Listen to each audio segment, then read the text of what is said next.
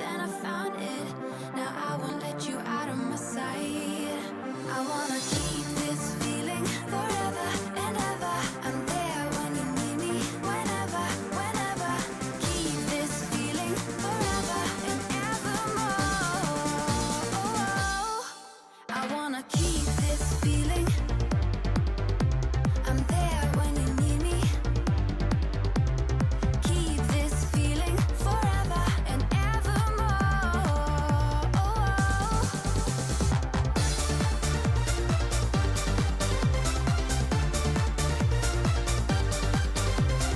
Keep this feeling forever and evermore.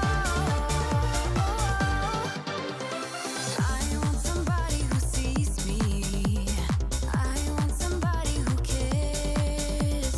I need a lover to hold me through the seasons. I need somebody who cares. I've been searching my life, I just couldn't find it. A special someone to give me my heart. I've been searching my life, but then I found it. Now I won't let you out of my sight. I wanna keep this feeling forever and ever. I'm there when you need me, whenever, whenever. Keep this feeling forever and evermore.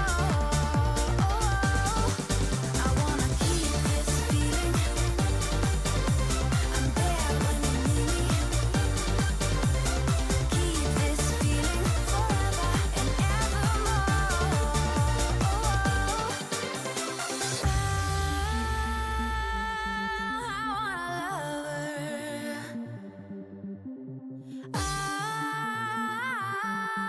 I need a lover. I've been searching my life, I just couldn't find it. Whenever, whenever, I've been searching my life, but then I found it. Now I won't let you out of my sight. Keep this feeling forever and ever. I'm there when you need me, whenever, whenever. Keep this feeling forever and evermore. I wanna keep this feeling. I'm there when you need me. Keep this feeling forever and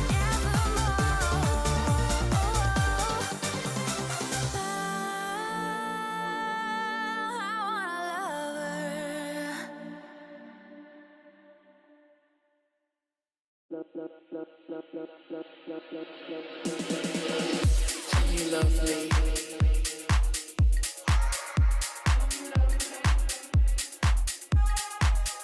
Come, you love me.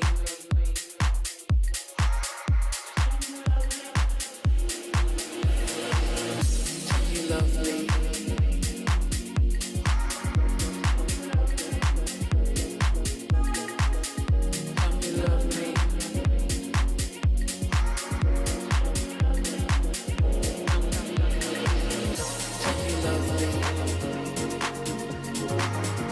Come, you love me.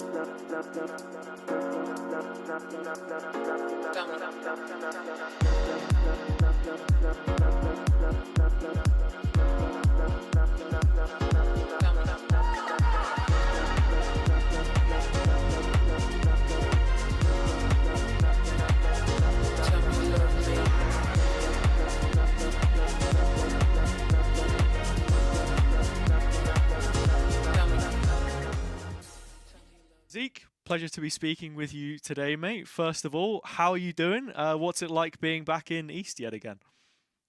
Hello, I'm doing fine. And how is to be back in the East? So I'm gonna say that of course my aim is to be in VCT, not VCL, but at least I'm in the familiar league, so it's fine for me. I know the players, I know how to play against them, so I'm more than happy to still be here.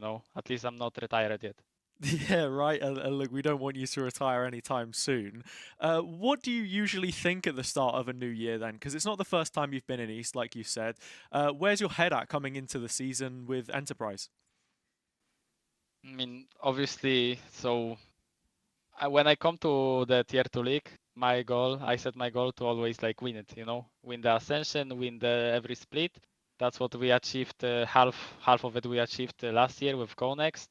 This year is not the same. Like it's the same. I'm to win all the free splits and eventually win ascension.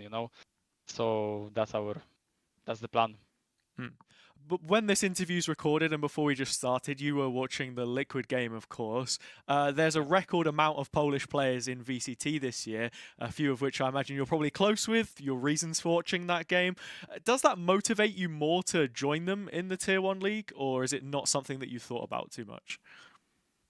I don't think it motivates me that much, Like not with many. I am like close friends. I'm only close friends with like the Liquid guys, and Profek, and in BBL, and that's it. So I think it's the same level of motivation that I have like every year. It doesn't really change how many Polish players there would be.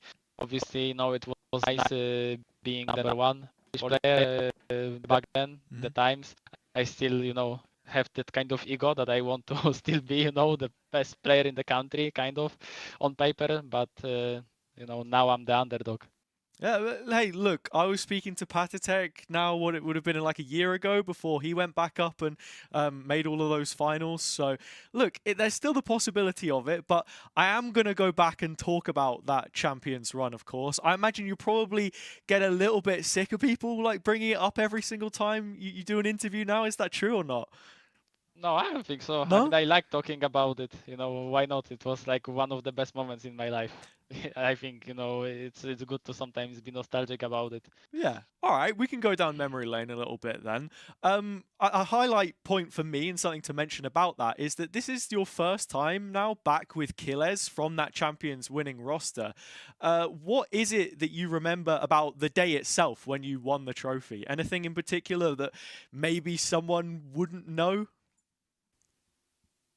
I mean, one thing I know is that I got so drunk that after that I couldn't walk by myself and I had to be taken to the hotel room by Okay. my management. That's the most thing that I remember, and also because of that, I don't really have many more memories, from the games because of probably this night. Yeah, so it's not like you remember more stuff about waking up in the morning or anything like that. You No, just yeah, no, okay. I swear I probably it all got mixed with the alcohol in my head. I don't think I remember the whole day. I only remember that one night that something like this happened. Nice. Well, look, that can't that amount of alcohol still can't erase the win, of course, and the fact that you Yeah. were the first champions MVP that we ever saw, and they gave a bracelet out to Kang Kang this year. Are you going to call them up for one? I mean, technically, you'd be owed one, right? At this point in time, did you see the bracelet at all? No, I don't see it as that because it was not unofficial MVP. It was just the Ah, voice of okay. the community and the casters back then. I think this year was the first year that they did it like officially. They made MVPs. I don't think even in 2022 and 2023, I don't think they had official MVPs yet.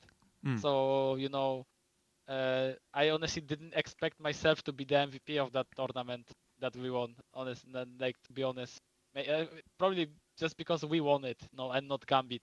Because my performance was I think I saw a tweet one time where they was like comparing the statistics, and I had the worst statistics, winning that event Mm. from all the 4 MVPs of champions. So I don't think so. And I'm not gonna write to them. Oh, I mean, interesting. It's not what I was expecting to hear. So you've not thought about asking them at all then? Nah, Nah. why no? Why? I mean, unless who won MVP in 2022? Aspas. If he asked, maybe I will ask. But unless I know that, I won't. Yeah, oh no, fair enough. I respect it. To get back on track with current times, though, the link with that roster is, of course, Killes. What does it feel like being back with someone that you used to play with a long time ago? How's it been having him back in the team, and does it remind you of those times, or not really? It doesn't really remind me of those times, you know. I think Killers was always the least vocal person. He's very melancholic. I don't know if it's actually like the right word, but that's something the first word that comes to my mind, you know, when I think about Killers. So with him, we have like our own very weird synergy, me and Killers. Like, you know, very weird. It's something that's not really common in some people, but I like playing with Killers. I always liked. I was always talking high about him, even though he was our by far like statistically worst player in our old roster. I think he was the pillar of the team. And I think his role right now will be the same. Yeah, brings a certain je ne sais quoi, then, right? Something that you Yes, can't really sometimes you just need a pinpoint. player like him, you know. He's not like the craziest player. He's not like a win condition for the team, but he's just consistent on a lot of levels and very calm, which you need a player that is calm. If you had 5 players like Yash, you know, in your team, it would be Donzo from the beginning, or even me. With that being said, yeah, who is the IGL of this project then coming in? It's Starkey. Starkey is our Starkey. IGL. Originally, this project was built on a very short notice. Like there were teams that already had rosters like 2 months. When we started making our roster, I was supposed to be the IGL, but then Starkey came and saved my ass, you know, and we now it's Starkey IGLing, and I like it. I like it very much. I think he has very similar ideas and very nice. Yeah, I was just about to say then, in terms of how this team came together, you said it was on very short notice. You've got some new teammates, some young Polish players that you've not played with before. What can you say about Starkey and Jazz as well? So, I mean, about Starkey, I mean, he's a very experienced player. He was also one of my first teammates that I had when we started like screaming and playing tournaments beta of Valorant. But he was like completely different person. Now he's way different, and you know, I really like Starkey. And about Yash, I mean, he's a monster. I think people are not yet. They don't know what's gonna come to them. To be honest, in our league, I think this guy honestly deserved VCT. I think he's a very good duelist. Also, as a personality, I just super much like him. Like he's a really cool guy. I think everybody in the team is on the same wavelength. You know, also Doma and Killes, we are all like a bunch of guys that the mood is good and everything because of that. Hmm. What's Doma like? Because he's someone who I think historically people have always said has a lot of energy and brings that to the environment. Is he the same player that you knew when you were playing, against him on Fnatic all those years ago, or is he, Absolutely not. no? Well, what's changed? Absolutely not. I think he matured a lot. And you know the stories, the rumors back then. You know why he got kicked from Fnatic. Uh, you know, like I didn't know that he's gonna be just that great of a guy. I'm gonna be honest with this one, Yeah. okay? At first, he was the last piece that we got in this roster with our core. Like we were looking for a fifth player, and we decided on Doma because he just exceeded the expectations that we had, you know, for our fifth player. And I think from these years, you know, from the just I know rumors are rumors, but you know it kind of can create some kind of image of a person, and I think that he completely shattered that view of him for me. I think he's a very mature guy. He is also calm, and he's just overall a good, solid piece. It's really cool to hear, to be honest, and hopefully we can see that development in the server as well. Enterprise, of course, being one of the favourites, I think it's fair to say, coming into the league with the playing quality, the challengers winners that you've got. Looking at this year compared to last year, you're always someone who's been really good at bouncing back from difficult defeats, and you also took a lot of responsibility for the loss with Go Next. I remember you posted the video on Twitter talking about the whole year, summarizing your thoughts. What about those defeats is it that makes you stronger as a player? Because that's something you've spoken about quite a lot before. Well, I think that my biggest strength is that I am a player that learns from mistakes, you know. So every time, you know, I'm in a different environment, I was doing some mistakes in the team, I will not do them in another team. All the teams Mm. are different, but also it applies to me for the game. If I, you know, do one time something atrocious, like something that I know I would get banged by a coach, I trolled around. Mm. Usually, if I'm on at least my 80%, I will not do it again, you know, Yeah. and I just learn and I evolve as a player like that. What? So I think that's why. Yeah, I would then ask, what mistake do you think was maybe made, or one of the biggest lessons that you've learned from Go Next last year that if you could put right, you would change? Of course, you can't go back, but if there was to be one thing, what would you say? Well, I mean, for myself, we didn't really suffer that many losses in Go Next, to be No. honest. After Yeah. we got Alexic, we like got like 24 game win streak, I think, and we only lost these last two games. I think that was a big disaster, and from the whole team, from the how we managed our free time coming to Ascension. We had an unfortunate situation with Mini that he had something about his nerves in his hand that he had to take a break. So we all decided we're gonna take almost a 3 week break. We also played with a stand-in. After weeks, played with a stand-in that we were not allowed to play last second in the tournament. Mm. So we just didn't prepare well going next. So that's the thing that I'm obviously gonna avoid this year. That I will not allow, you know, the same, you know, time management that we had in Go Next. That ultimately I think made us, and I think the whole team went to that conclusion that it made us lose. And I forgot actually the first part of the question. No, all good. It was just about the Okay. lessons that you've learned, bouncing back, and yeah. So I think that transitions quite nicely into what I was going to ask next. This team, as far as I can tell, doesn't have a coach listed. So you've spoken a bit about discipline there, taking time off, things like that. That's something which a coach is usually pretty heavily involved with in terms of the schedule. Are you actively looking to bring someone in? Is there anyone you're working with in the Okay. background? So it's not really in the background. We are working with a coach. We have a coach for already 3 weeks. That is like 100% gonna play with us. Obviously, I cannot say now because it's not announced, but we are Okay. playing with our coach. It's set, and our coach is a really probably greatest coach I ever played with. You know, and maybe it will surprise some people what we got for our coach that people don't know yet. And I think that maybe answers your question. We have a coach, yeah, like for a long time already. Just the Okay. problem is that there is a problem with the contract right now for the coach. That's why he's not announced it. So not only have you got a coach, you've got a coach Yeah. which is gonna get people excited. Yeah, I think so. I mean, I think that our coach has more cumulative experience than all of us as players. Okay, that's pretty impressive. This is clearly someone who's Yeah. been around for a while. Then I think I have a few ideas as to who it might be, but I guess we're going to have to find out. And maybe by the time this video goes live, people are already going to know. So then, Yeah, I think for sure. yeah, looking I at think it's a matter of days now.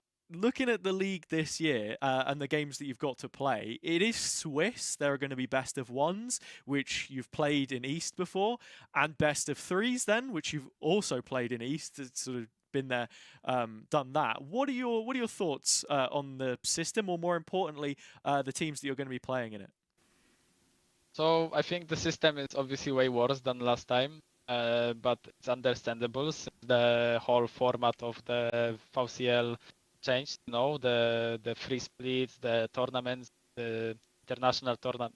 Oh, international. I don't know how to call it. Like Interregional, whatever. Yeah, sure. interregional. Oh yeah, interregional is the word to you know, tournaments. So obviously I know why this decision was made like that. Also the merge of the league, they wanted to have more teams because there's like 30 countries I think in our league, you know, eligible to play. So they had to make it like that. And as players, we don't like playing BO1. So obviously the system will be worse. If there's at least one BO1 involved, it's gonna be worse than playing consistent best of threes. But I like Swiss, honestly, and I'm excited to play, even though like I think for playoffs it's gonna be normal, so that's a good thing. and I also know why we have 16 teams. So it would be like, how could you make a best of three? You know, in Spain they play best of twos, which sucks a lot. Like I honestly feel bad for the players in Spain. But I don't know. I think it's okay. It's not as bad. You know, I'm not gonna hate it because I understand also the reasoning behind that. You know, when you look at the whole schedule, it had to be done like that. For sure, it's going to give you a lot more exciting matches, I think, as well, right? You're going to be playing against the difficult teams. If you're doing well, as we expect you to do, if you're struggling, then it's teams around the same level. Ultimately, is what you're going to get. Does that add any extra pressure? Do you think when you're considered one of the favorites? I think best of ones do add extra pressure, and Swiss format also adds extra pressure because you can, you know, get out of the tournament. You will not qualify to playoffs, losing 3 games. Before you could lose like 5 best of 3s and still qualify to playoffs somehow, you know. So it adds extra pressure, especially with the time that we had to practice. We are not really like other teams that we are prepared for 3 months. We don't have all the maps yet, you know. We are still like evolving as a team and finding our ways on some, like finding our true identity. But I think it's gonna be okay. Maybe this first split we're gonna take like a little bit experimental. You know, I think we might drop some games. We might not even win it all, and that's completely fine because, you know, our goal, obviously, as a team with this many experienced players, that all of them played Ascension, some played in VCT. We want to win. You know, so we want to win the whole thing, the grand scheme, not the only one split. Yeah. Yeah. L plan. You have L plan for the whole year. You get to the El end. Plano, yeah, exactly. Sorted. So, with that in mind, and as you already mentioned there, other teams have been playing for a while now. Some of the other leagues have already kicked off. You mentioned Spain. What teams are you looking at in terms of those Challengers EMEA tournaments that you can maybe expect to see be big contenders towards the end of the year if you make it there? Honestly, I have no idea. I Okay. don't really follow that many. Like, I know Desire is a strong team now, Spanish league. I think they are the top one contender. France has actually good picks. And about Turkey, I have no idea about Turkey. I seriously don't know what rosters there I will don't be in blame you. Turkey. But I know that France has DVM now and Job Life, two very strong teams. You know, my also fellow Champions winner playing in Job Life. I think their team is super strong. But except that, you know, I don't really see like super big improvement from last year. You know, in terms of tier 2 VCL.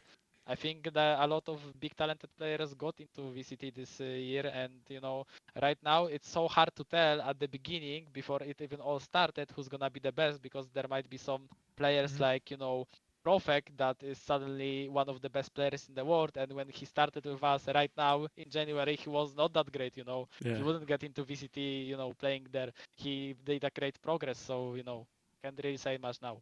No, that's fair enough. It is a long year. I'm going to push you for an answer though. One team, grand final, Enterprise versus who? Who is it? Ascension or our league? Ascension. Why not? Ascension? God damn. Yeah, why not, man? Look, God, no, just think God about damn. it. It could be a Premier team that's Oh, not even wait, in the wait. league. Just give me a name. That's all I want. One name. Honestly, I think DVM. Okay, sure. I think DVM. Right now DVM. I leave it at that. All right. Good to hear, man. Well, I appreciate that. Thank you so much for your time on the interview. Before we wrap this one up, final thoughts from you heading into Northeast as it is now merged. What are you thinking about the North teams, and any messages you want to send? Well, I'm not thinking anything of the North teams because last year it was just a fiesta of, you know, Apex versus team of barbers. Sorry, but I think I just spoke facts, you know. Don't don't Yeah. blame me. Hey, Okay? it's a fisherman league. It's not a farming league. Yeah, I We're mean, islands out here. but you still had the best team, you know, that qualified to VCT, so that kind of balances it out. And about like the whole thing, you know, I'm staying positive. I'm staying positive. What can I say more? You know, right now, not really hard. I think our scrims are looking good. I think I'm excited about the East plus North fusion. Yeah. I like that. All right, me I, too, man. I, It's going to be a good year, man, and it's great to have you on board as well. Thanks so much for joining, Zeke, and we'll see you very soon in Swiss. thank you. Thank Yeah, yeah, yeah, yeah. Yeah, yeah, yeah, yeah, yeah. Yeah, yeah, yeah, yeah. Yeah, yeah, yeah, yeah, yeah. Ooh, look what you done. Took a living woman and turned her into stone. I should be thankful. You gone cause you chew with your mouth full. You, I should've run once I figured out that you can't work your tongue. I should be grateful. You're gone, I mean that shit was painful. Like I said, I'm really glad you're gone, but I'm sad to see what I've become.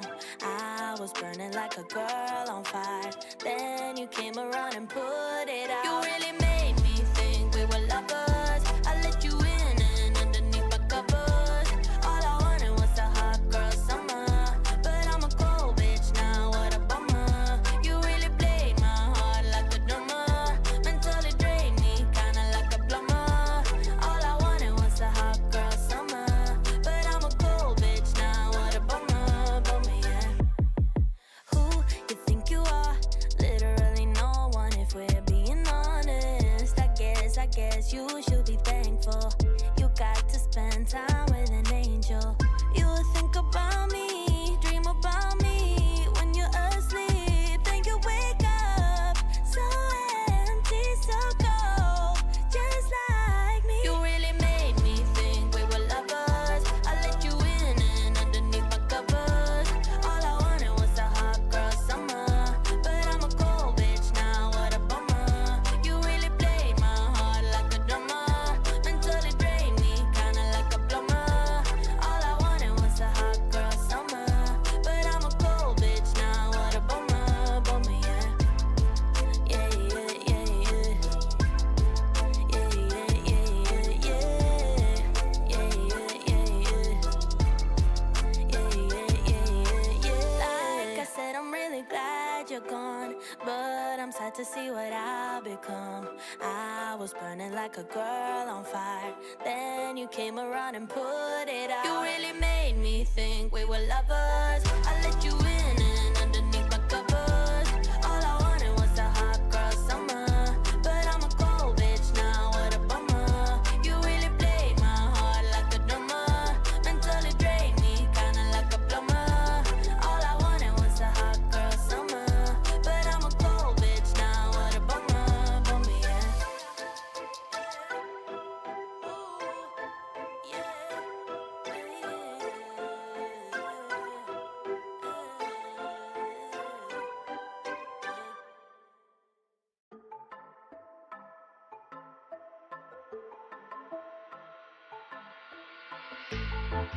You will never understand what I went through. You never were a good listener. A good listener. You will never understand what you put me through, and you never be a good lover. A good lover. At first I believed I was the lucky one, but I was just fooling myself. Fooling myself.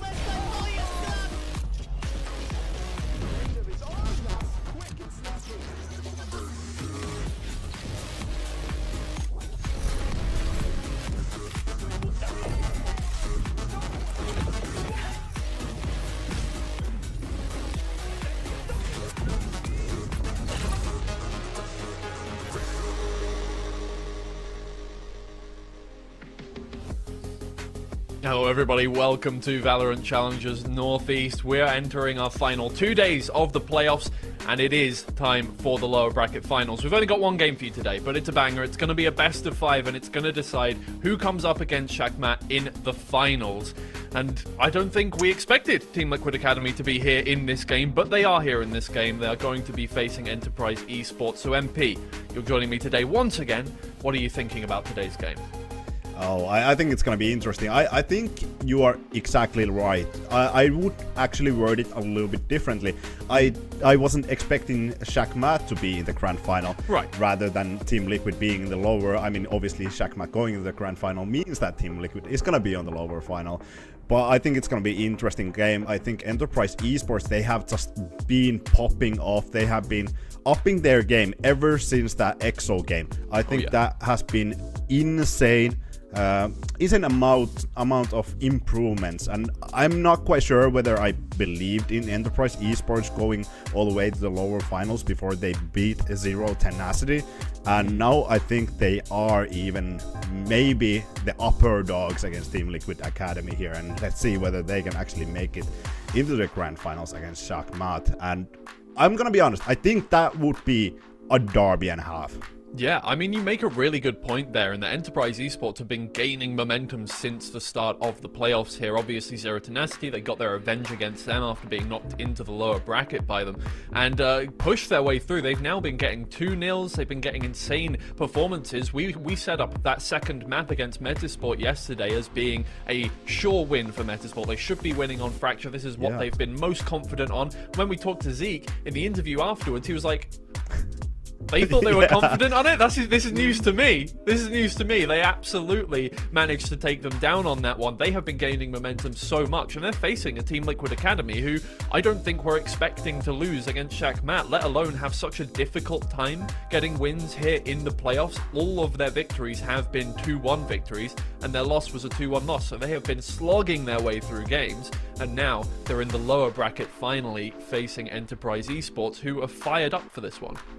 Yeah, but the good thing for Team Liquid Academy is obviously that when you come from the upper final, you get an advantage into the best of 5. You get 2 bans, which I think it's gonna come crucial when we're gonna check after map video a little bit later on. But I think that's gonna play a huge part in this best of 5, where you can just literally ban 2 of the best maps of your enemy team, or just go for the perma ban, look what you're not that good at, and then go for a second ban there and be like, okay, yeah, we're chilling, we just go to our own maps and do our thing.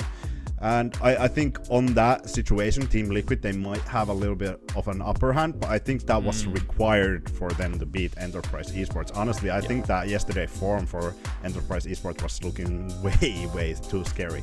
Yeah, exactly. I think, you know, when we do take a look at the map pool for these two teams, there are 2 that really stand out as ones that Team Liquid Academy would probably get thrashed on. After seeing that Fracture yesterday from Enterprise Esports, it's a scary one, but obviously they always ban Haven, so, you know, they're not going to want to pick one of those 2 ones. They're going to want to ban both of those, I would assume. We'll come to that a bit later when we're looking at the map veto, but yeah, I think these 2 have very interesting clashing map pools, which is going to be a really interesting point. But let's take a look at Team Liquid Academy. They have made their way through this upper bracket, and I think are probably a little bit caught off guard. Every time I look at Donatello, I feel like I'm losing my mind here. But no, that's actually what his name looks like. He's not going to be playing today, obviously, replaced quite recently as by the sub Demo, who, to be fair, integrated incredibly well in the first game we saw him in.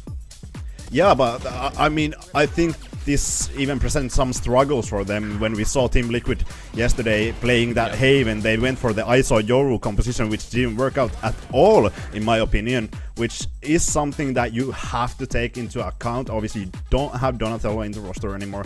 Demor is standing in here for today as well.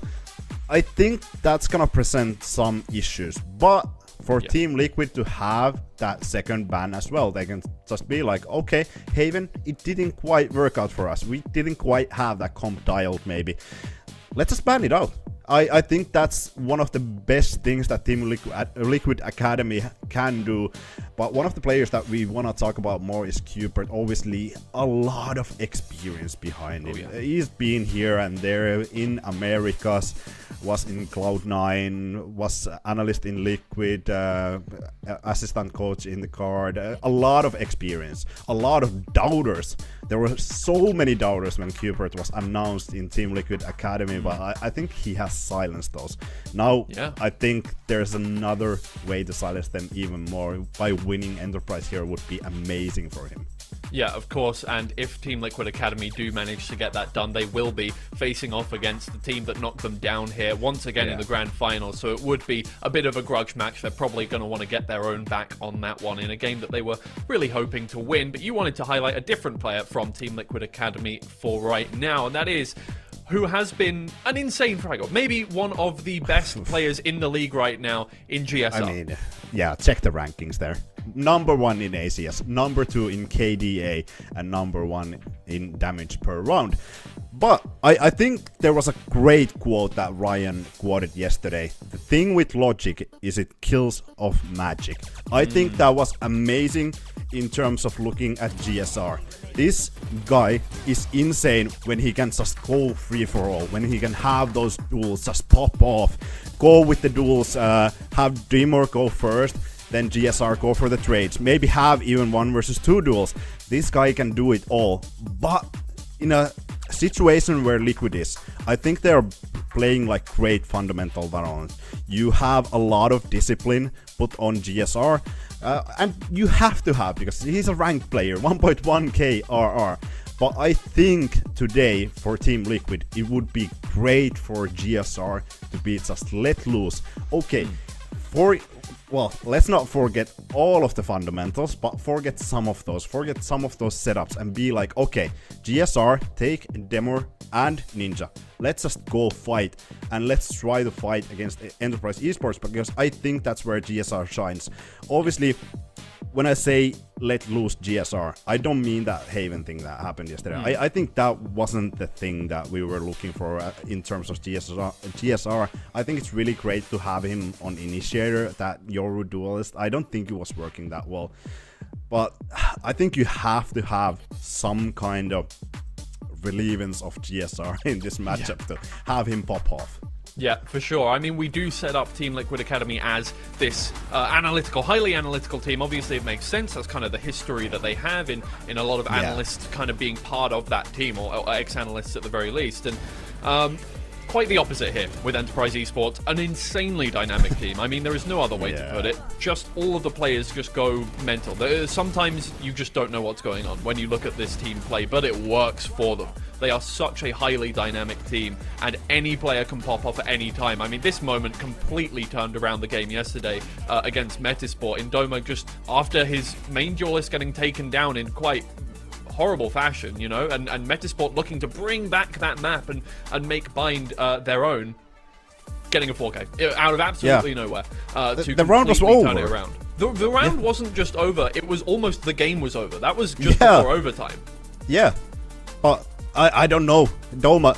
I mean, we heard it in the interview as well from Zeke that Doma has transformed into a new person. He's so mature, but he's still insane on the server. We cannot just dispute that talent that Doma has. Obviously, when you have a team full of talent, it's hard to shine. When you have Jazz, Starkey there, it's hard for Doma to pop off. But you still know that all of that experience that he has can attribute into a round like that, just popping off, getting that 4K, managing to get that OT as well, managing to get that OT done after that, getting the win on Bind was such a crucial part. This roster, I mean, we have said it multiple times, full of experience. This is the most experienced roster that we have in the league right now. At least I do think so, when you have 2 champions winners in your roster, and then you have Domas, Fnatic, ex-Fnatic player, ex-Sun FC, you have Jazz and Zeke, or Jazz and Starkey rather, getting a lot of experience in Ascension as well. And talking about Jazz, I mean, when I first think of Jazz, I just think last season, Gajak. That comes in mind instantly. Polish player, both has Both have played for Zero Tenacity. Both are cracked as a duelist, as you can see in the stats. They can also play a really intelligent Yoru as well. They're not only Jet Raze main, they do not just go for those explosive plays. But as we saw yesterday, Jazz was let loose with that Yoru on Bind. He was just going all in, all by himself, controlling that shower area. No one could do anything. And I think once you let Jazz loose, it could be very easily over, as we saw in one of those clips on that Haven. That was a really, really, I'd say, underwhelming performance in that 8-8 situation for Enterprise Esports. Jazz got that 3k, then another round where Jazz was insane, then another 3k, and all of a sudden Enterprise just won that map. The snowball just kept rolling. Yeah, exactly. Speaking of a snowball and Enterprise, I think you wanted to take a look at a clip from yesterday in the Metasport Enterprise Esports game. So why don't you take me through why you wanted to highlight this today? Yeah, I mean, obviously it's a great clutch from Keyless. A lot of experience showing. One thing I have to highlight, cosmetic, Rolling Thunder. But Zeke, this reaction is one of the best. This could be some kind of emote, this could be a sub alert, anything. This could be a meme. But the one best thing in this clip is that this type of behavior, it absolutely reinforces the team mentality. It brings in a lot of support, just overall good vibes on your team. You just completely celebrate your team's success. That 1 versus 3 was insane. Zeke popping off there. That elevates the mentality all the way up here. They're like, oh, we can actually do this. And I think when we talk about players like Jazz, Zeke is one of those players that can make Jazz pop off. And when Jazz pops off, we have already talked about it. It's insanely hard to stop it. I do think that's where some of the differences lie in terms of between these two teams, and Team Liquid Academy being kind of experienced but more on the analytical side, more behind the scenes, and Enterprise Esports definitely more experienced in the server. You know, they know what they're doing kind of in the moment. They're a more reactionary team, and they're able to, as you say, kind of react in a way that boosts your teammates, that is able to help you in those in-round situations. So it's going to be really exciting to see how these two clash against each other. They haven't whatsoever in this league so far, so this should be a really fresh game. And speaking of fresh, the map veto will be up very shortly. We can take a look at that one, but here are their maps and how much they've played of it. I think they're pretty much opposite map pools. Yeah, I mean, it's crazy. I think Team Liquid Haven is something that is kind of rough for them. They have obviously never played Bind here. They haven't played Fracture. So there could be double ban on those, but I see Haven as a struggle for Team Liquid. So they could definitely go for that. Obviously 3 games played and 0 wins. Then you have Enterprise Esports, who I think they have had really convincing Haven, especially when Jazz pops off. That is gonna be really important when we go to the map veto in a second. But then you look at Split, Enterprise Esports, they don't have a ban. They haven't played Split.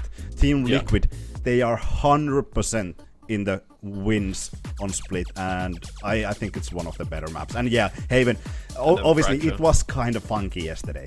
So I think definitely after seeing what Enterprise can do here, their normal first veto in Fracture is going to come out straight away. Okay, so now we get into the picks. I would assume Split. Obviously, Team Liquid loves Split. It's their home ground on this one, so they'll go for that. And then Enterprise, now they can't pick Haven. I'm going to assume Bind is going to be their first one, which hasn't... is it insanely convincing? They're good on it. We'll see if Team Liquid can bring anything against them on that one, but they are a very good team on that map. And then I'm going to assume Lotus would be second for Team Liquid. Pearl, okay. Oh, we're going straight to Pearl. Oh, yeah, no, I guess that makes sense, because Enterprise Esports started banning that one out quite recently, but they don't get a ban this time around, so they're not going to be able to do that. And then Abyss. Okay, sure. We'll take that. Lotus will be the decider. I was actually expecting Abyss to be the decider and Lotus be picked by Enterprise Esports, but this is interesting.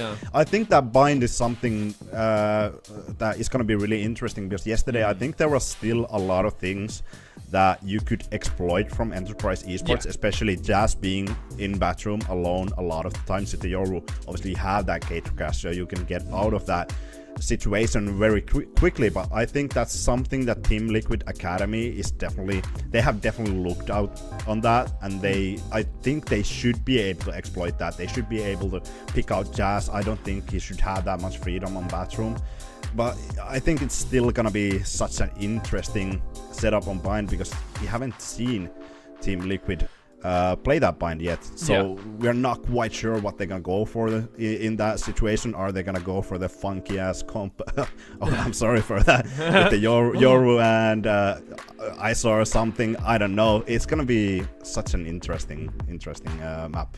Yeah, so when Bind came out against Zero Tenacity Esports, this was a completely new pick for them, literally 2 series ago, and we thought that it was going to that it was a specific pick against Zero Tenacity. They were changing their veto so that they could counter the 2-0 win that Zero Tenacity got against them. But we were told afterwards in the interview that was not the case. This was just their new veto, and they proved that by picking it against Metasport, who have never played Bind. But it was a very close game, that one. 17-15. They barely scraped through it by the skin of their teeth. And that was going into what they thought was going to, what Metasport thought was going to be a pretty sure thing on Fracture, ended 13-10 in the end to Enterprise Esports. So they're sticking with their guns on Bind, even though we haven't really seen a reason for them to really want to do it. Obviously, I think if given the opportunity, they would have gone Fracture, but they're playing against Team Liquid Academy, and they can't do that because that's always their veto, and it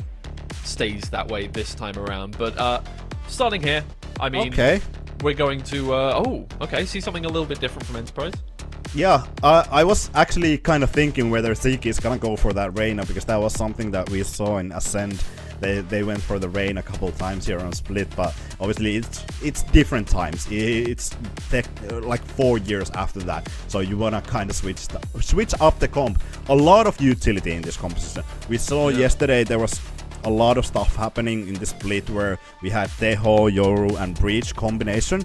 Now there's no Teho, there's no Breach. It's gonna be interesting to see how they can set up Jazz and Zeke in those situations when you don't have pretty much any utility to deny those angles or help out the duelist. Obviously, you have Fade for the reveal, you have a Seize and a Nade, but compared to Breach or Teho, I think that utility is not that much. The good thing is that they have Astra.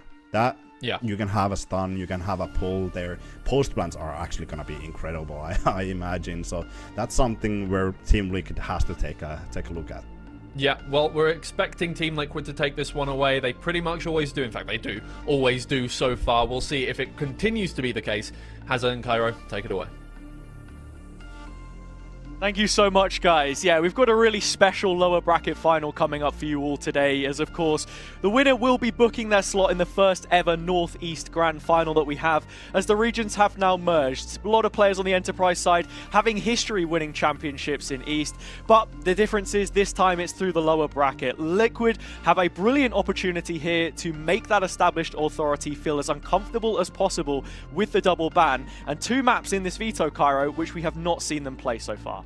Yeah, it's going to be something to look forward to. The fact that Liquid clearly looked at the veto and went like, listen, we don't want anything to do with Haven. They'd seen the Enterprise, have obviously had success there. You respect it, right? And this is going to be a great test for these young guns going in a long series like this, Hazza. And as well as that, you've got an experienced coach in Bacon who's not front-loaded a veto and allowed for some of their best maps to be towards the last. Think about Enterprise, think about the experience and whether they can go up against a team like Team Liquid here, because this is the first time we're seeing these two go up against one another.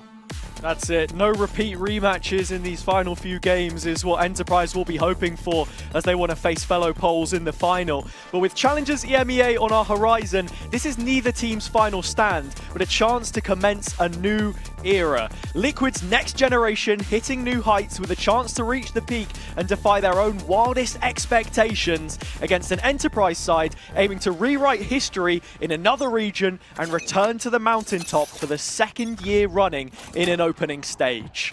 got to think as well, Team Liquid Academy are playing Hazard with a substitute in Demo, but the one thing that I want to just point out straight away before we go any further is that both have been very active in the first kills department, both having the same stats, but it's Ninja who's actually going to go fast and actually double up here.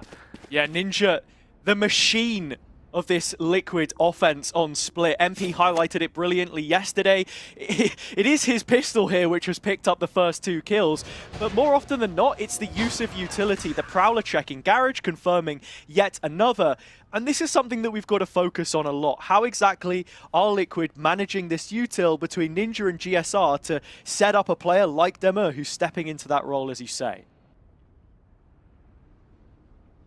It's just contact through. You see Enterprise have gambled on the A side after the cut of contact, and so much just trying to spam out. Nothing will come of this.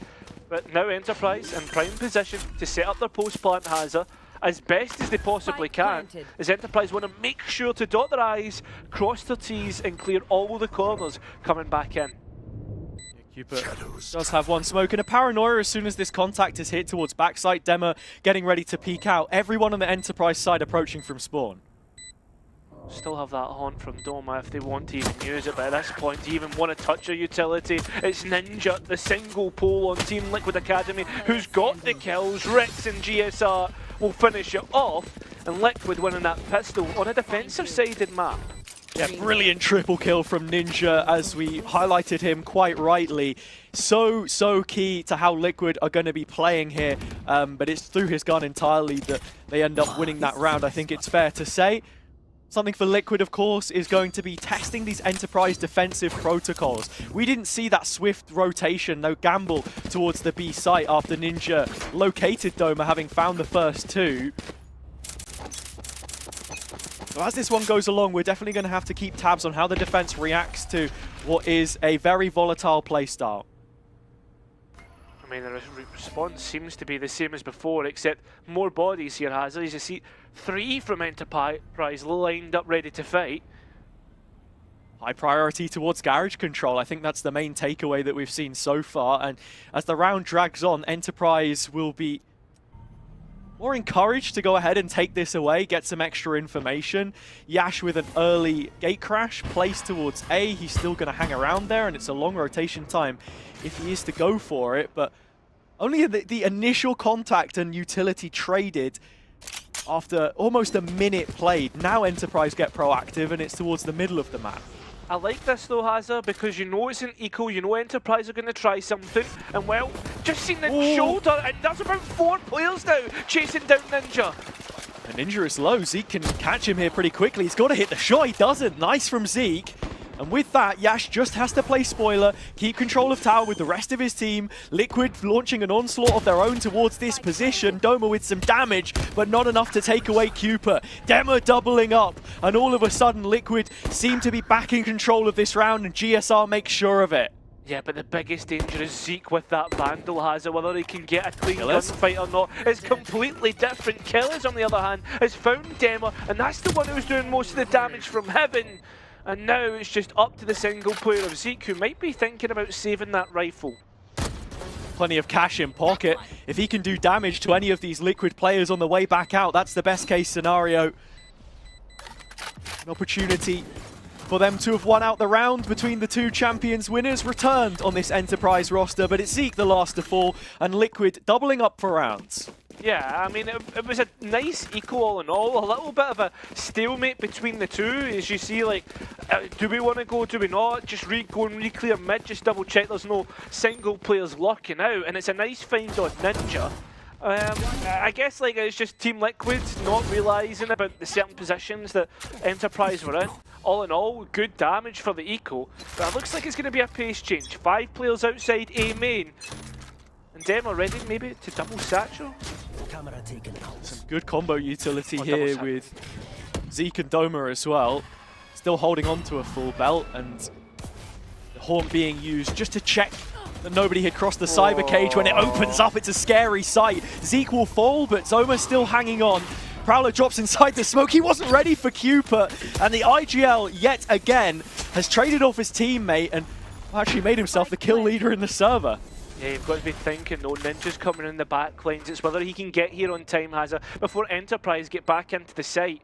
So many times Ninja's been on that mid lurk, and Killers is acutely aware, cuts it out. 3-on-3 and a chance for Enterprise to get back into this round. Liquid have doubled up towards Elbow. That's where they put most of their promise on this round being a success, and Cupid may even just bail on the situation entirely. It gets cut short. Yash just too quick off the mark, and with that, Enterprise back into this map. First on the board for them from the defender's side. Yeah, it was nice to set themselves up, Enterprise, for that retake, to take their time. And also, I think Enterprise had an idea about that late lurk, right? They caught Ninja out in the last round, they catch him out this round, this time in a much forward position, confirming what the ideas are from Team Liquid. It's just the question is, are they going to continue to do that, and what's the adaptations going forwards? Yeah, and the idea for Cupid as well, I think that TP should have been towards Tower. I wasn't entirely sure where it was he was going in Heaven, with the knowledge that Enterprise were retaking from screen side. Didn't work out for them, and this time it's another solo player hold towards A, but Liquid are going to hit this site a second time running. I mean, it's going to be straight in. Look at this. Absolutely not holding any punches in. Doma having to respect it and giving up the space. There's nothing to stop them from going in towards Heaven if that's a TP from Cupid or anybody going up ramp. But I mean, Team Liquid, they don't want to go that far this time. Spike planted. And it's just going to be another set retake, and there's going to be no flanks. All 5 players towards the site. Yeah, Doma again has full utility to clear this corner. Just thinking about the position of Cupid, that will now be noted. Former teammate from Digital Athletics routed out. 5-on-5 in the retake, but so much time already gone.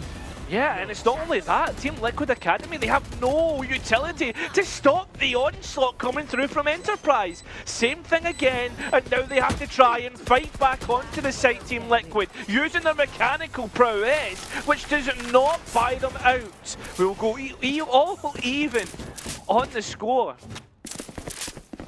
Enterprise have looked really good in these last couple of retakes that we've seen from them, and it feels like a team anew in the playoff stages now as well. From those opening results against Zero Tenacity, a straight defeat in straight sets, and the follow-up, an initial map loss on Pearl that we saw against EXO, had you worried, but it feels like more than anything else, the amount of time that they've had to pull things together when this was a roster which Zeke said himself had been made on such late notice, I think, speaks volumes just to the experience that these players have if you give them the time to actually build something that can work.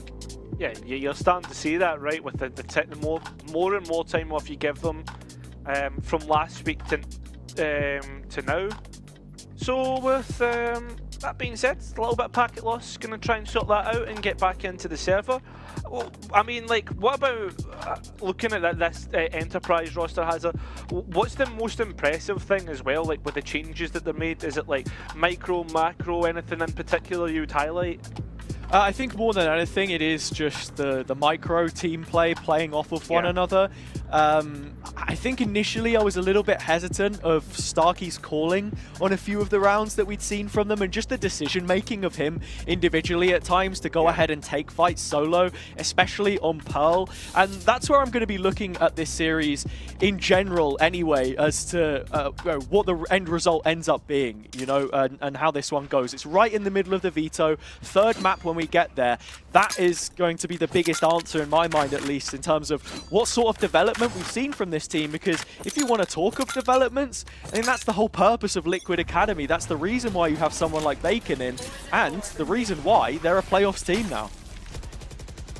Damn it, not pressing any brakes anytime soon, although happy with just the mid space, doesn't want to go any further. Enterprise happy to give them that, holding on to the extremities. You see there is Zeke just in the bottom events here towards ropes. Needs to be careful because there is a shotgun on one of these players. Oh, sorry, that's on Dema. It's not on any of these two. They did have stingers though, and it's just as easy as that. Spike lost. How do you even try and get this back? The gun's just not missing whatsoever. Liquid with a clear pre-round call to take vent space and then just hope that there was an opportunity to isolate an Enterprise player. But that just wasn't going to happen. A flawless round from them on the defense to put themselves in front. But as I say, it didn't feel like there was a second layer to it any more than just, this is what we're going to do. We're going to take some space and hope that we get a gun. It was an eco after all, but we need to see a little bit more in terms of plan creation from the Liquid side now with guns available and ultimates as well. Nightfall is already online for both sides. You're getting closer to a Rolling Thunder though. Enterprise do have a few more of their own to match. I mean, I think like that's the big thing, right? You get to see a little bit of the mid protocols coming through from Enterprise. They've brought the AWP out here. You saw the Outlaw in the last round, so Yash obviously wanting to get that online as quickly as possible. And happy to play just a full retake towards the A side, as they have done quite a few times now. Nightfall gives the information. Killer's off the side of his wall. Zeke the one to ignite the fight yet again. And it goes up in flames. Brilliant work from Zeke, but he's plucked out the sky from none other than Cupid, who's had a decent start to this game so far. But it's a difficult round to return here. 4-on-4 situation and a freeze called by the attacking side. Not only that, I mean, I wonder if they're waiting for Rex and seeing the space that he can get, because he's still towards mid, has been towards the B side, and has even got quite a deep trap towards B main, making sure that the operator of Yash hasn't gone any further. Enterprise now, you can see them. Yeah, they're also interested in mid. And Liquid are just waiting here, not giving away any cues, standing in a position where Noma's potential Haunt isn't able to catch them. Ninja operating in mid, yet again, common position for him as we said before, but this is an A take, and it doesn't seem as if Enterprise are under the illusion that it's heading elsewhere, because they've got players ready for rotate. It's Doma instead taking out 2 heads and making it a triple kill before the round is done. Ninja the last left, they know he doesn't have a chance to win this now.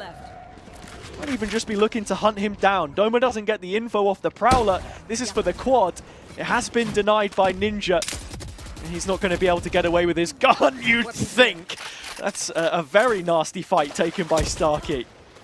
Well, he isn't going to get his gun, but so far has it. You're seeing the prowess of Enterprise and playing these retakes towards the A side once again.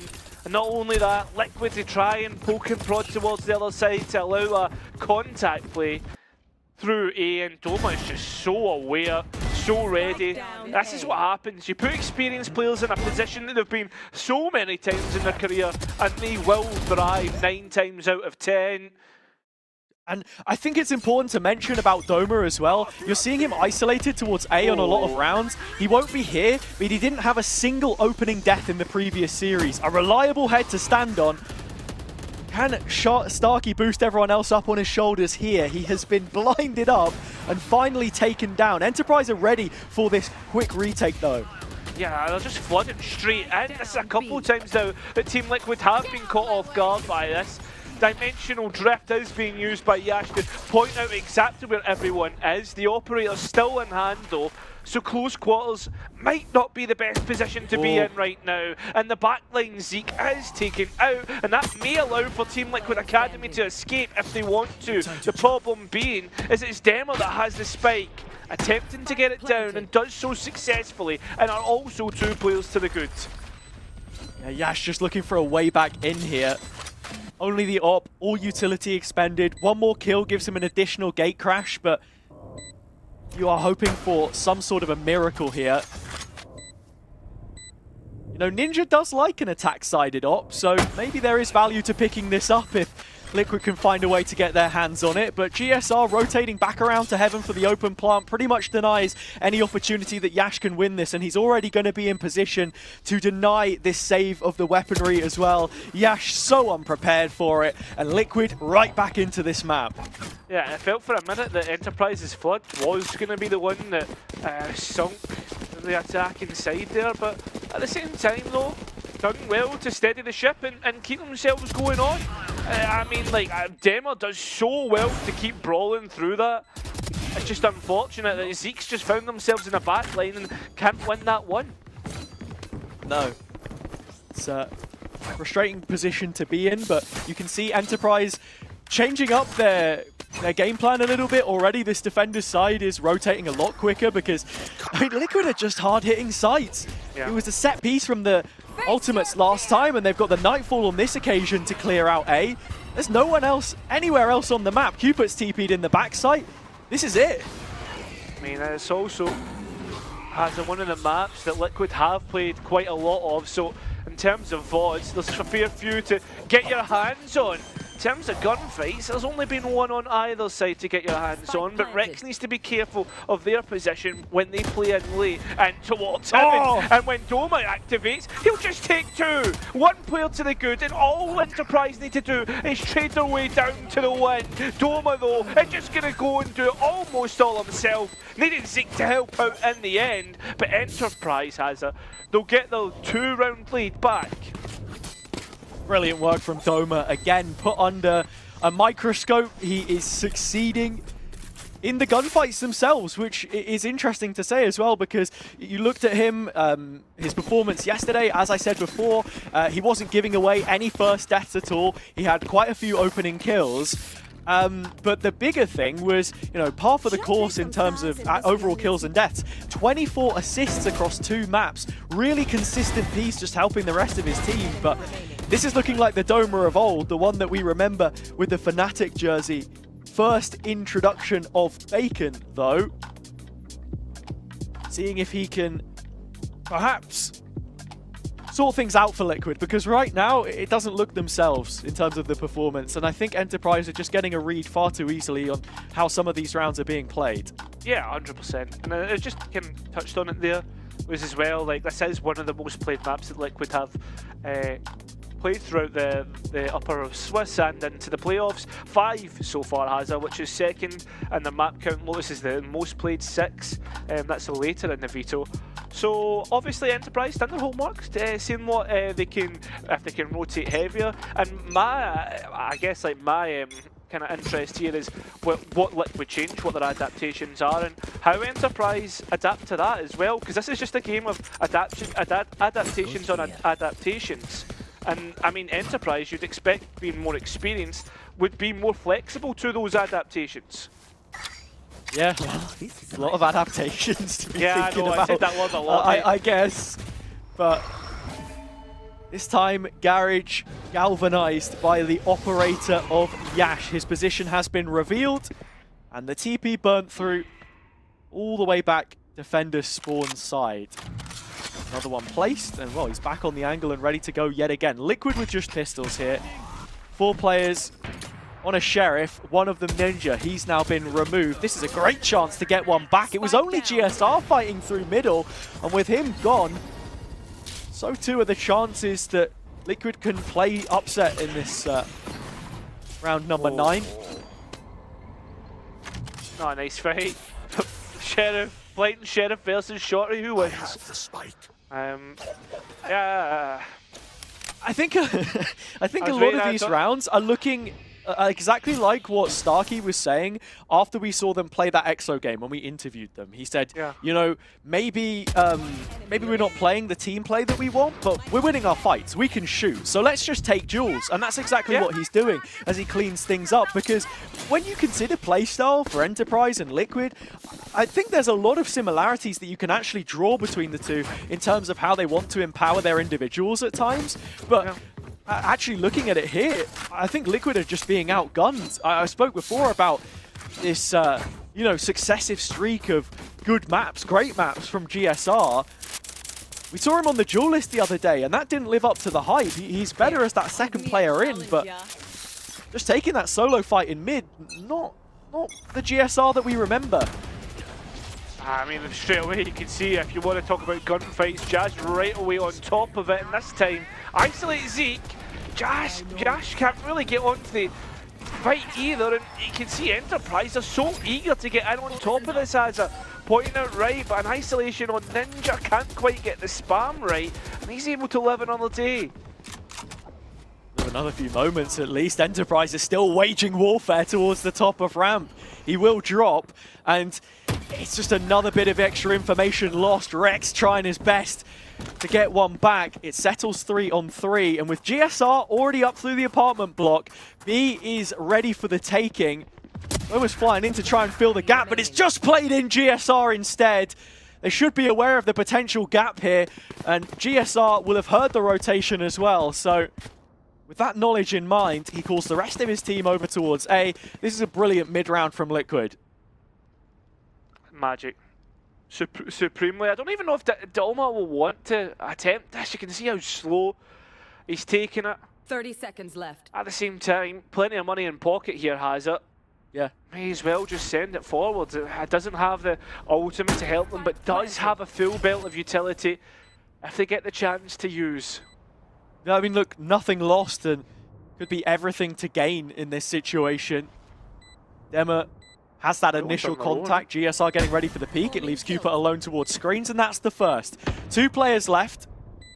It's an open plant, so GSR shouldn't be able to get value from the breach bomb here. He does have his fault line, the stun, to try and make things difficult, but that's at least one of those players revealed. It does come in. Doma can't hit the shot, and so Liquid Academy will close that gap back up to 2 again. But regardless of what happens, this is not going to be the best of the attack-sided halves we've seen from them, which is usually their strongest side on this map.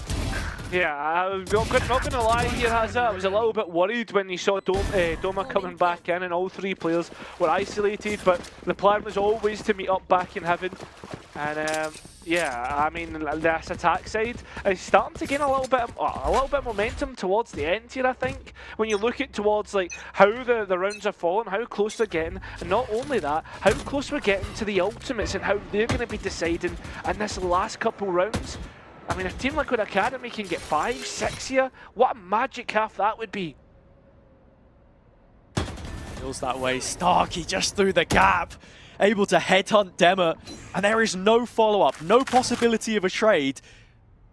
They're going to head back towards mid instead. Yash preparing to move that TP outwards. Might just have been in the audible range of Ninja. He's looking for it, and GSR the one who finds.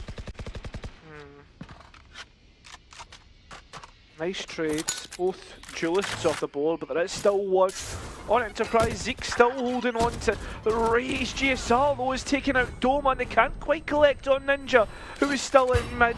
Took a boatload of damage, and it's cleared that out entirely. Haunt didn't get anything from there. You can see already the decision made. It is going to finish on A, and Enterprise already have a read. Liquid Academy will enjoy numbers just for now, but they are still waiting, rather stationary 30 seconds outside of A.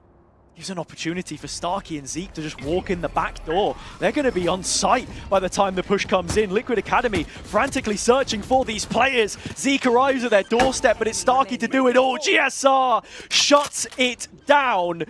And with 4 kills already under his belt, this is going to be a 5th round for Liquid Academy. Looks all but done. That's what you would assume. Cooper even TPing towards top ramp, and I think Gilles has an idea, sees the shoulder and now knows. Hesitant, wants to keep that rifle. We're talking about how money was good in the last round. It's no longer getting to that spot anymore, has it? You're seeing the Enterprise might be dribs and drabs for that last round. Gilles still looking for exits, knows that Liquid's economy is on the edge, and I don't think he's going to get it. GSR played in to get that ace, and finally dots it. There it is, an ace for GSR, 5 for Team Liquid Academy, and with 1 round left in this half.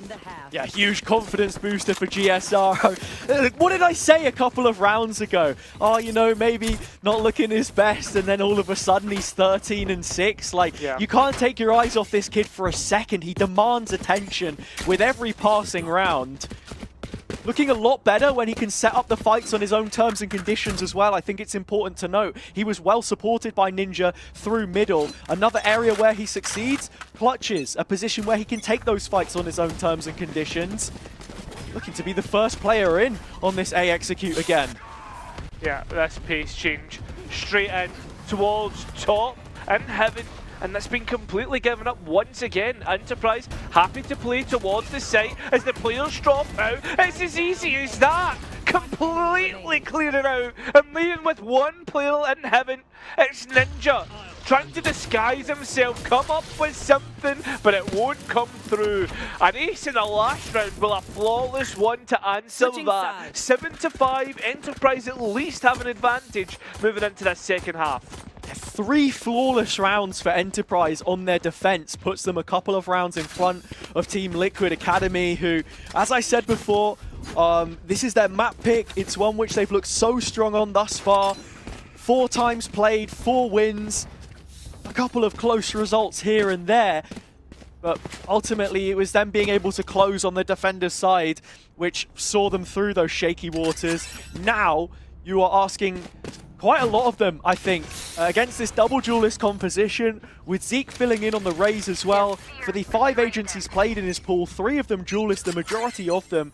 And while it feels like maybe he's still figuring out his role in this team, you can't help but feel as the flex player, he has certainly earned his spot. 100%. Attack though, a different beast to team. See you. That ain't Durka. Yeah, I know. Although this is Rex, and he can't quite get what he was looking for on Yash. Although, you remember, there is still Ninja to hold the crossfire if they do try and send it in. There's no traps to stop them either. And Enterprise are certainly liking the look of this B side. And they've got good setup in mid as well. There's a trap there with a smoke drop, so all eyes on the opening of main. Ninja 3 kills, immediate kill as caught, and Demo with a chance to punish. He won't be able to. It's not been the best showing from him so far on stand-in duty. But it doesn't look as if that's going to matter at all, because Ninja's found 4 here and brought Liquid within touching distance of their opponents. Hey, get Ninja off of the rifles, get him on pistols. It seems to be every single time we head into a pistol so far, well, the 2 that we've had, Ninjas came straight up with the stomps that's needed for Team Liquid Academy, convert the anti-eco, we go back even. And I think it is important to quickly talk about Demo a little bit. He's got the Outlaw now, so a chance to build up some momentum on this Jet, but 2 and 12 is never a position that you want to be in, especially on a map like this when you're playing Jet solo as the duelist. It's a comfort role ultimately, and while Demo has shown that he can play a few different agents and to the same standard as Dolatello in terms of those opening kills at the very least, it's his opening deaths which have been a bigger issue at the moment. It's Ninja first to fall, however. Yeah, that difference between the two, I think it proved to be an issue. come back to that conversation in a minute, has us more focused towards what Enterprise are doing here on the Rico, trying to see what they can find. And obviously, yeah, finding the kill on Ninja's great, but moving as a pack, depositing Zeke in towards vents. This is such a clear A split. Team They Liquid try and Academy. fake towards B though. However, that Nebula does absolutely nothing because the trap is still up. So Liquid should have a rough idea of where this one is coming in, and Cooper only has to beat 1 player towards vents, which will be Zeke. Yeah, but that's if he gets the timing right. Demo, though, this time is at least able to double up how many kills he had 30 seconds. in this match so far. Make it There you 1 go. more. Yeah, give him the chance, has it, and he will come up trumps. That was what I was just about to mention and talk about that duelist. There was many on the timeline who was talking about, listen, it's not all about stats, it's not all about how many kills you can get. Average damage in the round is something to look at. The best duelists in the world are the ones who are dying first. Yeah, that is true. That is very true, and I think in this situation it's key that Dema doesn't go down. Fishes 4 kills from that Outlaw, and now with it kept into the next, has a great opportunity to break this economy of Enterprise. He's going to be partnered up with Ninja, put on the angle early towards Garage. Liquid are fighting both extremities right out of the gate. Putting the pressure on, see where Enterprise go next, but still holding out and waiting for that smoke to drop. Although Team Liquid Academy, for their efforts, have got an ultimate orb in their pocket. As for what the site setup looks like in the crossfires, I mean, what, Spectre's not going to do well at long range. This is great limit testing from Liquid Academy as well, because look how far Dema's managed to get now towards the bottom of market. They had strengthened mid with 2 traps, knowing that this is one of the best areas on the map that they're able to hold on to, with the Cypher in the comp as well. Enterprise don't really have anything to test that, so here they are starting to make their way towards A, but there are 4 players on the site, near the site, and 1 flanking it. Yeah, they know exactly what's going on. Nice sees, but they've not checked the corner, has he? Not done the simple stop! Oh! And Rex comes up huge! He doesn't need audio! He can see you, and he'll take your head clean off! What a round from Team Liquid Academy! From the very beginning, from the limit test, to the flank, to the positioning, they got it all perfect, and that's why it's flawless. It's a feel-good round for Liquid there to put their nose in front, and you've got to give all credit as well to Rex. The sharp aiming style which he has, highest headshot percentage in the league at 43%, and adding 3 more to the skull pile with that triple there. Bonus converted, Enterprise on the back foot, not looking for any kind of pacey take here as Demer's Outlaw continues to reign supreme. Starkey's 2 missed trying shots. Yeah, close enough. Trying to go for using the... Oh, okay. Trying to go for using the sheriffs and see what they can find, but going up against Rex's rifle is not what you want to find. Unfortunately, double trap set up in towards mid, and well, there's no more fade cats to get through that. Just going to have to go and try and shoot it.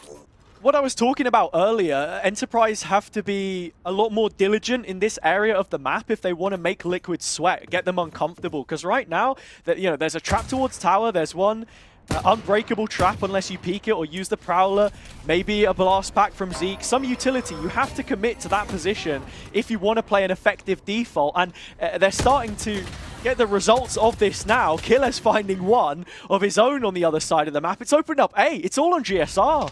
Yeah, but listen, one bullet might be enough. In fact, there's many bullets heading his way because that's a not a Spectre. Stinger! It's a Stinger, Kyle. Yeah, well, certainly Stung has a, and that spike will go down easy enough. And now Doma deposited towards ramp.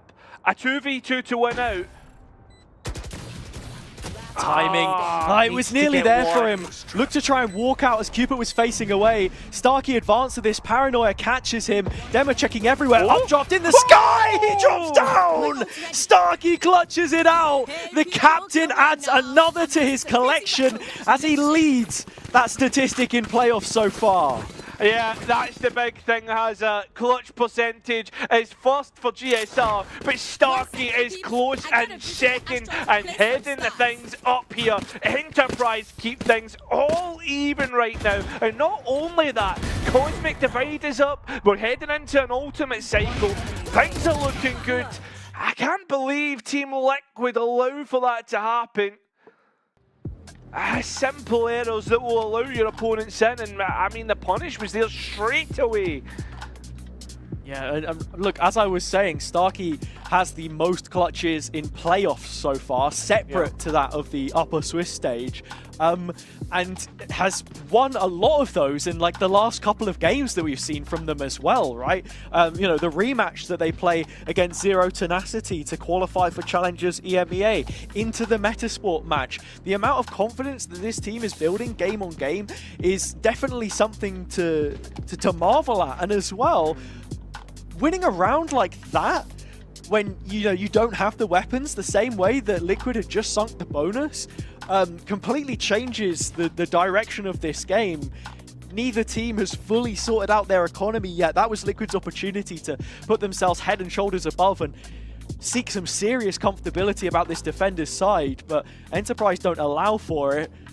A team which has always been very scrappy, fighting tooth and nail to keep themselves in competitions. That champions mentality that runs through all 5 players on this team, taking titles in many a different place. 4 of them, as I said before, with the exclusion of Doma, in Challengers in the first stage last year.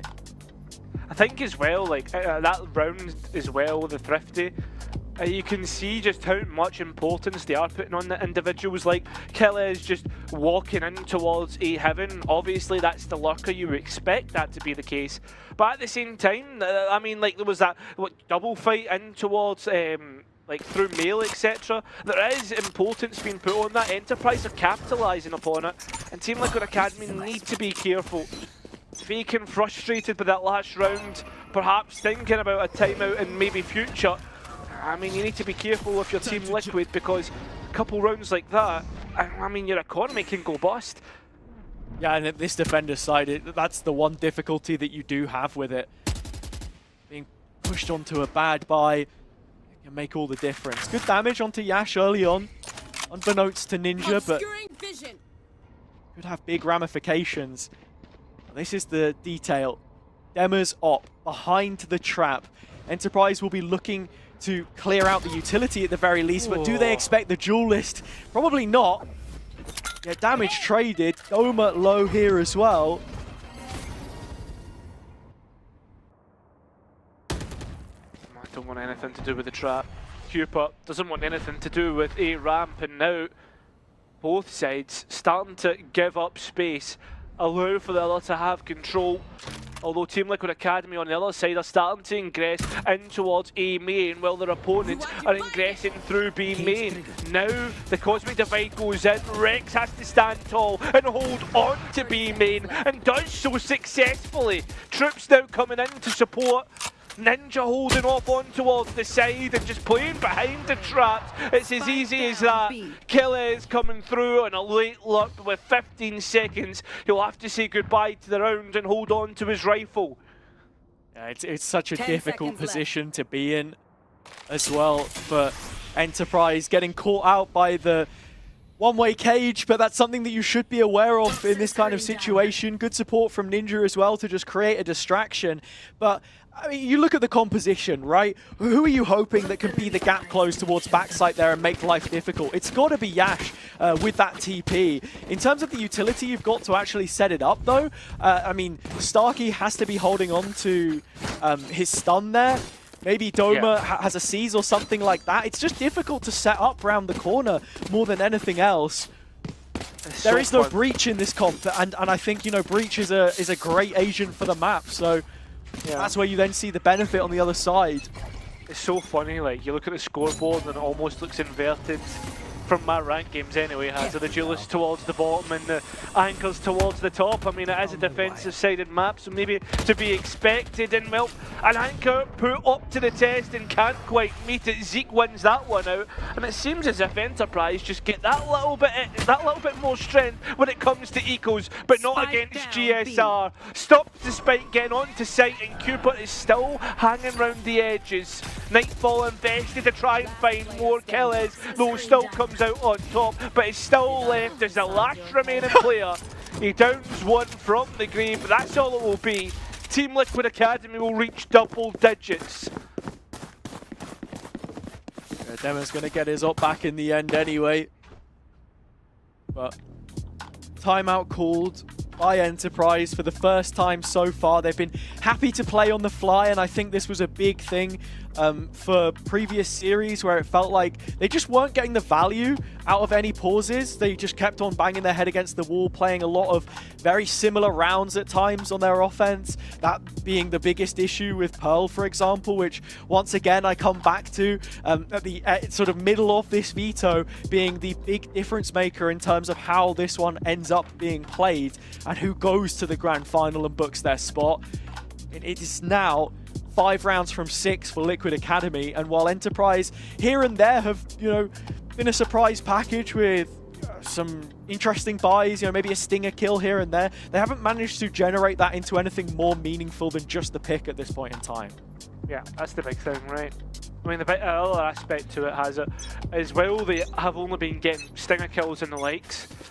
Again, I know it's important to talk about, it's that ultimate economy, right? And then how it cycles back up. If you aren't getting picks here and there, it'll come across quicker. And while Killers is the only one available, there's 3 with just 1 orb off, right? If Enterprise want to come up with plans, look towards those extremities, you get yourselves on an orb, and get yourselves on towards site.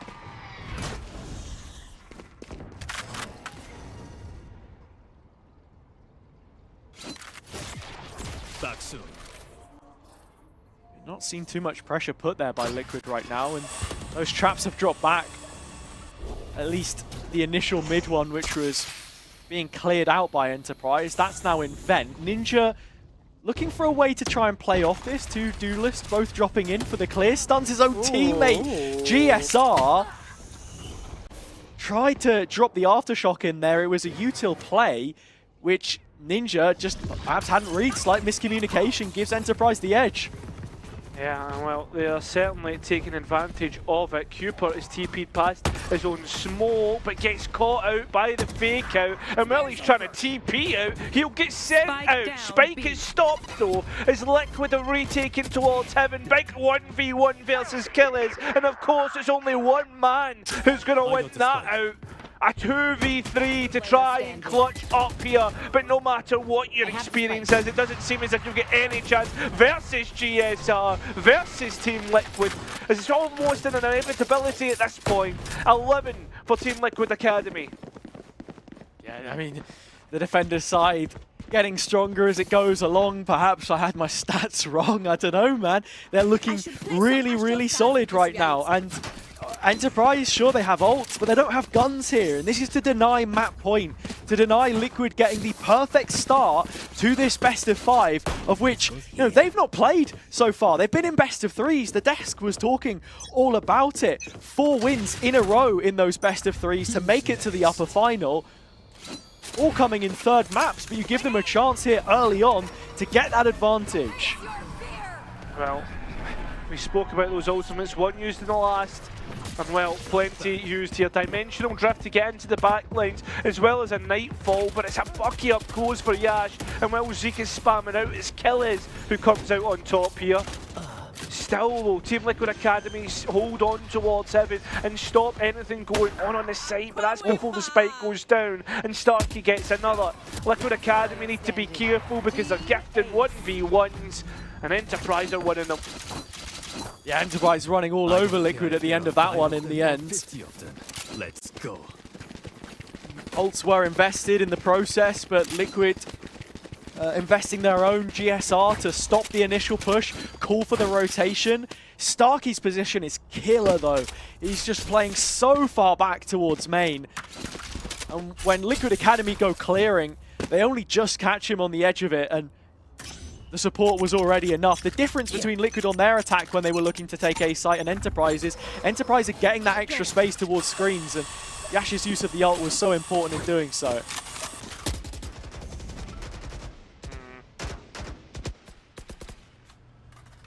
Split up, look for clues. Demo though has gone investigating. Horn to set this up could be huge as well. Dema's been quite passive with this op so far, but now he's hunting for engagement. Not sure if Zeke just flashed him up on the radar there, but they're thinking about a double swing. They definitely not. Starkey being careful as well, has been hiding in the corner, not wanting to go any further. Would rather just let it go and challenge. Thing is though, Yash has got an op of their own, and if Cupid goes too far, he'll get caught, and that's exactly the case. A TP to beat the trap as well, maybe even take towards elbow. A fake though. And then GSR actually just used the stun to get out on site instead. I thought he was playing off the trap, but he's in the back corner here. This is a great position. Yeah, and Liquid have actually baited out. The rotations coming through early, and he had get tagged up, and people haven't been checking their corners, has he? And it's allowed to go back to a 2v2. Spike collected, back in the hands, but it's whether you can get it down, having to play safe. A tap of the spike, trying to beat out a peak, but nothing comes. Through ramp is where the players try and come in from, and Starkey's escaped. Maybe thinking about going back towards heaven. A late win condition perhaps, but remember Spike is planted away from there. Instead just takes CT, and Yash raining off lead. Strong, high caliber bullets, and now down to the 1v1. Dema, who hasn't performed the best when it comes to rifling, can't perform now, and Starkey will get it over the line.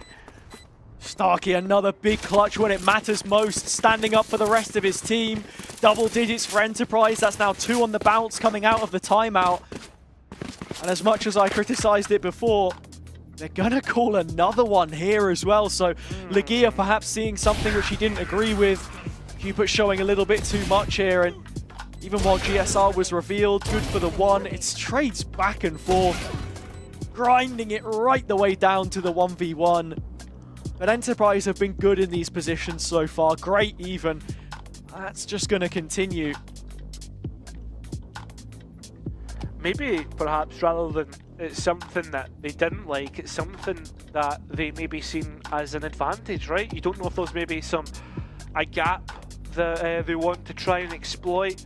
There's always that chance, but at the same time, Bacon has been allowed to speak twice towards this half, and also with no expense of his own timeout, right? These last couple rounds, maybe thinking about keeping that one in pocket. That's another thing that will benefit Team Liquid Academy, as they are going to be able to essentially stop Enterprise's momentum through Enterprise's own timeouts.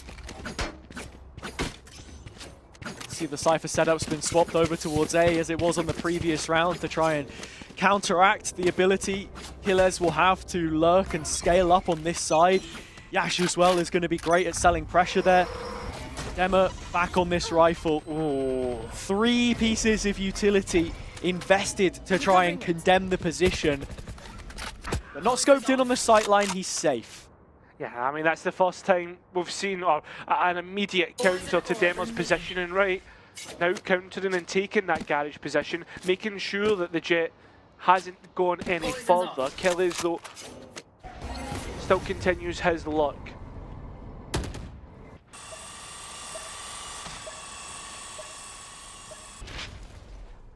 It's going to be the question here as well. How much more does Dema choose to investigate towards Garage? Because if you feel like you're the weak link in the team, you know, you don't want to make things worse, you don't want to give Enterprise an opening. Does he have the confidence to find this information? Because Garage is vacant. They're queuing up for A. The Cypher setup's here, but Ninja only just about gets the info with 40 seconds left, and there's no rotation yet to be made. Cooper has the ult, but it's only a Judge he's which to work with.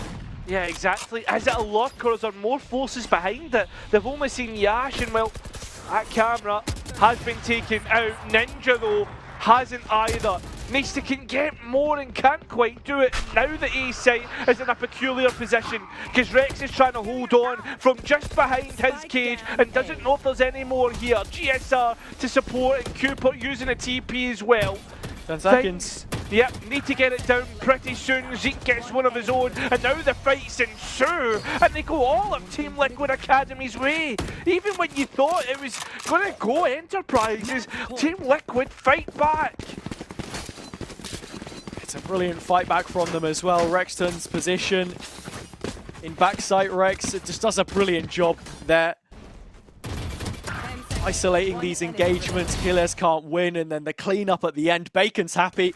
He's certainly seen all the right signs, and with Enterprise having no timeouts left now until a potential overtime, it's a 2-round opportunity for Liquid to close this. Cooper hears the steps. Does he think any more? And the Yoru. Ash is already on the angle. If Cooper goes for this spam, he's going to get caught. He's gone for it. He's still continuing to go for it. It's the second time that B main has been under siege, but do they go any further? Do they actually try and hit the B site? Because there's been many times where we've seen this initial engagement, but nothing has come of it. I mean, well, they can posture for it all they like. Dema has already stepped up and taken A main away from Enterprise. So that's now GSR as, you know, the player who often floats around the map, making a rotation for himself. Enterprise still have the option to go back towards A and re-clear, but there's less than a minute left on the clock. Dema's in towards spawn. This could be disaster, and the map in the bag for the Academy. Looks like it could be the case as the players try and break out through heaven once again. Many a time has this fallen foul, but this time they'll need to come up huge. First 2 picks go Enterprise's way. And still, they haven't cleared out every corner once again. Players hiding in rat spots, Hazza. And it seems as if it's going to be the undoing. Denver coming in at the right time. Players still looking towards heaven, looking in the wrong places. And somehow Zeke has escaped with a spike. Huge opportunity for Dema to become the hero. Zeke doesn't have much time, but it's just enough to get the spike planted. He's going to be right out in the open here if he wants to go for it, and that's the case. Dema not enough time to bear on down. Looking to win the fight, and he will. There it is. 13 for Liquid Academy, and it's Dema back in North, the one who does it for them. Yeah, has answered a lot of his critics with that second half. First half left a lot to be desired, but listen, at the same time though, it's all about how you come back, and Team Liquid came back into that match wonderfully. Enterprise seemed to be having their way, but at the same time, I mean, that's what it's all about. This young academy team showing maturity once again. Every time it's been asked of them in the run so far, they've been able to do it. And just looking on the other side, the faces of players such as Zeke, who's been in this position before, he knows exactly what it's going to require for Enterprise to turn this one around, and that starts on their own map pick, which will be coming up next, of course. But you look at the veto, as I said before, there are plenty of opportunities that Liquid are going to have here on maps such as Split, which we've not seen from Enterprise played. Abyss, an example of that, coming right in after Pearl, where there have been issues before. So much required of Enterprise. Look, they've got themselves up to a good point, but you've got to take that next step if you want to be in the grand final. Yeah, that's the big thing, right? It's where you can see exactly where things have been going right and where things have been going wrong. A little bit of a break for the teams, but not a break for our analyst desks as they look to break it down. Thank you very much, guys. Yeah, that is an interesting one to start things off. Team Liquid Academy looked like they kind of dropped the ball towards the start there. Enterprise Esports had some good momentum, maybe bringing it in from yesterday, but in the end, Team Liquid Academy, they managed to make their home ground work there on Split and get that first map pick. It's what we were expecting, but maybe in more of a dominant fashion considering their last couple of games against Zero Tenacity and Shaq Matt. Sorry. Yeah, I mean, I think Team Liquid, they were kind of struggling on the attacking side. I guess Split is still defensive side map. It has been for a really long time. A lot of these teams know how to play that defensive side really, really well. It's no surprise that GSR is on the top. I'm really happy to see that after yesterday, after Doma got that 4K, had some good highlights, he's back on the board, had an amazing game, amazing start at least. Also, I think one thing that we need to focus on here especially is Team Liquid's pistols. They were able to win out both of the pistols here. They won one bonus as well, and I think in a match like this, 13-10, those are crucial. And Enterprise Esports, especially when we go against Team Liquid in Split, you cannot really drop those pistols. To be fair, Ninja was absolutely monster on those pistols. 3K, 4K. At one point, I think Ninja had 9 kills, 7 out of those were on pistols and 2 of them were on rifles. So, I mean, crazy pistol player. Well, you have a couple of rounds that you wanted to take a look at other than the pistols, so why don't you go ahead, get out your telestrator and you can have some fun. Yeah, absolutely. I think this is a great round showing what Doma's experience brings onto this round. We have to look at all of the utility that we have on this round, but first of all, we have to take this camera out. Doma obviously knows that there's gonna be this camera coming. You have to destroy it instantly. But let's look what Doma does instantly after he destroys this camera. Goes for the camera, knows it spotted him. You have to reposition instantly. Goes towards the site. Oh, the Fade Eye comes in. Look what happens when this Fade Eye is destroyed. Cubert instantly brings out the paranoia here. You have to cover that site area. But when we go forward, we see that the bridge fault line came into the site as well. A lot of utility wasted. But when we play even forward, we see Ninja playing a second Prowler as well, or that was a little bit before this. And look what happens here. Let's check out this. Team B, or this utility coming through on Team B. Oh, hold on. I'm working.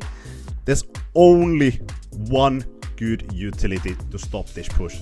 Obviously, you have those signature abilities that are gonna come in, but let's look at how the pacing works for Enterprise Esports. 40 seconds for those signature utilities, 40 seconds for that fault line, 40 seconds for that Fade Haunt. Enterprise Esports, let's pause here.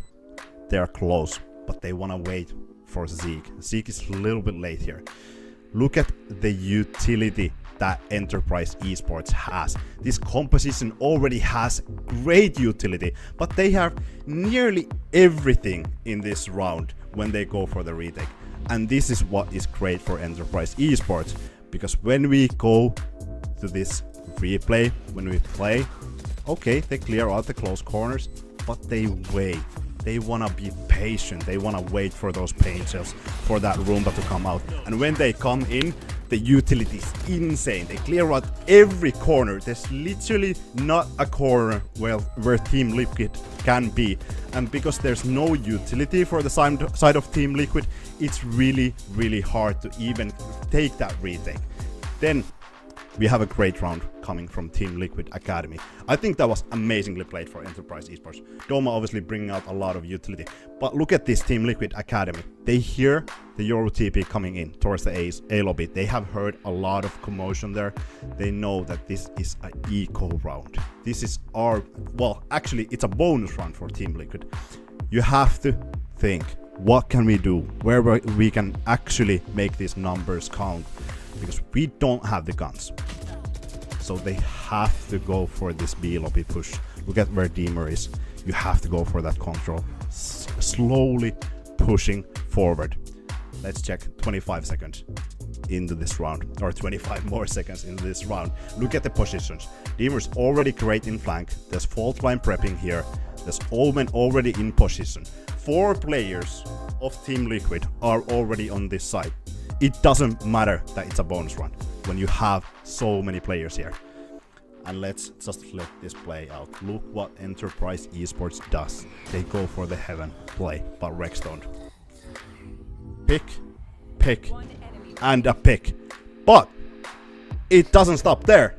Look at why Rexstone actually got those picks. Be patient. Look really, really carefully. Paranoia coming through. There's a fault line coming through that covers Doma as well. Without those, I don't think Rexstone would have been able to get those picks. And that brings out the brilliance of Team Liquid. That is amazing what they can do with the utility that they have. Even though that's a bonus round, it's one of the most crucial bonus rounds, and I think that's why Team Liquid actually won this map, because they were able to close out that bonus round after the pistol. And I think after that, Enterprise Esports, team that is really heavily relied on momentum, I think that was crushed out. It's a tough situation to come back. I certainly learned a lot from that. You know what? Watching that back, I understand now. I feel like I understand. That's an amazing segment you've done there. Well done, brilliant. But now, Team Liquid Academy, they have the first map. This is what they needed. This is what they have worked for by getting through the upper bracket and gaining themselves 2 map bans. I think they're going to need it. Enterprise Esports looked really good on that one, despite the well-played map from Team Liquid Academy. They probably would have expected to win that one by a little more, but Enterprise Esports, as we've seen, have pushed and got that momentum going from yesterday, from the day before. And as we move forward, I think they are going to really challenge for this one. We may be in for quite a long day. We'll see. Yeah. Either way, though, we're going to head to a break so we can get on with the rest of this series. See you in a few minutes. You love me.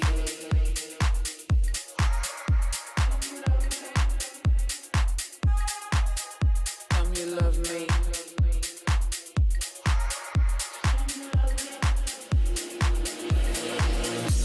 You love me. You love me.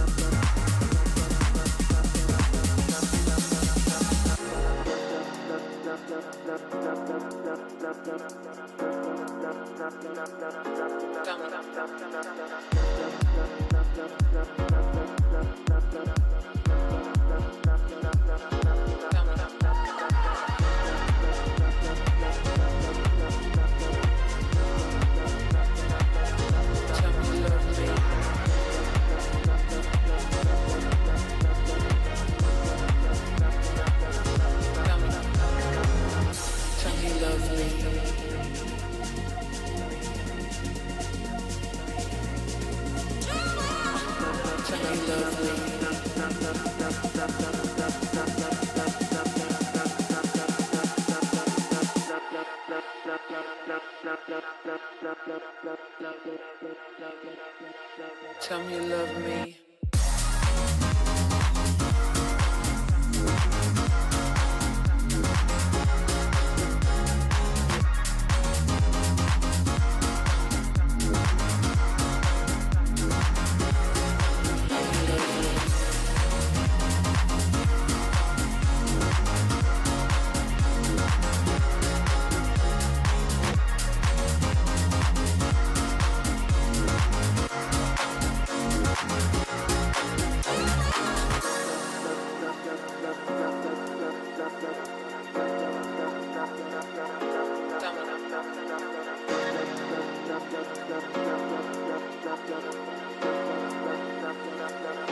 Tell me you love me.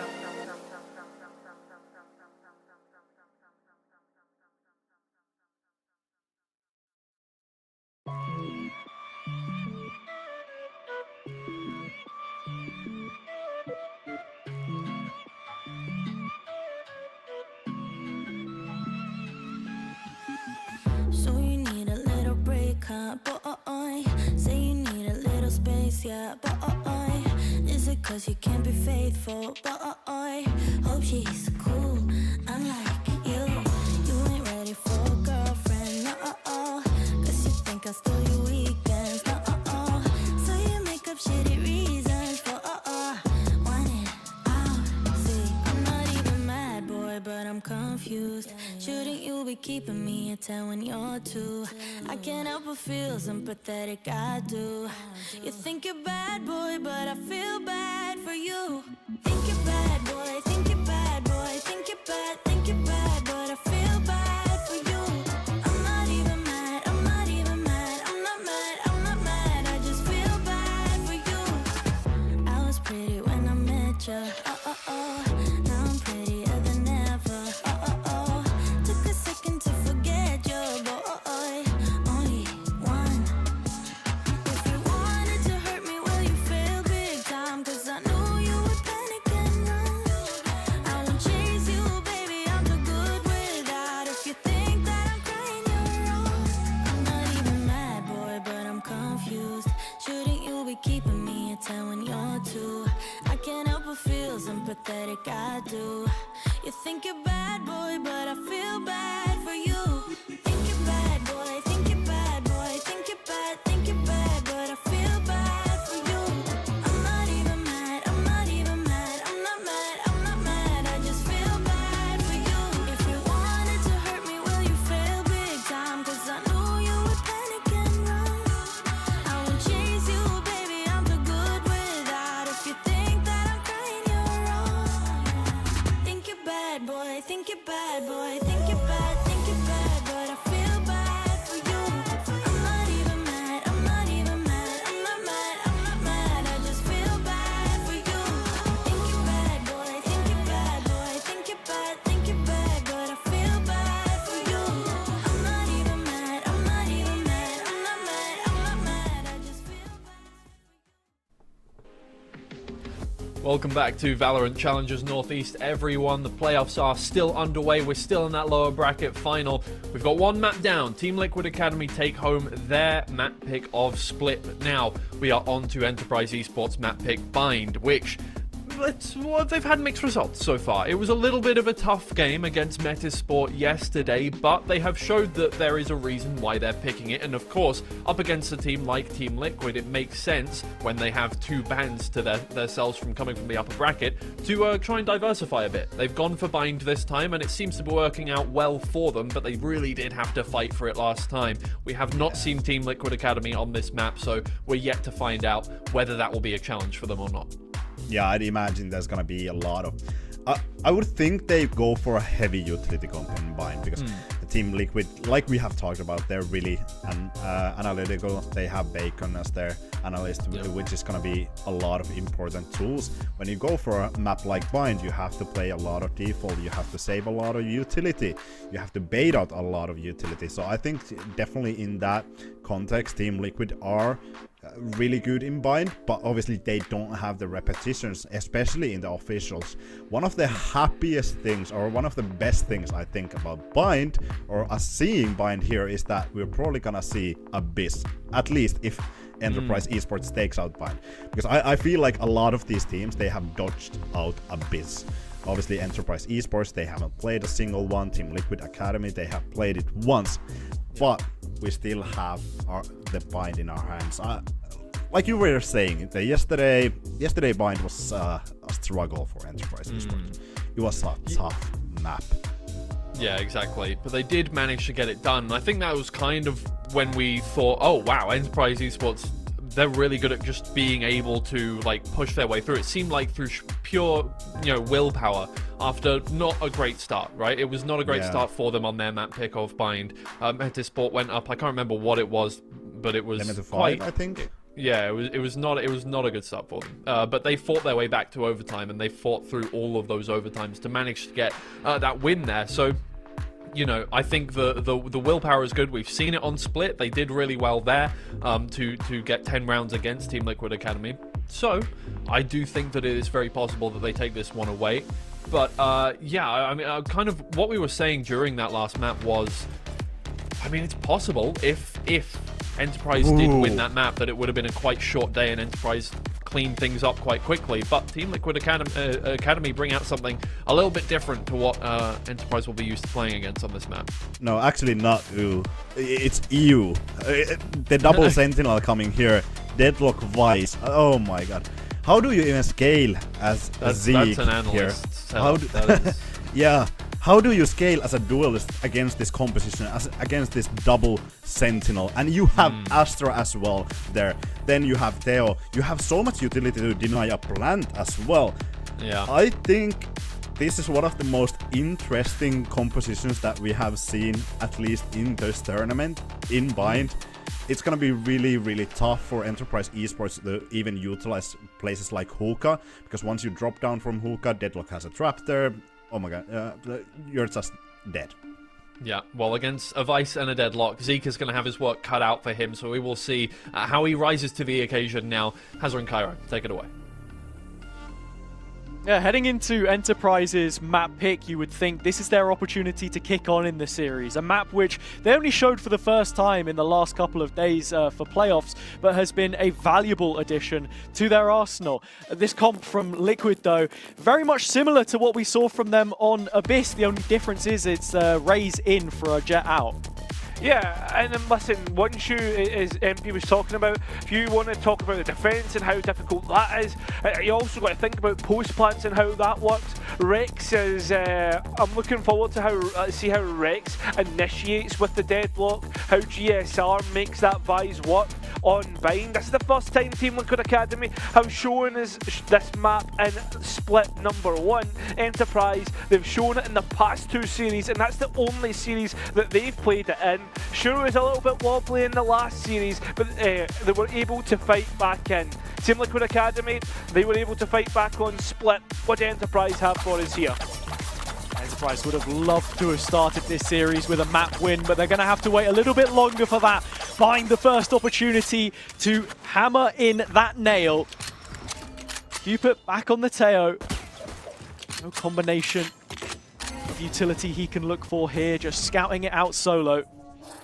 Stealth drone in his back pocket. Enterprise making their way up long soon enough. Got blocking vision. Still taking their time though, as in the general scheme of things. Like, we're sure they've got themselves all the way up long, but they're waiting to see what the initiation and the response is back. Should be 2 players spotted towards this position. Now, after using that drone,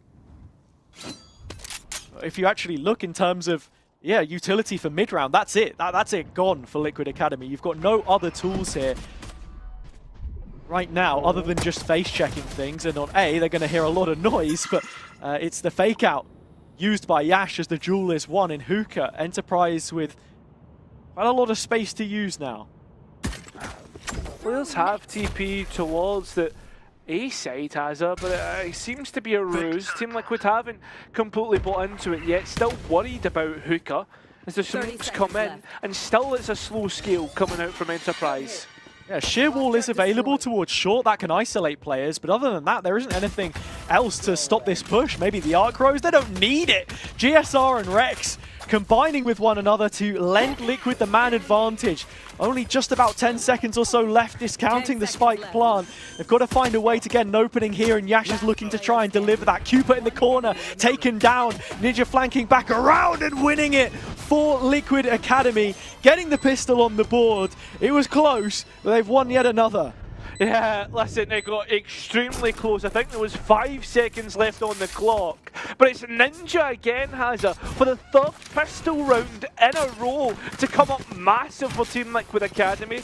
Not only that, though, there was other actors in this round. Enterprise have really felt out all across the map, and seeing what was coming towards them, ended up landing towards that A side. And yeah, as you said, got well too close and what they would have liked.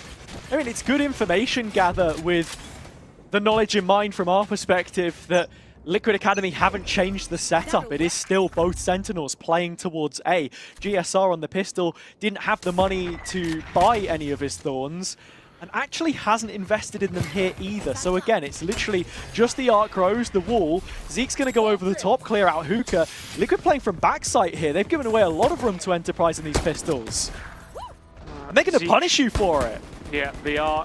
Although, can they get one even better? They're going to have to give up the showers. In fact, look at this, Hazza. Looks as if everyone wants to send it in. As Zergrosh trying to catch the players off guard, but Rex comes up huge once again, having himself a game so far. That's 2 Bulldogs that Enterprise can perhaps pick up if Yash can get round to showers in time.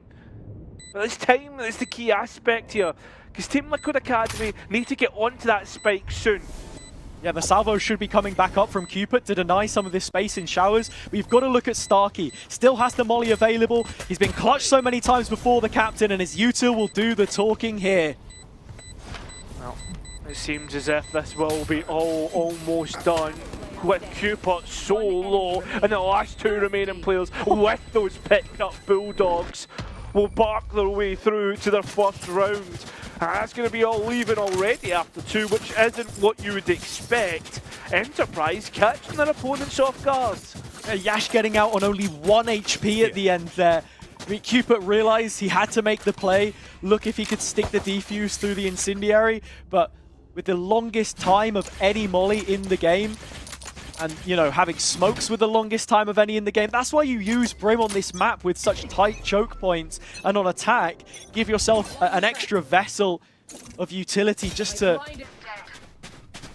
win out in post. I mean, flash here from GSR gets burnt through the floor pretty quickly. He was just looking to open up the play and get some info.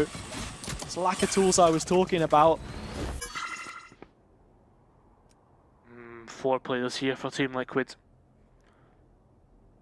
At the same time, though, noise given away, players dropping out, can't quite grab the fights that they're looking for. I mean, look at Rex right now. He's already deep market. He walked down short at the start of the round. He can catch Doma with the spike in rotation. Killers is there to help, but this could be disaster. Could be disaster, but again, experience range true, so you would think. Try to go elsewhere, go a different route, but at the same time, Liquid have gambled correctly by moving to the A site. The only issue is obviously it's that weaponry that's in hand. Just pistols to go up against rifles and the like. In fact, the spike will go down once the round is concluded. It's just gunfights to win out the round. Enterprise defaulting on a lot of these rounds as well in comparison to how Liquid Academy would often hard hit a site from split onto bind now. It's what you've got to do, and it's what Ryan was talking about the other day as well. You look at the players on this team, Zeke and Killers, they were part of that Ascend roster back in 2021, which were undefeated here for over a year, right? And I think you've got to be considering what experience they bring just in terms of the mid-rounding to this one. The ults that they now have available. Rex does have the Annihilation online early. Ninja not far off the Cosmic Divide, but how can you find value from those tools? Probably with a crunch. Yeah, and also with a util combo, Zeke has got no chance, cannot escape. The rest of the players don't want to forfeit their position Who's next? whatsoever. In fact, that's a dimensional drift to come back in and re-clear. Seeker's following that up as well, so a nice combination of the two. Orbital strike dumped in the backside. It's all on Dema. So much work for him to do, but Ninja's bailed out towards short side. Little bit of room, adds workability. Ninja another, a double from him, and Dema chasing up the heels means that Rex can finish off the round for Liquid Academy. Everyone involved, and it was a pretty swift retake despite the fact that Enterprise had compromised almost the whole site. Yeah, I mean, that's the other thing about Dema as a duelist, right? Like, we saw in that last map on Split, it was more of a kind of open jet played in that way. But there's something that I've always thought is synonymous with a player like Dema, as his Raze has and the way that he double satches and able to dive on top of players. And maybe that's, again, like, immaturity in the play, like, not knowing how to, or not knowing, like, being in that style of play of diving on top of players.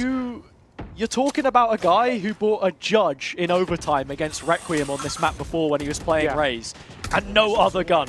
So I think, that says a lot about his playstyle and, well, about Yash right now. One of the duelists on Enterprise's side, as they've committed to playing Raze and Yoru on a selection of maps, it seems, is that op. Now, it's going to be a little slower on the uptake for this B play, and Cupid has so much work to do.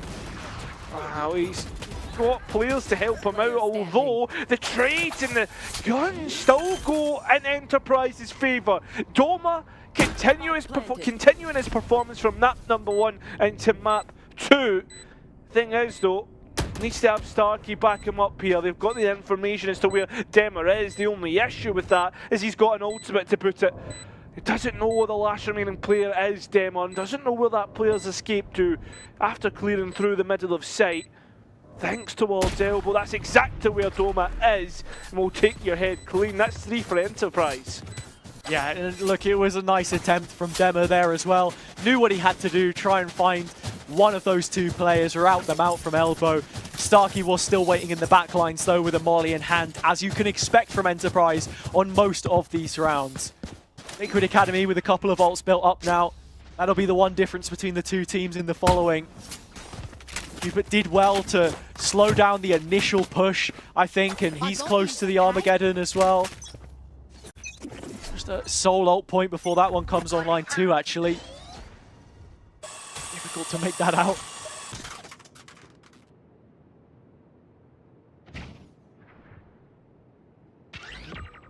Back to the default, taking it slow.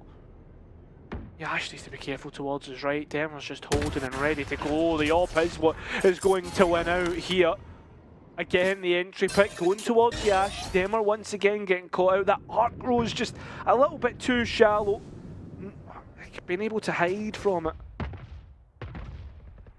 With this comp, you're so heavy on the sites as well and playing off your own utility that, as I said before, there's not really much of an option for the defense to go ahead and gather info, get proactive. So Yash is hitting like a truck right now with this op in terms of finding openings. Rextone has face-checked all the way through showers, so at the very least, Liquid Academy are in a great position to defend towards A. It can be on B now as well, as Ninja is starting to move one over with that knowledge in mind. They are cognizant of this push. Can they stop it?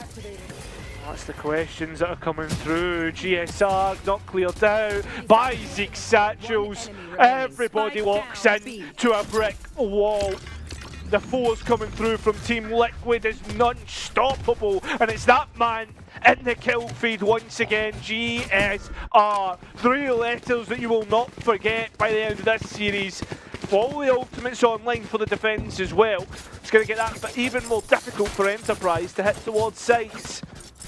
As I said before, it feels like every now and then GSR will be a little bit quiet at the start of the map, and then he finds his footing, he finds a 4K, and all of a sudden it's just vintage yet again. Zeke unlucky not to fully clear there, second guesses the corner. And Liquid now not using any ults in that round either means that they have 4 coming into what would be the rifle round. It's more of a half investment from Enterprise. They've still not managed to figure this money out. trying to stop stall as much as they can. Drone coming back through to re-clear, but only sees one.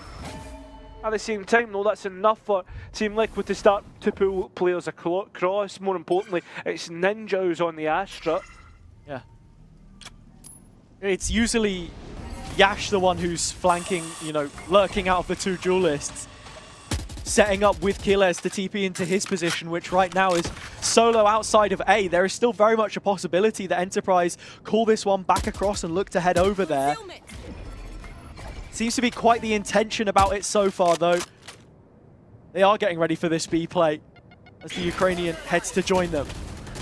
They know that they don't want to try and jump out of hookah, but it is still the same result at the end of the day. And it's Ninja this time who comes up trump. Spike down. And just a sheriff, well, rifle picked up, and all the smokes dissuade anyone from walking through. Kelly still needs to try and find his opponents and win out a fight after that. Ninja will go one better than GSR and get that ace on map number 2.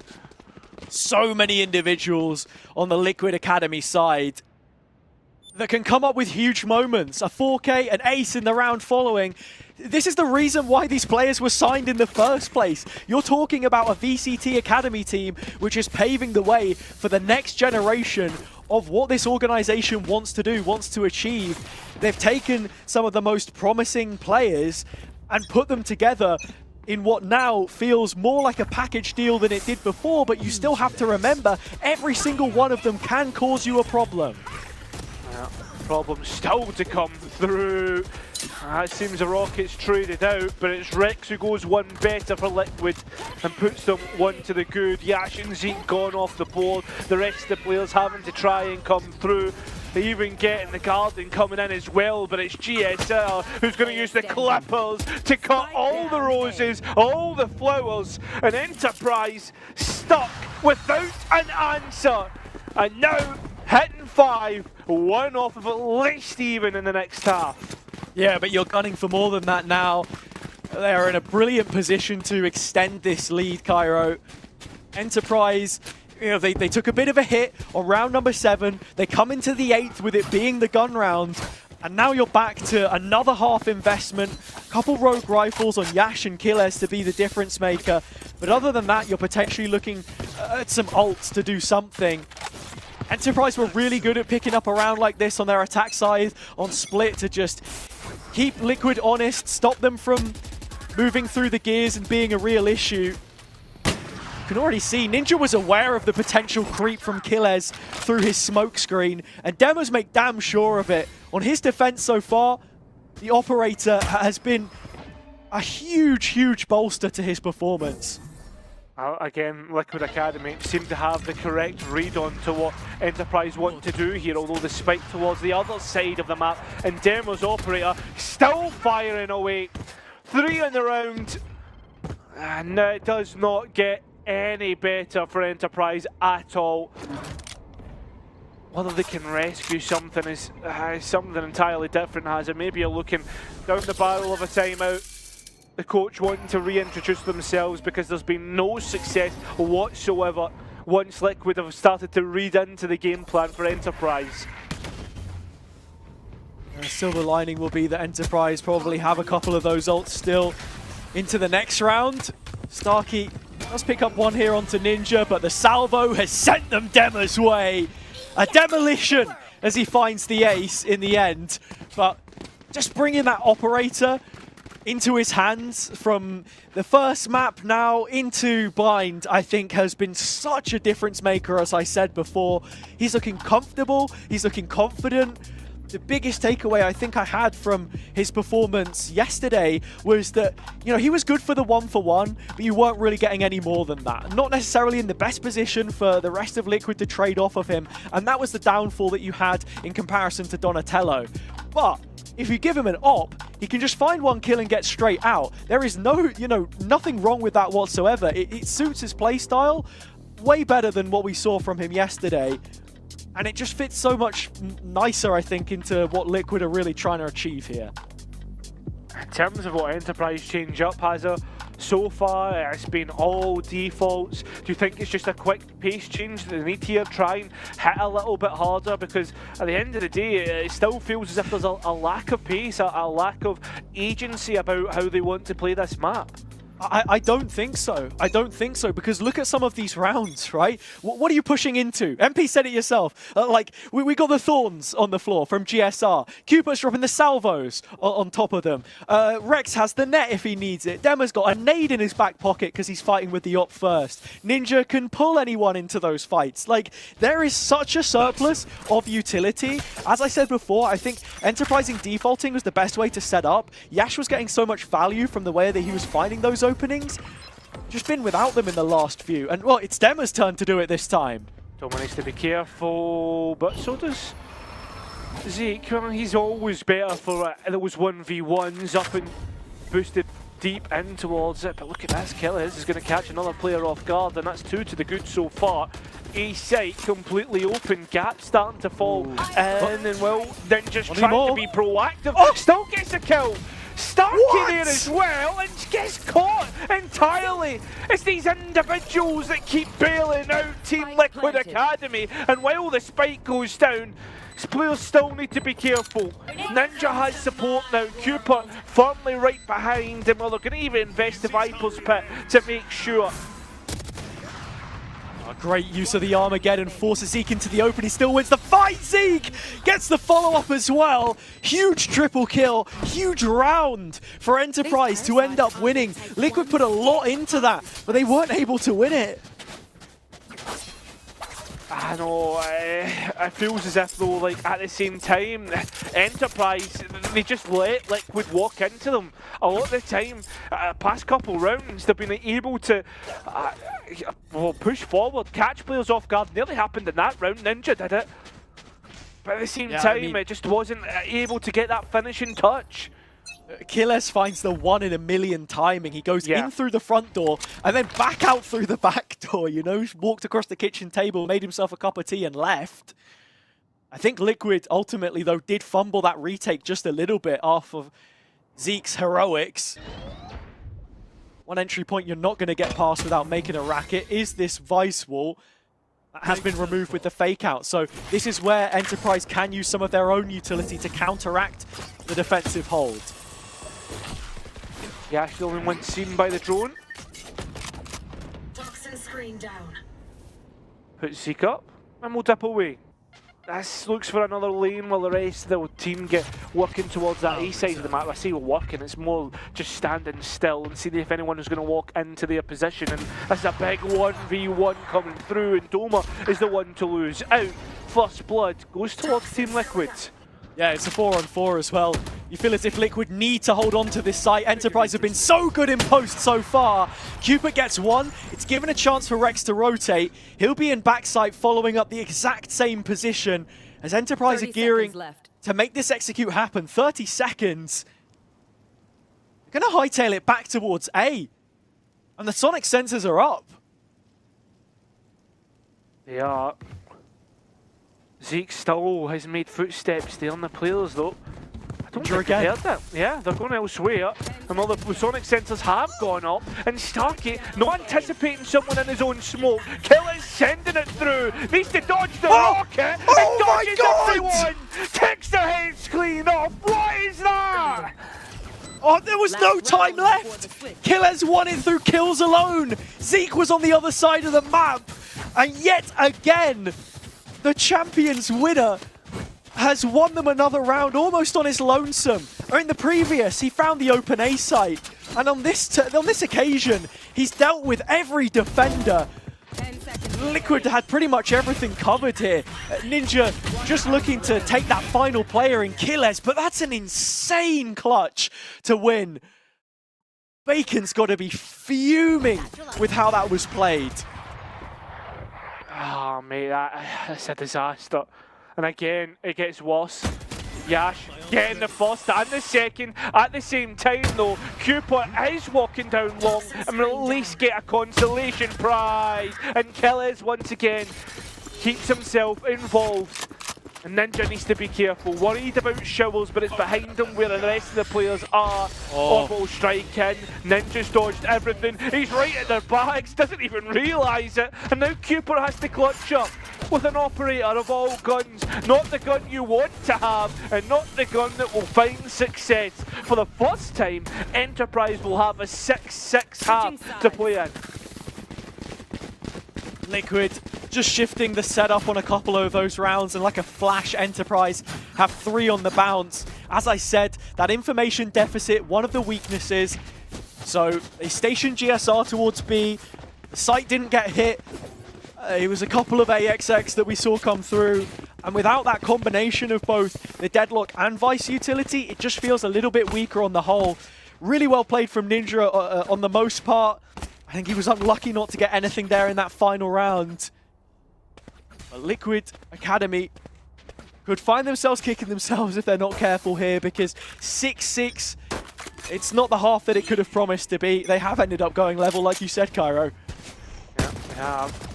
Players trying to be proactive, fight towards mid, and well, Team Liquid straight away. They're going to come up trumps, trying to run on towards the side, but don't anticipate Starkey's spot. The rest, just as easy as that to trade out. As Killers once again left alone in a position which will be all too familiar, unfortunately. Cooper low, but not able to get much more than that. Maybe if he got one more, I'd consider it doable, but there was so many bodies to flood towards that last position. Liquid will find it.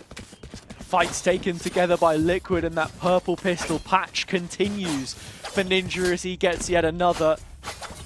Rex again building towards an early annihilation, as we said before. Well, that's 4 pistol rounds now, Team Liquid Academy have won, man. That's crazy. Yeah, in a row. And the question has to sort of be, what are the priorities for this attack in a round where Enterprise have invested not all too much? Doma here should be getting caught. The util is there for him. Dema has just flown straight in and taken out the second player. Still a couple of classics hanging around here, but they are lambs to the slaughter. There is little to be said of this in the end. The right click working out for Starkey. I thought the second one was going to come through. Again, another spot that Killers has to try and clutch up from, but with 4 players, and I mean, it's almost feeling like a dive comp somehow. Team Liquid Academy's pace is unrelenting. Yeah, I mean, you have so many pieces that you can just activate Demo with instantly. Like, you got to think of the global utility that Ninja has, and then Cupid doesn't necessarily have to be too close if he wants to use any of the Tejo util, like the stealth drone. He can just clear the corner really easy. Special delivery, he can stun, the salvos, all of it, right? Like, you're talking about a player who, yeah, doesn't really play Initiator for the most part, and that's probably the reason for it, but 3rd most assists per round. All smokers, of course, and all in-game leaders for the Challengers EMEA teams, but I think you've got to give him credit where it's due. He's right in the center of, you know, how Liquid are setting up, and this time it's another B-take, 3 rounds in a row. Oh, Demo's second satchel is setting him up towards the sky. He has get taken out for it, but he's got plenty of bodies there to support, and it's this micro again, Hazard, that is coming up trumps.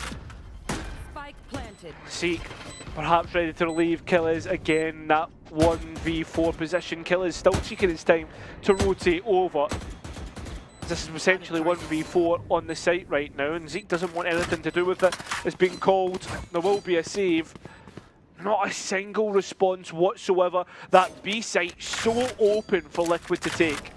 Yeah, and I think it's interesting too, the amount of utility they end up having left, and more importantly, just the deadlock utility really. Yeah. Like both of the sonic sensors, they have the barrier mesh as well to stop anyone getting in. That's going to be a strength of Liquid's comp, the same way that we saw it for Enterprise, the post plan. Just being able to stop Enterprise from getting in the first place. That's how they're going to play it. I don't think you're going to see them, you know, dropping back and playing lineups or anything of the sort. It's more just making the site solid in and of itself. And it's something that MP mentioned as well on the desk after split was, you know, when Liquid got into post a lot of times, the shortcoming was the fact they didn't have a stockpile of utility. If they're getting in off of, like, you know, a couple blast packs and maybe a flash or something, then yeah, they're going to be well stocked. I mean, that's it, right? Like, Demmer is doing God's work on that raise. Maybe it's not like highest kills so far, but in terms of the space taken, like we were saying earlier about how Mini was highlighting, the players who are dying first are buying the space for their team and doing their job the best. Yeah, I mean, Space Maker is the job of the duelist at the end of the day. Rex trying to see what he can't create here. Annihilation was readied up and has actually managed to reel in one player. Doma at the end of the line, seeing if he can stop them. He definitely can! Starkey there as well. The Sheriffs combine, and it's the same as it was on Split. Liquid Academy win the bonus, but Enterprise battle right back. Spike having to get back, the smoke dropped, it gets worse and worse. And how do you get through, Hazard? We've got 3 stars, plenty of raise utility. 50 seconds to work with as well. I mean, they've got money in a tank, you may as well go for it. Yeah. Just the mental timing on this smoke, no utility used, Dema. Shot off the face of the earth and straight through the TP. Ninja had no chance. It's a flawless defensive round from Enterprise, something we saw from them a lot on Split. And it does continue here on Bind as well. And with that being somewhat of a thrifty round as well, you've got to consider that how good that will be for the economy. Enterprise given a lifeline for a couple of rounds. Liquid Academy, I mean, they won't be making that mistake twice, I'll tell you that. Yeah, that's what the defender's side was built on. Like I said, so many flawlesses. You never need to reinvest. In terms of ults right now, Cupid's the only one with anything online. Designated Spike Planter, so a couple extra orbs for him. Thrown early on. Has spotted a couple of Enterprise players trying to work the long here, but they're ready for the next fight. Ready to go elsewhere. Worried about perhaps that someone could have moved up as they take their time to clear their way back through. Ninja left solo towards the Showers side as perhaps a late lurk or flank watch wherever that comes through. Go ahead. Stand ground. As soon as you have this initial info, if you're Enterprise, you should know this is an A execute. They already re-cleared all of B long. They're set up for the site and Starkey's there. First kill picked up by him and Killes playing around these smokes to just stop that spike plant from coming in. It's all hands on deck for Enterprise. They're equal in numbers here for Liquid Academy. They can just overshroud them entirely, in fact. Starkey's double through lamps means he's now well supported. Cupid a couple, but it needs to be the ace clutch for the captain. Spike in hand, slowly approaching from short is Zeke. Cupid's not thought about it. It's the last thing that will track his mind. An 8 for Enterprise. They are within 1 now. Yeah, touching distance. I thought for a minute though that that last round, the first round, the flawless, would have been a drop in the ocean, right? Caught off guard by an off spot, and well, the fight here again from the individual coming through from Starkey is massive. And that's what it seems to be though, has it? Individuals buying out Enterprise as Liquid come in for the hit. Sometimes that's the way it's got to be. But there needs to be a little bit more consistency through, I guess, map control, the way they want to play this. Oh, Yash, early angle. Stealth drone has spotted him. Dema taking the peek anyway. Suppression stopped the TP. He's got to go somewhere. Brimalt does get invested. Just backfilling that space, and now Enterprise are here with Doma. Dodges the stun. Vandal in hand. Other side of the wall, but he can still fight. Still stand his ground. Just one more before the dust settles. It was only Zeke on the B site, but Liquid Academy have left this one. You put TP in away. Zeke just thought it was towards the mid, but it's not. Rex still hanging about. Zeke's taking up spot, ready to go again on long. Rex has to show a bit of discipline here. He just goes and takes the fight anyway. I mean, wait for your IGL. Cupid would have been screaming if he'd have lost that duel, but he wins it. That's a 2-on-2.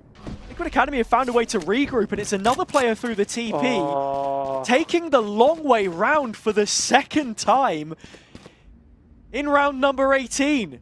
And Enterprise have fallen for this hook, line, and sinker. They have. And Cupid will get his choice of the spike plan and where they want to play that post.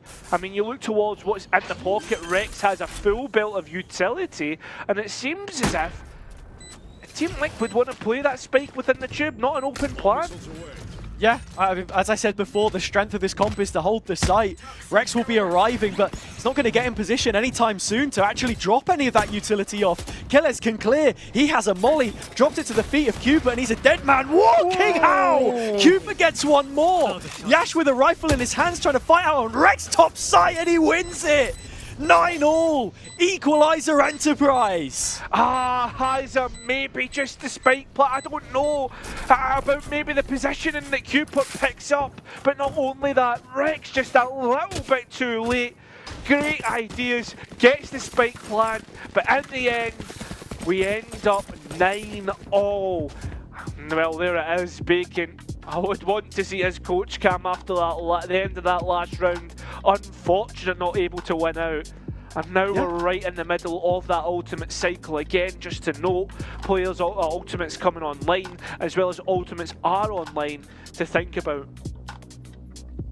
If you even just look at that last round, for me, that's on Rex and his decision making, because I think when you've already committed to making that TP play, the only worry is that potentially there's a deep probe market, someone that's going to hear you make that rotation back over. Cupid has to plant safe because you haven't cleared Hookah, and with Rex then repathing back through long again instead of Hookah, you don't have anywhere near enough time to set up on the site. He just wasn't there to support his teammate. I think it's so difficult to point fingers, but those little moments, you need to work it out between the two of you, what exactly that looks like. I mean, the round as a whole is Enterprise taking the fight to Liquid Academy, something they've showed they're not afraid to do. And that's something which Liquid Academy need to be aware of, because we saw it from Shakamat as well yesterday. You know, taking duels, wanting to fight them. Bacon in this team, his value added is the review. If you can't go back and say that that was what the problem was from the previous and add it to this performance, then, you know, what's the point?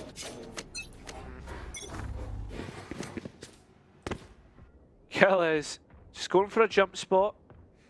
I don't know if they caught the rest of the players there. I don't think so. The player's hidden, as you can see. He's already checking short, but he's dropping towards backside. An idea, perhaps, about what's coming their way. I mean, they're going to find out soon enough through Yash's off as he gets the first and sees more players heading his way. Plenty of utility to come forth, and I mean, Hazard, you've got to expect those rotates to come back through soon. Yeah, Rex has got a really nice open plant here. Mesh dropped in backside, difficult position to play. D gets the double from the showstopper. Killer's there as well. Dimensional Drift invested so much from Enterprise, but it will pay off because Liquid, their money, well, it's in a decent position, I think, to be honest. They just wanted to win that round really damn bad, and they will get it. I mean, that's You're forced to rebuy in the next. Yeah, the only thing that worries me is the spacing of those ultimates and how much they want to send forward. Look at how stricken they are moving in to this next round. I mean, sure, it's the guns that win the round in the end, but I mean, those are massive ultimates that tip things in your favour. I mean, Liquid now have the advantage for the next couple of rounds, you would imagine, if they can get it, get the value from what they have left. Yeah, there are 4 rounds of regulation left, and they have 4 ults. Let's see how well they can space them. That's got to be the name of the game. In terms of right now, it's Gilles shutting out some of that to start off the round. He's not been fully caught outside of lamps. This is a position they need to clear. The Armageddon has helped out Ninja in taking showers, but Enterprise are fighting right in front of this poison orb and should be getting quite the value from it too. I mean, that's a lot of ultimates this time from Team Liquid. That's the 4th one invested. Everything pushed to the middle of the field. It's all in right now from the Academy roster, but still the spike hasn't gone down, and the Enterprise are still equal in the player count. Now it comes to the deciding factor once again. The gunfights that seems to be going Enterprise's way once again. Just when you worry, they say worry no more. It will be 11, it will be a gap of 2 rounds, and they are knocking on the door of finishing this map out. I don't want to jump the gun here, Cairo, but I think that is the round which wins this map for Enterprise. Or at least everything would point towards that at this point in time. Yeah, Liquid Academy, they win the pistol, convert the anti-eco, and go one better to get the bonus. But these last 5 rounds, specifically those retakes from Enterprise, have been very well played. And when you throw 4 ults at it like that, when you had an opportunity of 4 rounds in front of you, it screams desperation to me, and it does worry me again, as I said before. You know, the plan creation of this side, outside of having Bacon in support, where'd you go? What do you do? He's already called 60 seconds, and here he is again, almost 60 seconds later for another go. I mean, that's right. Like, I mean, the fact that you push so much forward, the fact that you are like don't get the value. I mean, fair enough, Enterprise did the exact same thing, let's be honest, but they got the value from it, right? Now it's Steel Garden versus Viper's Pit in the ultimate game, and the only thing that's deciding is your game plan. Enterprise still have a timeout coming into these last, couple rounds. You can see somber faces right now for Liquid. They need to lock in, they need to find these last couple. Well, they will be looking down at Enterprise winning their own pick, which isn't the worst thing in the world, remember? No.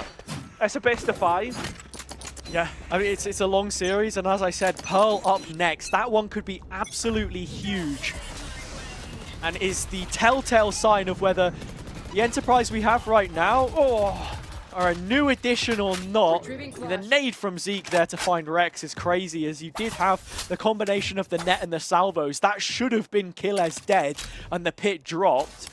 But instead, it's the attack side which go a player down in the opening engagement. It's crazy to think that we could be in a grand final without Team Liquid. That's always a possibility. They have been the form team of playoffs, but it's how you grow into it. Stall coming through, Steel Garden, and now the players of Enterprise, they want nothing to do with it. Shorties holding on towards the angles. I wonder if that's their ante to the Steel Garden, is they wait for their primaries to come back up. Demo's low here. 1 bullet would be enough. In fact, it's 2 heads that Starkey's going to find. 2 players left on the site, the trades are there, and so are the players on Enterprise. They know exactly where Cooper is, and they'll know exactly how to find map point on their own pick, on bind. This is Liquid's first showing on it, and it looks like it will be a defeat the way things are going. And it could be their last. You know, Enterprise, you said it, haven't been performing the best, but form is temporary. Class is permanent, and with the time that they've taken to add this to their map pool, or at the very least unveil it, it looks like the finished product. That's a win against Metasport, Zero Tenacity, and potentially Team Liquid Academy here as well. The game plan from the offense there to take the site and hold on to it. They wanted to get explorative towards spawn though, and Demo just can't fight that without support from Elbow, where Doma was sat waiting. So a big punish, and now some huge opportunities for Enterprise to close. The AWP isn't the and only they're taking thing. them. Yeah, exactly. It's the AWP. It's not the only thing that's here. The players tried to get on top of it, but Dome was there to help. And trying to get a hooker, no chance. Couldn't do it. Fair enough. Just send it. Why not? If the ultimate's online, you may as well try and force everything. Try and get it over the line. Rex is down to 22 points of health in GSR. He's still the raid boss, and he can come up trumps when he wants to. The 2 remaining players try and find a way back into the round. Zeke Shorty would be enough to take out Rexstone. The rifle instead. GSR is the last stance 9 bullets between Liquid Academy and Enterprise, picking up their first map in this best of 5 in the lower final, and taking a step towards returning to yet another grand final in a region where they have history. The Young Guns look to have been outmatched here on Bind, as Zeke nails in the 4th and final kill of the round. That's 13 for them, and Bind taken away. Yeah, I mean, even has when you think towards how that defensive side went, those flawless rounds can be extremely, how do you put it, like, they can be given away, you know what I mean? They can distract you from how the actual half went. When you look at how exactly that defensive side should look, those Sentinels should get so much more done and push Team Liquid maybe towards at least having an advantage coming into that second half. Enterprise though do so well to get through that, and not only that, do well to bounce back from what was a really quick start from Team Liquid on the second half.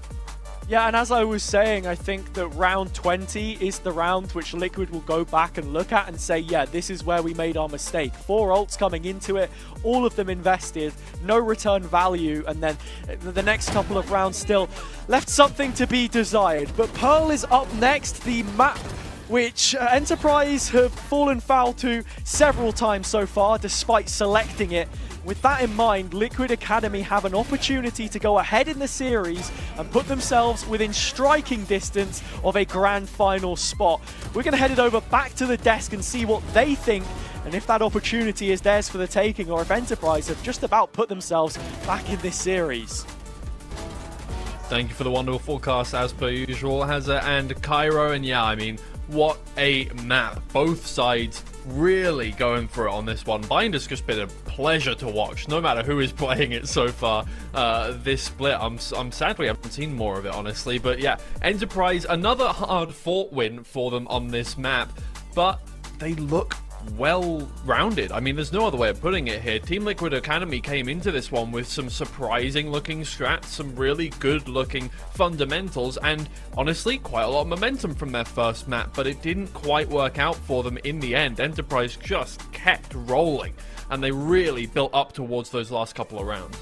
Yeah, I mean, crazy amount of utility coming from Team Liquid Academy, but when you miss 4 ultimates, it's like, what are you gonna do with the utility if you don't hit those? I think in the end, Enterprise Esports, they had a well-rounded Bind. Obviously, we saw that yesterday. It was a really rough OT map, but I think once Jazz got that operator and Enterprise Esports were just rolling off. Yeah. I was talking about the pistol rounds. Okay, Enterprise Esports, you have to win out these pistol rounds. Once again, they lost both, but in this map it didn't really matter, even though Team Liquid Academy took the first pistol, then took the second pistol and a bonus round as well. But Enterprise Esports, they didn't let that stop them, which is, I think, great. I think this Bind is already looking good, and if we would have gone to Pearl with Team Liquid Academy leading 2-0, I think that could have been a really tough situation for Enterprise. Well, you have a couple rounds you want to look at. Hazza mentioned round 20 there. You're going to take a look at that in just a second, but why don't you start with round 10 for us? Oh yeah, I think this was brilliant. We have to preface this that this was right after a timeout. Obviously, right after an Enterprise Esports timeout. And what we have to look at is, let's go here and check this. Deemer having that operator. 2 times, or 2 previous rounds, Deemer went for that A short peak with the operator. Right here. Both of the times, he got a pick.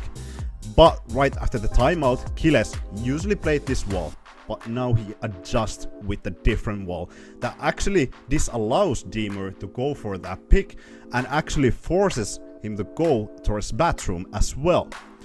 When we let this round play out a little bit forward, we see how Enterprise Esports actually adjust here towards the bathroom.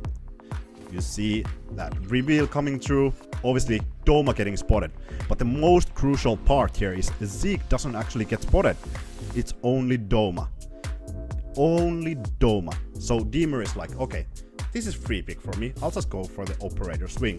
And Zeke is like, no, I got you, brother, on that upper angle, holding down. And I think it's a brilliant. It even allows Kiles to go forward because Rexstone is so focused on Bath. This wall allows Kiles to bring that information, bring that ground towards the side, find a pick on Rexstone. But I think there's a brilliant side of Team Liquid here as well. Obviously Ninja you know you have to do something. You've lost everything. 2 picks on this round. He goes for the short push. And finding 2 members of Enterprise Esports actually brings out a chance in this round.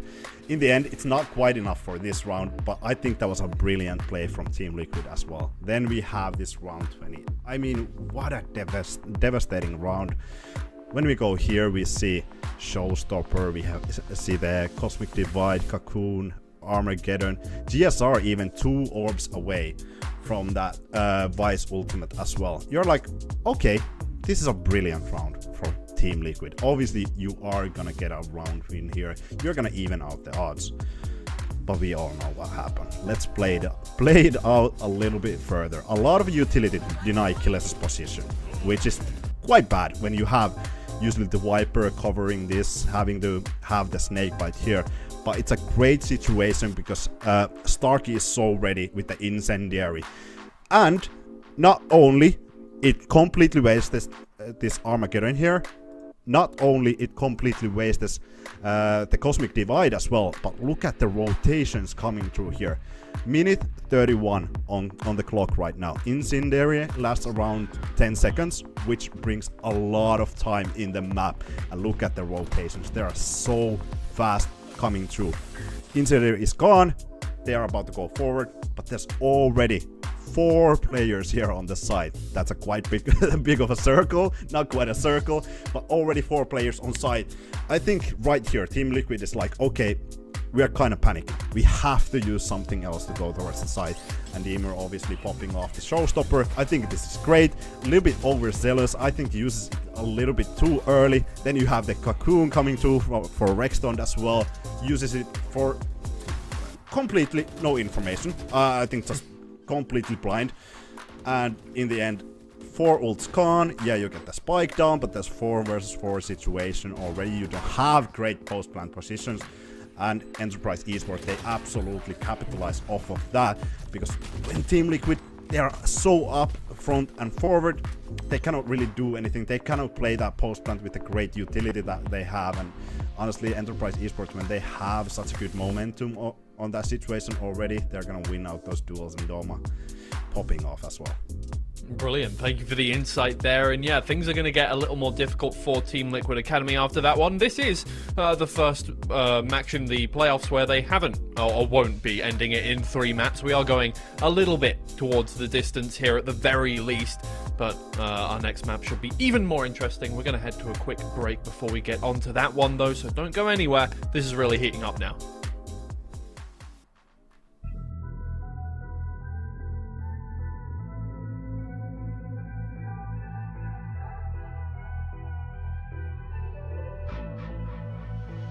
I've been giving you the worst. Now you wanna stay the night. Pretty how you work hard for me, while forgetting how to talk. Nah, I don't like no humble beats. Just go and slice it up. Now it's time to marinate. And right after we're done, I like it when you're looking like that. Don't like it when you shit, chat shit.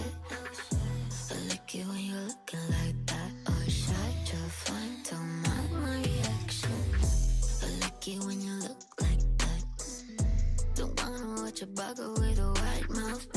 Just like it when you're looking like it. No sweets, no rush, can't fuck my attraction. Don't think twice, I'm here for a moment. No, I like him better. I got a church place somewhere and I'll make it last forever. I've been giving you the worst. Now you wanna stay the night. Pretty how you work hard for me, why forgetting how to talk. Now I don't like no humble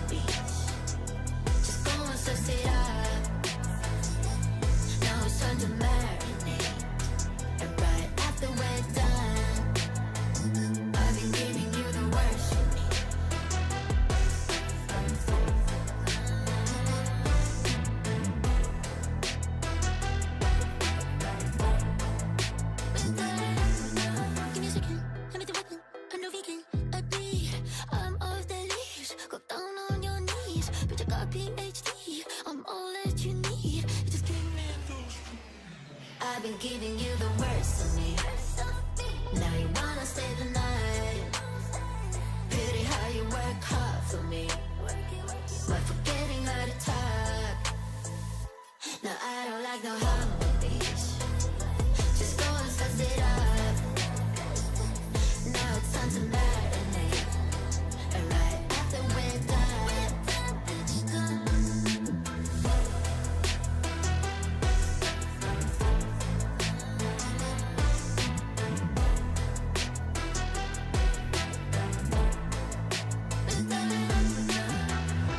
Pigs are mostly kept as pets, though many breeds are capable of surviving on their own, whether it's in a forest or city streets. A third of all households worldwide have a pig. This makes the domestic pig the most popular pet on the planet.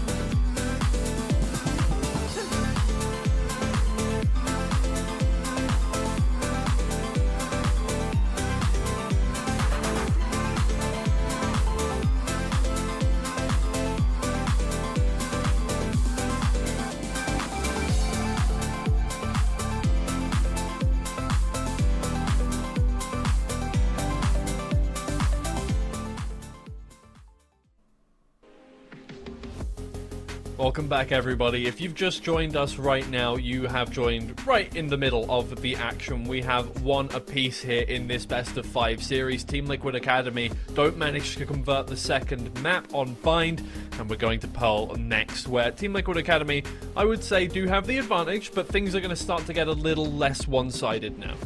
Yeah, absolutely. I mean, I just love that we saw that Bind win, so we're gonna see Abyss between these two teams. There's only one Abyss played. But right now we're talking about Pearl. Enterprise Esports, even Zeke said this on an interview that they actually felt really comfortable in Pearl when they started picking it at the start of the season, but then they realized, oh, it's actually not our comfort pick. Comfort pick. Oh, that's a hard word to say, I guess. It's not the comfort I can't judge pick. you. I wouldn't be able to say it in Finnish. So. Fair enough, fair enough. But yeah, I think it's been a perfect showing where a team has realized, oh, this is not a good pick for us. Let's just ban it out. But this time they didn't have that option. So now they have to go for that Pearl. And they have run some funky compositions here. They have went with the Reyna, with the Phoenix. Obviously, the Phoenix is great for the orb farming. They had the Phoenix in that previous composition as well with the Yoru. I think it's gonna be interesting to see what they have cooked up for this time, because I think Team Liquid are quite good here. It's hard to say because we have only one match from them. That was against Metisport. I think it was a great match, 13-7. Amazing utility. They went with the double controller. You see Clove and Astra. You usually don't see Clove that much in this professional play. I think a lot of the other controllers are more prominent, but I love seeing that Clove brings a lot of or alleviates a lot of pressure, especially when you have that ultimate and you have to go for side. And I think Ninja is a really great club player as well. I think it really works for Ninja because Ninja is a controller player that can, well, when playing controller, can frag out a lot. And obviously on that map, great idea to bring out that Clove just to be able to get more pushing power. It's almost like playing a double duelist whilst having a bunch of smokes to get going a lot of the time. So for Ninja, I do agree with you, that is a great pick. We haven't seen them on this in a little bit, but yeah, as you said, Zero Tenacity kind of put in Enterprise's heads that maybe Pearl was not the best for them. And to be fair, when they changed it and they got rid of that from their map pick, it did work out for them in the end. That's the reason that they're here right now, is because they got rid of Pearl, in a sense. So Team Liquid Academy should really be getting this one based off of the lack of confidence from Enterprise Esports. But, I mean, it's not like they were bad the last time we saw them. Yeah, no, but one thing I have to highlight is GSR on this map. Obviously not playing that Breach, or at least previously didn't play that Breach. Played the Fade, that's the only Fade he has played this year, or actually only Fade he has played in our official. When we check this ACS, it's 365. Rating 1.87 and KD of 2.08. Obviously, it's a small size, so a small sample size, because you have only one Fade played, but it's amazing what GSR can do with that. 27 kills on that map is insane. I mean, obviously for GSR, it's not insane. It's like a normal day, but for us looking outside in, it's like, oh damn, that's crazy.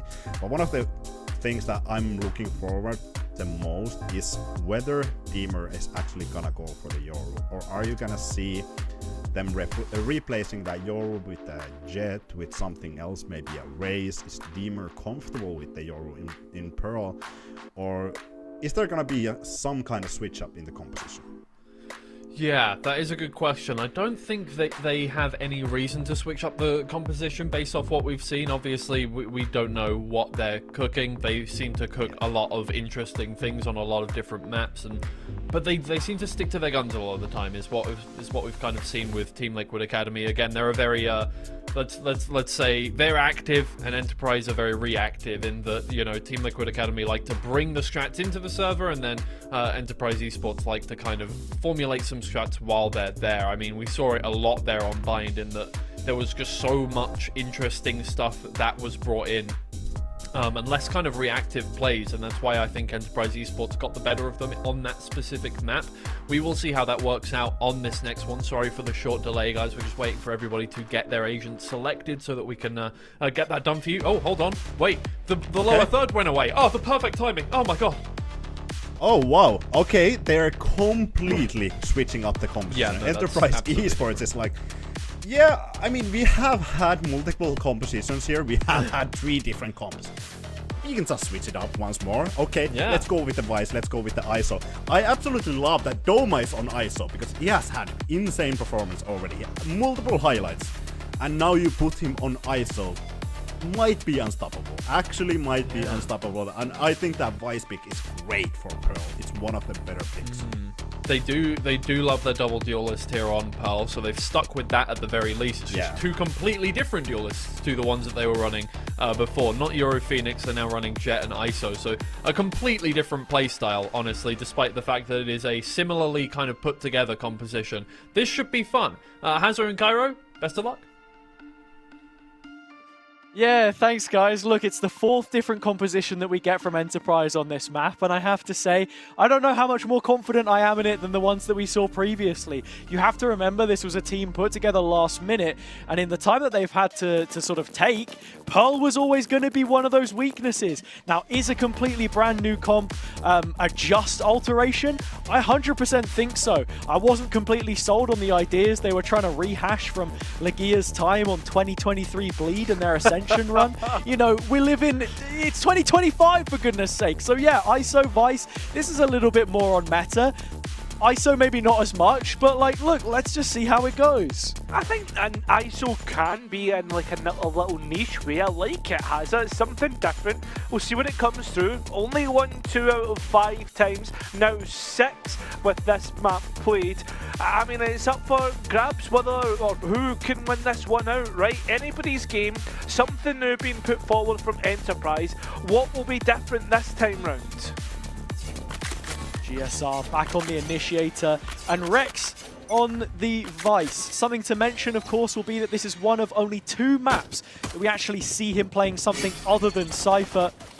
Fine joining that list coming into this one, making it 3 with the previous. Wasn't the best performance, but speaking of agents, here is Doma on that ISO. First kill from him on Cooper in the middle of the map, and towards A is where they'll go without main control. Yeah, they need to be careful of that, and perhaps they'll change the post plan to suit.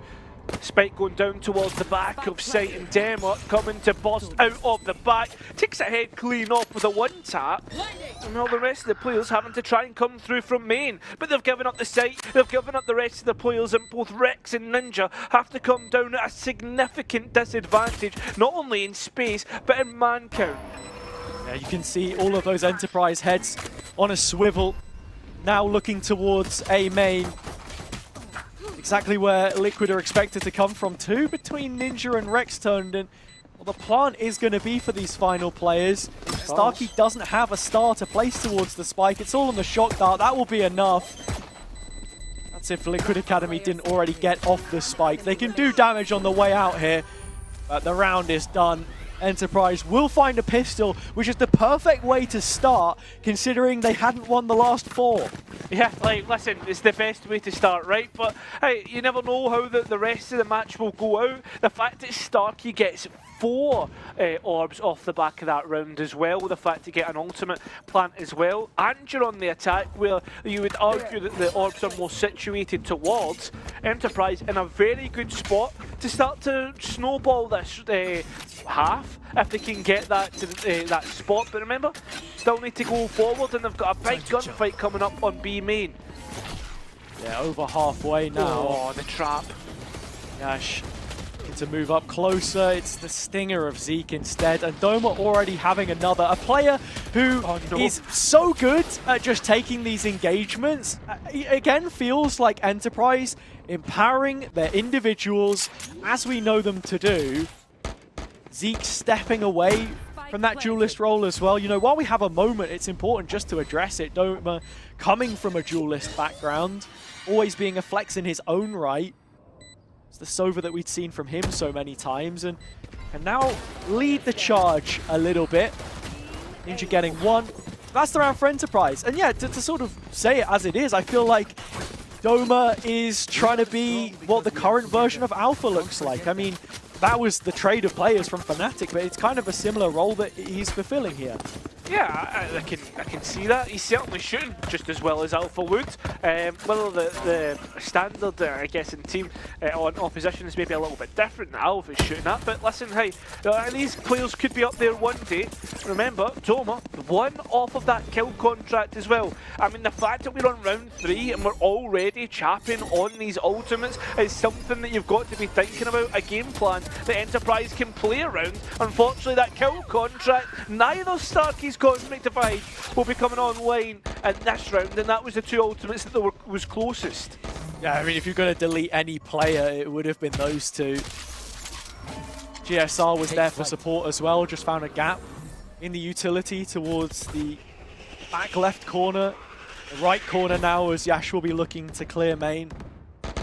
There. But Rex as big well, team. feasting off his own util. Timing is perfect for GSR to get another, and Zeke and Spike Killers down should have their A. work cut out for them. It's a rifle in hand, but still a 1 versus 5.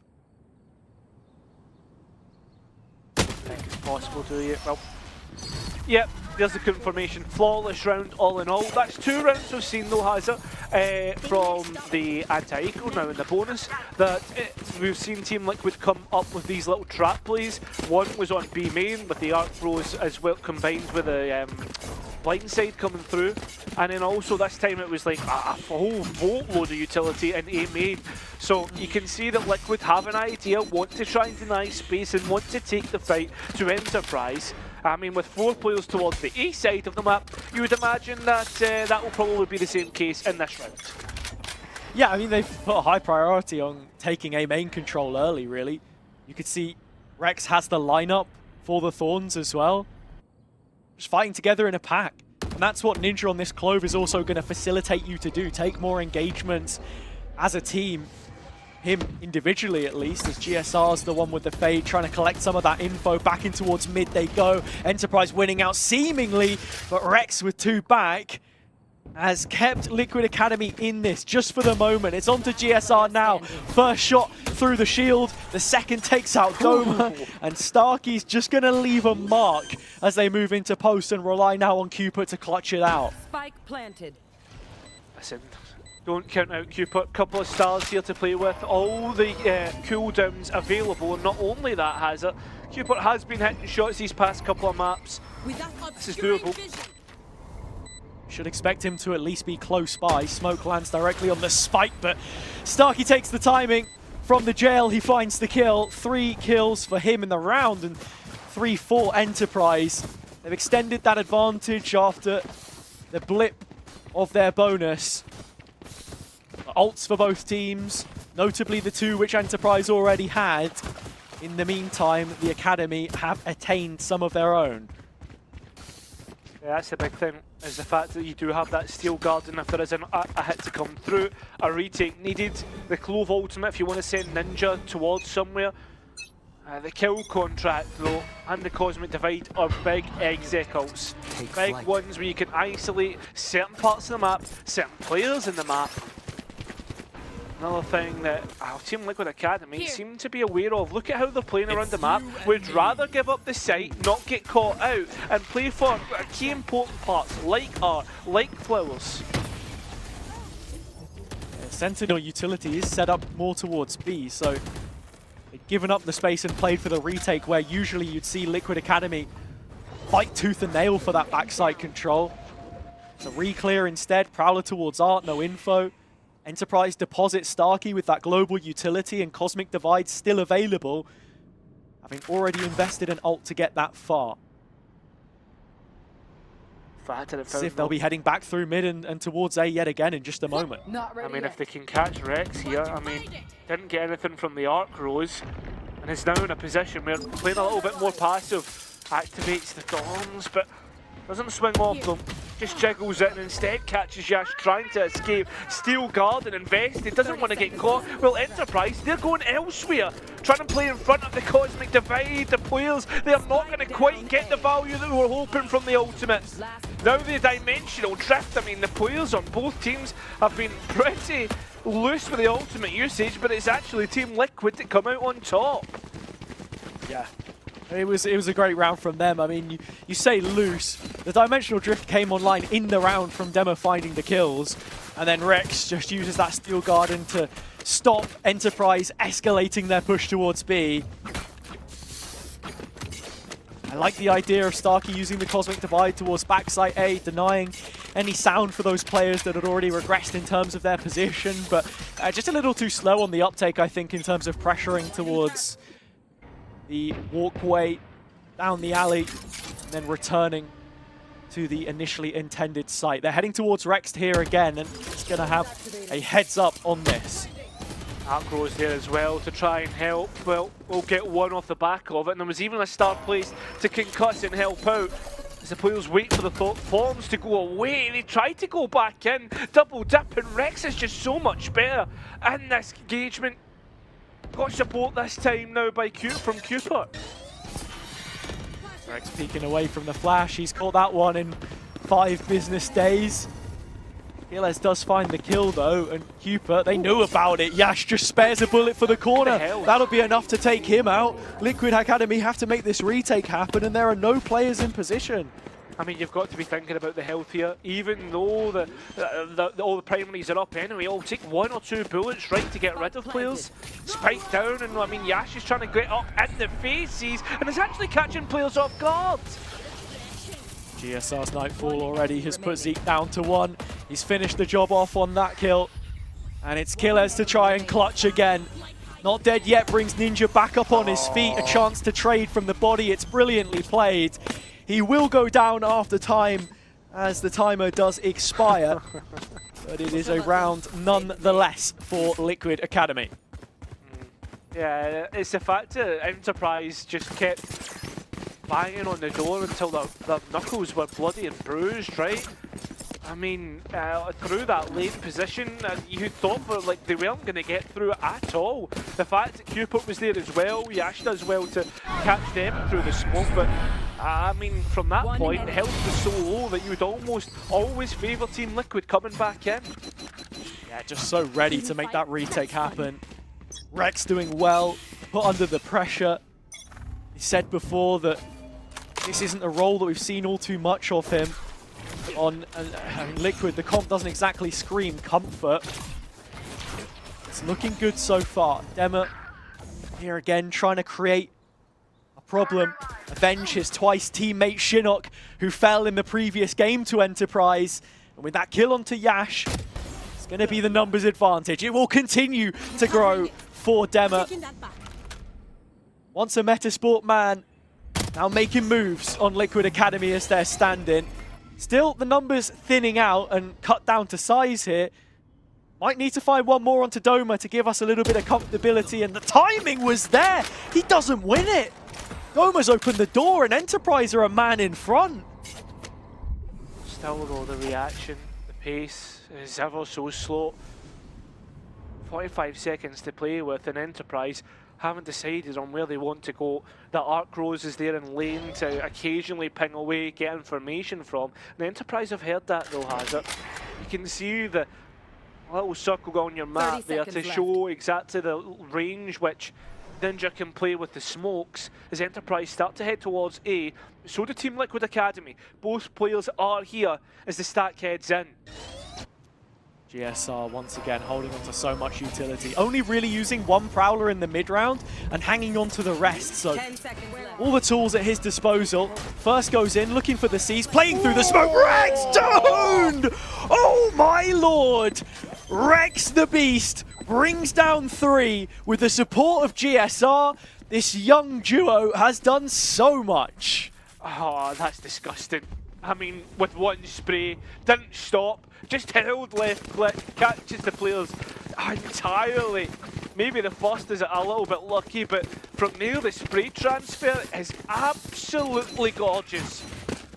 Remember though, I mean, there's still stuff to come back in on here, still plenty of money, still an idea, and still Enterprise had a player better to come through there. So for all intents and purposes, if it wasn't for that triple from Rex, that still could have went Enterprise's way. Early flash again, you see placed on the ground, literally just looking for the audio cue, some info. That's what they'll get. As you mentioned, the Academy already into mid. Dema walking through the top position. Oh, Starkey tucked in the corner in utility. This is such a difficult clear. Dema shouldn't be looking for it, and Starkey shouldn't either. He does. He's checked it, but not before Rex has found the first kill on site. There are players here ready to go. Yash with the blades, not able to... Well, you can use them, sorry. He said that he couldn't, but there they were. Ult to counter the ult. He still drops down, though, and yeah, Enterprise, there's nothing to be said in this push. It's done. Still though, Spike can be collected after the smokes have been put down. GSR somewhat low. There's still 2 stars in Starkey's pocket. Well, that fight, easy enough to collect. The players will now start to flood back in and collect the last 2 remaining players. Team Liquid Academy, now 2 to the good and looking to build upon. A serious platform from which to work. They found themselves in this position several times throughout the series so far. They've not really been able to create that serious gap between the teams, like push the boat out as much as they would maybe have been able to on Bind just gone by, for example. That half, you know, and even the second half started with a bonus conversion and there was nothing more to be said, but 5 from 6 now. Strong position. Its main control is being feigned. There is nobody there. Just an initial bit of utility to dissuade Enterprise as they fight back through Art. So often Liquid have gone for the double setup, but the timing is off with the Prowler coming through. GSR's been caught. Ninja there as well. Both of them fall. And with this ragtag set of rifles and just the 1 pistol, Enterprise are running through Liquid Academy. Yeah, and there doesn't seem to be any stop here as a demo's being pushed all the way back. Has to give everything up. Remember, that operator will be so hard to try and retake with. Spike planted. Cupid and Dema, the latter of which just wants to find a kill to give the confidence to the former to take the fight. Between the 2 of them, the situation looks done and dusted, as you say. There shouldn't be anything more for them here. With that Enterprise move within 1, and as we were literally just saying in the pre-round, it doesn't feel as if they've been given a moment's rest to actually give themselves a significant lead in any of these maps. Cupid dropping another smoke, finally leaving Flowers. It's a saving operation, and it's the captain that might just have saved his teammates up here. Yeah, he says entirely. Spike will go. Answer right back. That's the thing that's so good about this Enterprise.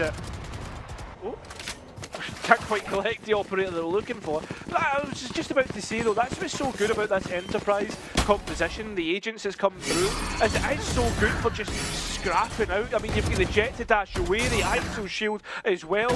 On top of that, the initiation through the back, the extra stars, everything about it just screams that, right, give us a fight, let's send it forward. And it seems as if that's just the way it's fallen. Both teams have a cosmic divide if they want to work with it. Mid seems to be the point of contest. Once again, that operator on double doors. Feels like Starkey has his divide up almost every single round, just very sparing with the usage. And as we know, Liquid Academy won the previous opportunity he had at it.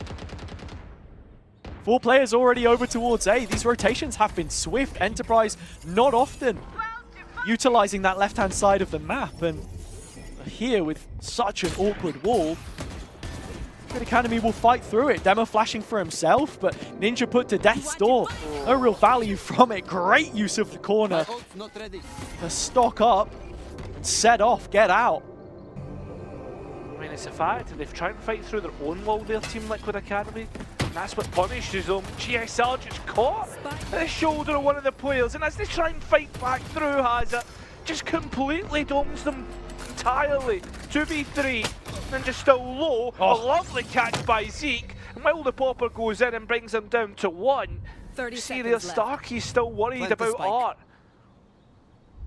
Cupid's got into a great position here. He just loves that spam towards default and even disrespects the Nebula in front. Chance to deny. Zeke should be holding this. He was just about able to. Needs to be careful. Get that trade off the back of his teammate, but as you say, the spike is dropped and Ninja's in another clutch position. Zeke going for the tap. Barely has time to plant. This second one has to be a commit. Ninja needs to peek this, and he will. Well played from the former East player, returned up against Zeke. From Chippy Chappers against Go Next to now Liquid Academy and Enterprise. It's a duel where Ninja might just have found himself in front as they get another round. I mean, that's the big thing right here, is that it's an East player who has been around the block so many times. Zeke going now up against the young guns that are here, right? A team like Liquid Academy are essentially an East roster.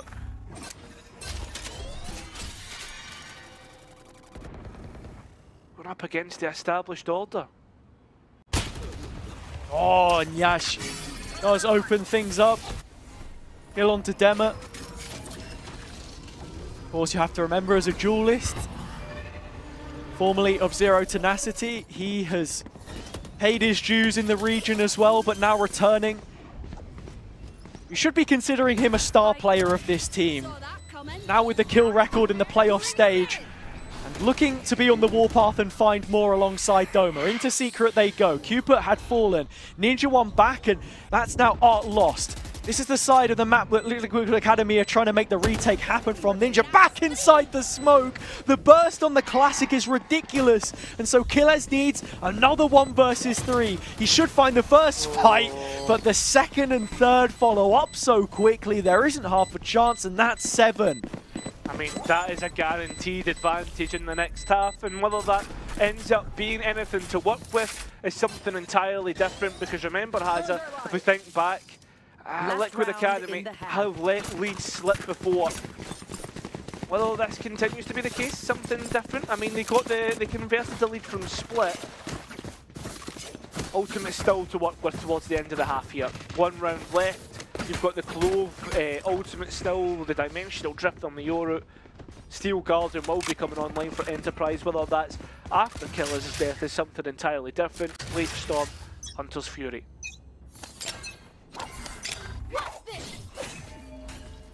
Blade's coming out for Yash immediately. All he's really got from which to work. Someone that we spoke about before. An average of 25 kills over the last 4 maps coming into this series. So someone who has been hot on form, making a resurgence exactly when Enterprise needed it. And he'll need to be the hero here as well. Tag and a nice use of the undercut to double the damage on GSR, but the bolts of the Hunter's Fury don't land. So Enterprise wedging themselves through mid, not able to find the opening that they want at all. Misshot Cupid, but that's Ninja's chance to strike. There's only one sight anchor here though, it's Rex having to hold it all down. The dart was perfect and so is Yash's knives. Dimensional Drift will note their position, but Yash still holds and Quad can't quite find the mark that he's looking for. Steel Guardian to come back in. We noted that it was going to come online, and we noted that all the ultimates needed to be used. Killez in that timing was able to put the flash back up and find the fight to follow it. Zeke as well inside the smoke. Cupid drops and it's all on GSR. The 16-year-old to save them here and extend the lead with an 8th round. Playing ring around the Rosie on the site, he expects the second player. Ninja post-mortem gives a smoke to work with. Gun Barrel has got a disservice to Killez, and now GSR will know where Zeke stands. No time for him, unfortunately enough. The old head's done enough to save the round for Enterprise and secure them a 5th. So Liquid lead for the first time out of an opening half in this series so far. Is that advantage going to be enough? I mean, that's the question, right? Fought back into maps, fought from leads, fought from even scorings that we've nearly done it all now in this first split. But remember, a best of 5, we're now on towards the 3rd map. Guaranteed to at least be fighting a 4th. What do we think of that mental fortitude? How long the stamina can last, the pressure? Whether these players even feel pressure, that's the real question, to be honest.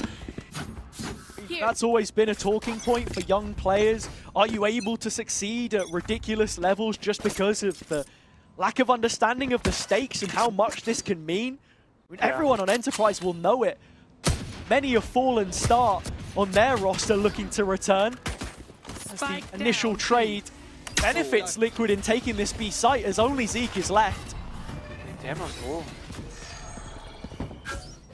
His arm has gone up, but Demo's managed to get in front of it. He does go down to the shock eventually. Just a single player rotation onto the site itself, as Starkey is quickly approaching. Ninja left alone to bookmark it, and the spike heading elsewhere.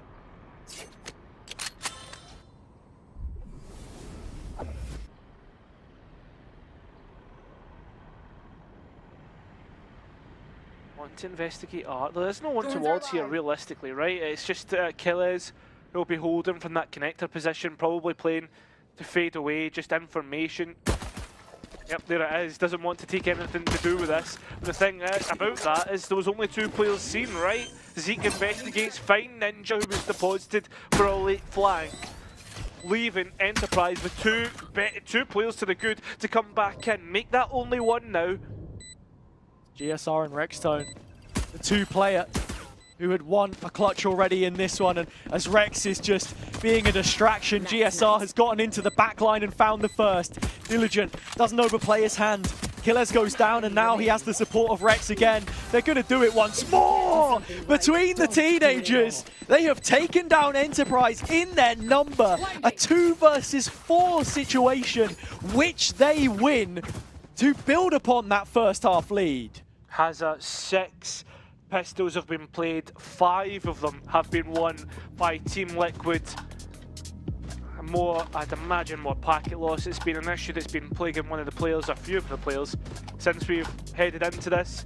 The other aspect to that, Hazza, got to speak about is that how do you allow Team Liquid to fight back from such a disadvantage? I mean, what, 4v2? It's not as if it's like, oh, they're 1 player to the good or whatever. 4v2 pistol round. Should have absolutely no chance of fighting back into that. It goes back to what we were literally just talking about as well. I mean, as a lot of these rounds tend to do. Yes, it probably means we're decent at our jobs or something like that. But it's the experience that Enterprise should have. Do you know what I mean? For them to... apparently, this could be a long break. It's a route to restart. But just to finish off this point quickly, Enterprise, they have the experience, and for Liquid Academy, this is the furthest that any player on this team has ever been in their Challengers careers, and you can just read it from top to bottom, and that's exactly how it is. Rex with... in Italy, right, last year, yeah. RTZN had a decent performance with them, but didn't make it into any kind of playoff stage, didn't get too far in the end. GSR, this is his rookie stage. He's the only rookie on this team, with Dema hopping in as well. But Ninja made it to the first round of playoffs with East last year, with Chippy Chappers, as he had to sort of join that roster, which had really blown everyone away, but ultimately made changes as players were snatched and poached by other teams. Dema, who we saw with ANC a little bit, but then after the first round of playoffs didn't see another official from him, partnered up with Shinnok. And Cooper, who had never made a playoff stage despite having played 4 different Challengers campaigns throughout his career, this being the 4th, finally leads a team to this stage. I mean, it is just ridiculous. I mean, that's the thing that's been really nice about the new, like, the new life of both North and East, right? Is we are seeing a lot of combinations of players who have never reached us, like, as far as this. I mean, look, Jacquebat, sure, perhaps would have been in the same state because they are 5 Polish players, right? But the point being is that's the furthest that they've ever been, right? Grand finals. Sitting, like, having a day off as well. Like, it's not as if they're going through the lower bracket. It's a miracle run. It's a Cinderella run, don't get me wrong, but they look like the team to beat, and no one has really put a mark on their position at all. From East qualifier to now, actually, that is probably some feat considering the amount of series that they've won in a row. Yeah, and I think what this all leans into, for me at the very least, is the main takeaway from this first stage, with it being, 3 stages in the year, this year for 2025 as the circuit has changed. The main takeaway is that it's a team game, and that's what you've got to be prepared for. Shakmat, the core of that roster, have been together for over a year, and who would have thought, with all of these new super teams, in inverted commas, that have been created, whether it be Enterprise or Metasport, either which way trying to make their mark on this new version of the combined circuit, have maybe not hit the same kind of heights that we're seeing, from your Shakmats of the world, or look, even a Liquid Academy side, which have just been putting in the hard graft as a group. you know, didn't get announced until after pretty much every other team, but had been scrimming together for actually quite a while in the build up to that campaign. Yeah, I mean, that's it, right? And I mean, listen, we've seen super teams fall before, not to dance on their graves or anything, but like focus from last year, right? It's a one that a lot of team would point towards and were expecting to see. In fact, what everyone was seeing, possibly one of the favourites for Ascension last year, and look how that went. Listen, there is upsets to be had and plenty more. We've seen anti-ecos converted from the eco side of things, and Enterprise will be hoping that's the case this time round. It definitely helps when the same roster you drafted in the off-season plays the first game of the stage, so... And Enterprise, at the very least, have been building towards a better performance on Pearl. They've won it once so far. That was in Upper Swiss against Zero Tenacity. Since then, we've not really seen the upper limit of what this team is capable of. On the defender's side, 2 initiators. Just 1 initiator, actually, sorry. Yeah, you're relying on Zeke to collect that info for you. I was going to say, the way that Doma plays is a little bit like an initiator, right? In terms of that utility and how he's the second in. It's the same with Dema in some respects. Although you still ultimately expect him to be the tip of the spear. Now, this is an interesting round. Starkey calling for an A stack. Sure, Rex is trying to fake out the other side of the map, but it's not done too much so far. Dema's got the opening kill, but there are still 3 more players to get past. That double tap shield will no longer be in use, and well, neither will Doma. I don't think any of the players here on this A site will be of much use this round, unfortunately. Sure, give them a rifle, but the pistols aren't really hitting. Zeke, frustrated by the timing of that. You can see it in his cam and decides to try and go elsewhere. Dancing with what he has available. Seems as if he has plenty in stock. Just whether he can find the next kill cleanly. It's about how much he can realistically get in towards the next round, whether that's a couple of orbs or whatnot. It's not going to happen. It's going to be 9 for Liquid in the end, and a gap of 4 of which Enterprise will have to climb back from. Yeah, really impressed with Dema as well in these sort of last couple of maps. That's a big one for him to find 3 kills. Hadn't been the best start to Pearl so far, but as we say before, he's someone who likes to grow into the game. Speaking of games, hoping for a win here today, a stat which I found. 7 series without a victory on his career at the moment, and that's crazy. Yeah, I think as someone who has sort of struggled to stick to a team since leaving that Yari Metasport project, who knows, could be putting himself in a few shop windows with this. That has to continue. Yeah, she's going to let the dash run out. That blind side nearly on top. And well, the heads on the floor, as well as the spike, most importantly. Enterprise now know exactly where that is, as Yash uses the dash once again and lets it expire, but is calling for support. Calling for players to hold on and at least double up. That way in which he can try and fight comfortably, and is doing so.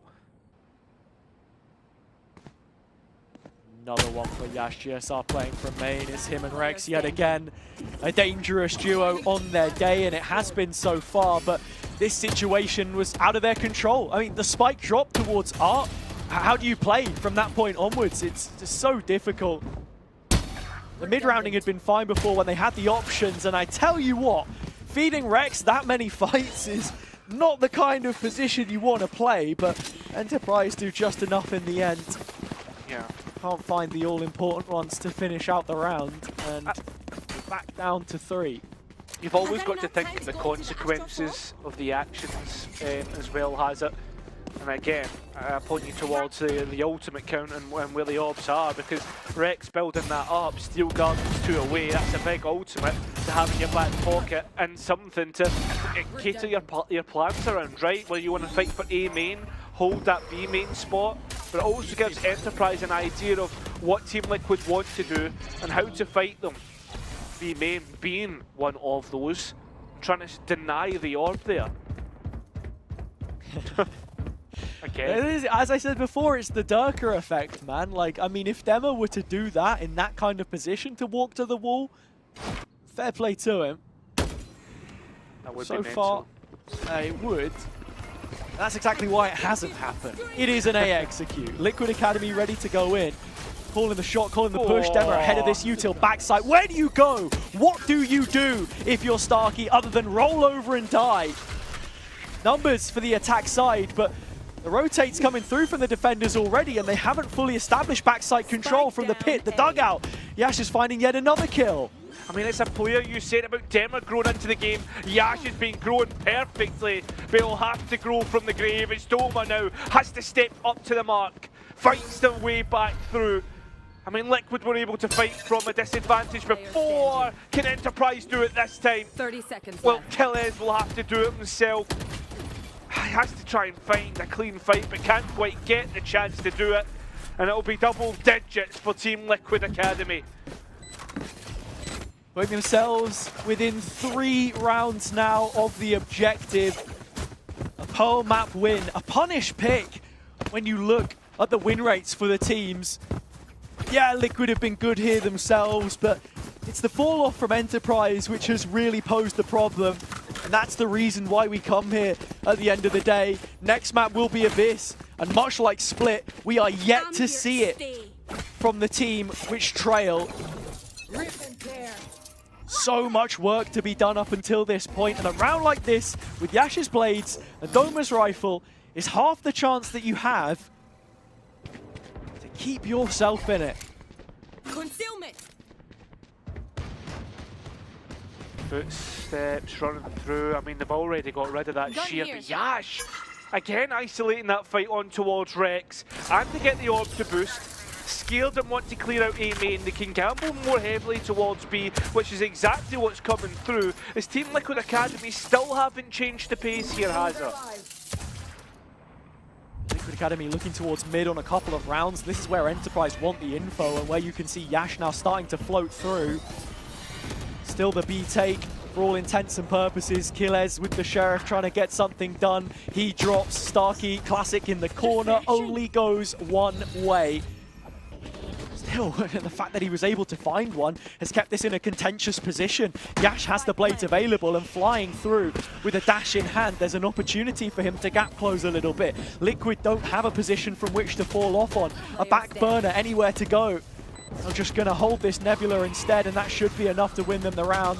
Zeke low, getting ready to be dropped lower, and he does. Ninja to close, and that's the 11th. As now, they are really starting to race through the finish line, right? Like change up the pace.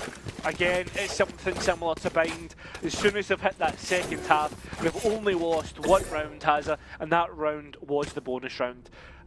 It's looked fantastic. The ultimate cycle maybe might change things up. Yeah. But That's what you want to know. Like, see. in these last couple of rounds, are we going to see Liquid make the same kind of blunder that they did previously? I would highly doubt it. I think you're making a mountain out of a molehill by, you know, expecting anything of the sort, as already Dema investing this dimensional drift has info on 3 players and a position towards the back halls. What a shot. Yeah. He's in and he's out. Yeah, that's the best part about it. The only thing that it's not good is Doma's got one of their own and still stands strong with Yash to support. Just when there's a chance, it's snatched away. It looks like 12 is on the horizon, as the spike goes down and Starkey having to rotate in to a 1v3. I mean, Liquid Academy didn't even need to execute the site there, I don't think, after Dema had, spotted 3 players, taken one of them and got out of dodge. Yeah.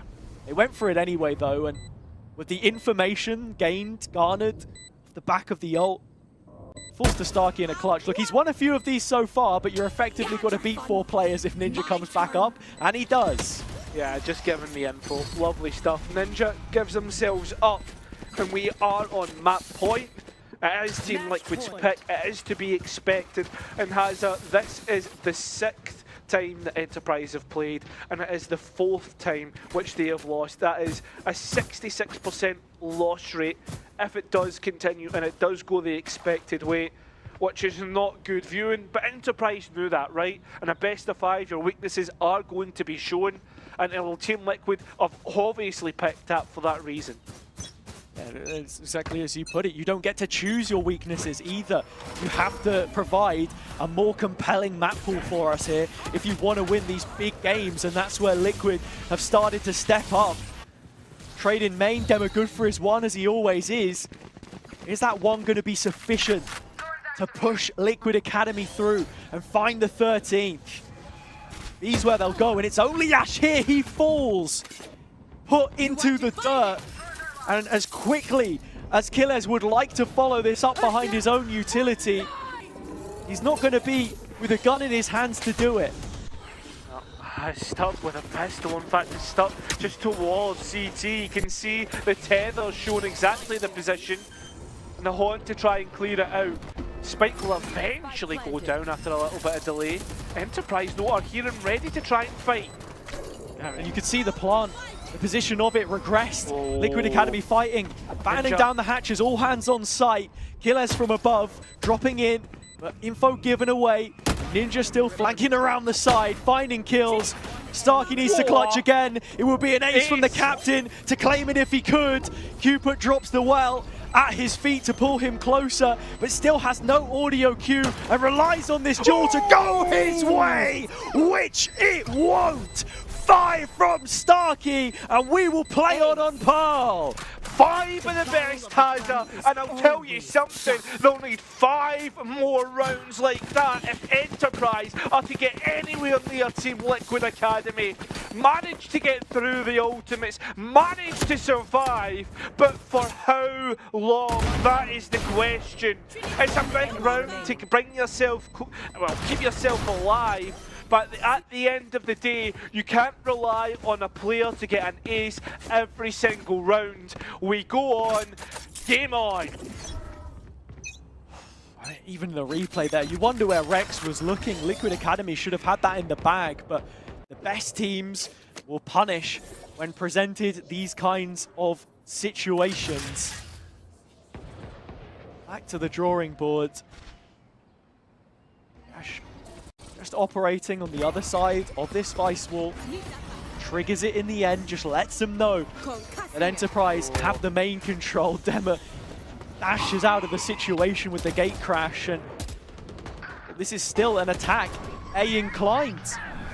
Or at least you would think so. Ninja's hanging back and finding fights, cutting off the rotates and doing a lot. Remember, Enterprise are at a disadvantage though, and that's the key point. Steel Garden still to come through, but Doma trying to beat that mark, and GSR so quick with the trades. We asked the question, how long for? And it doesn't look very long before the conclusion comes. A Steel Garden to be used, but Killez is only on 20 points of health. Another 1 versus 3. This would be historic. It's not going to happen. Dema, the one to finish off the job. 13-7.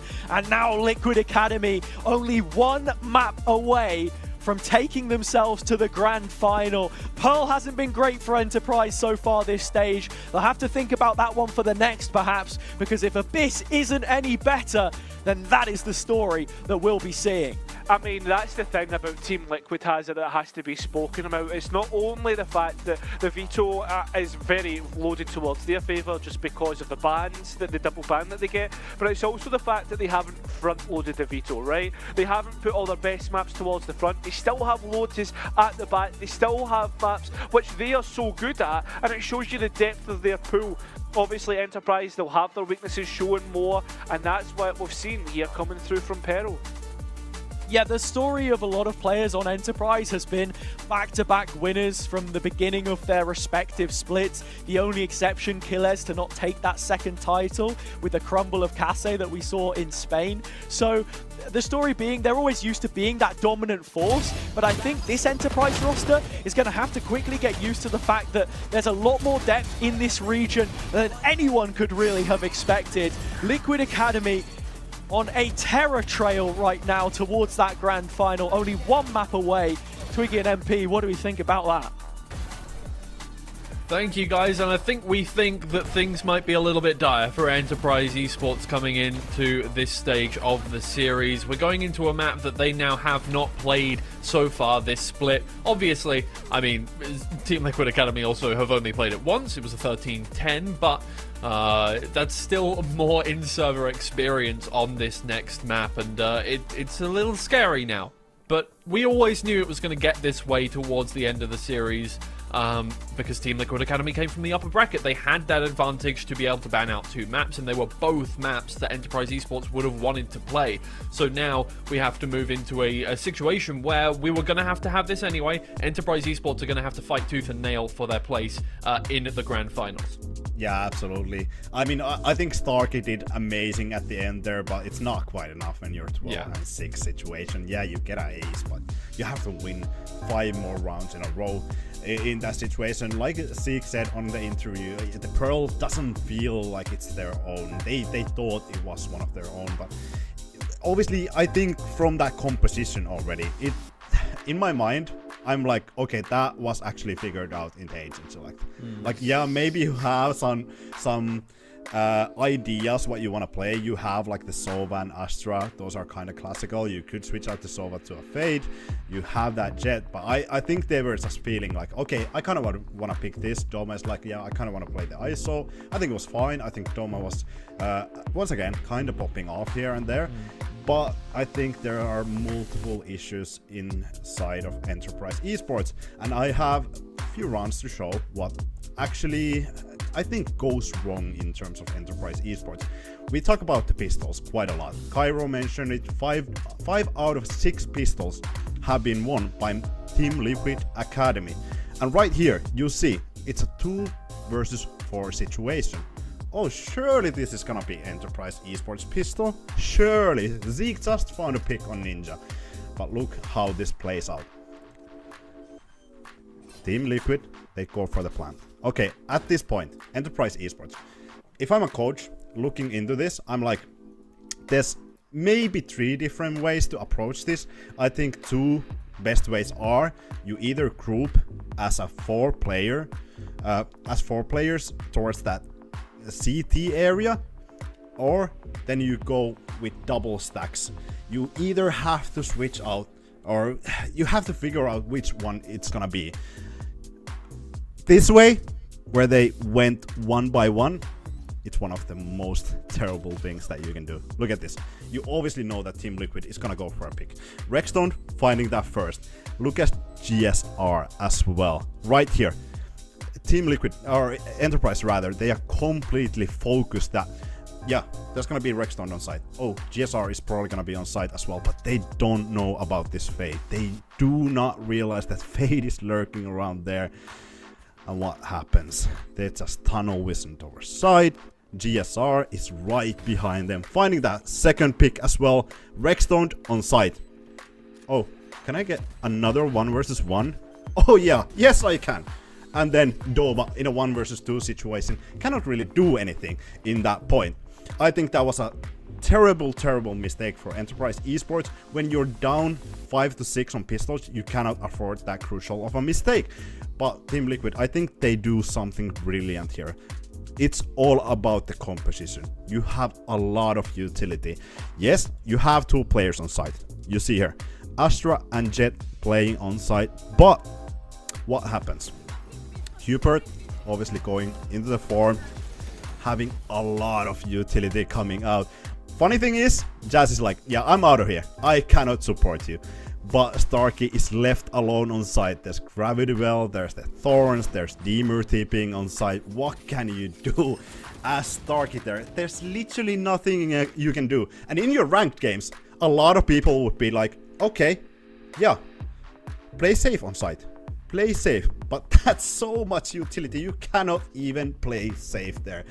And I think that's the story for Team Liquid Academy. They couldn't quite, or Enterprise Esports rather, they couldn't quite control that game because there was so much utility. They made a lot of crucial mistakes that they shouldn't have, and they went down on people advantages. 4 versus 2 situations, you just cannot lose those. You have to play it with your advantage. Yep, well, that'll do it for this part of this this part of the series here. We would be done by now, usually, but we've got two more to go. Possibly only one more to go, depends who wins it. And Team Liquid Academy may be poised to be in the better situation to do it. I think they have the advantage. They only have one more map left to go if they want to win this one and head back to the grand finals to take on Shakmat. We'll be right back after this break.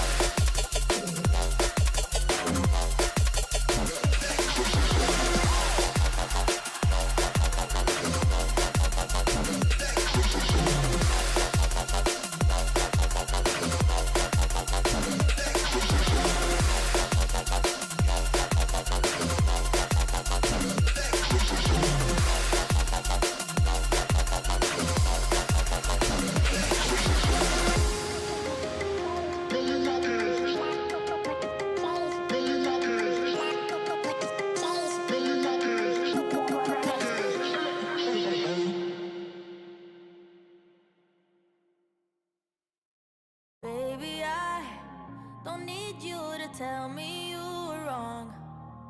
Swear my mind erased you the moment we were done. All out of me, you're all out of me. I'm finally free, it's all good. I'll be fine, and you'll keep on breaking hearts for fun. 1, 2, 3. I don't wanna see your face again, and I'll never let you near my friends. It's a shame that this is how it ends, but I wanna say thank you for nothing, nothing, nothing, nothing. I wanna say thank you for nothing, nothing, nothing, nothing. I wanna say thank you for nothing. Shame on me for trusting a liar with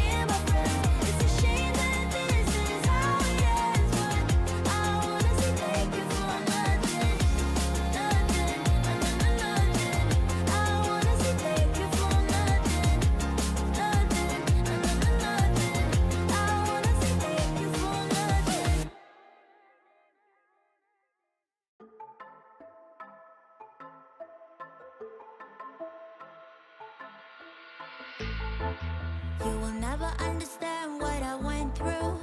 You never were a good listener. A good listener. You will never understand what you put me through. And you never be a good lover. A good lover. At first I believed I was the lucky one, but I was just fooling myself. Fooling myself.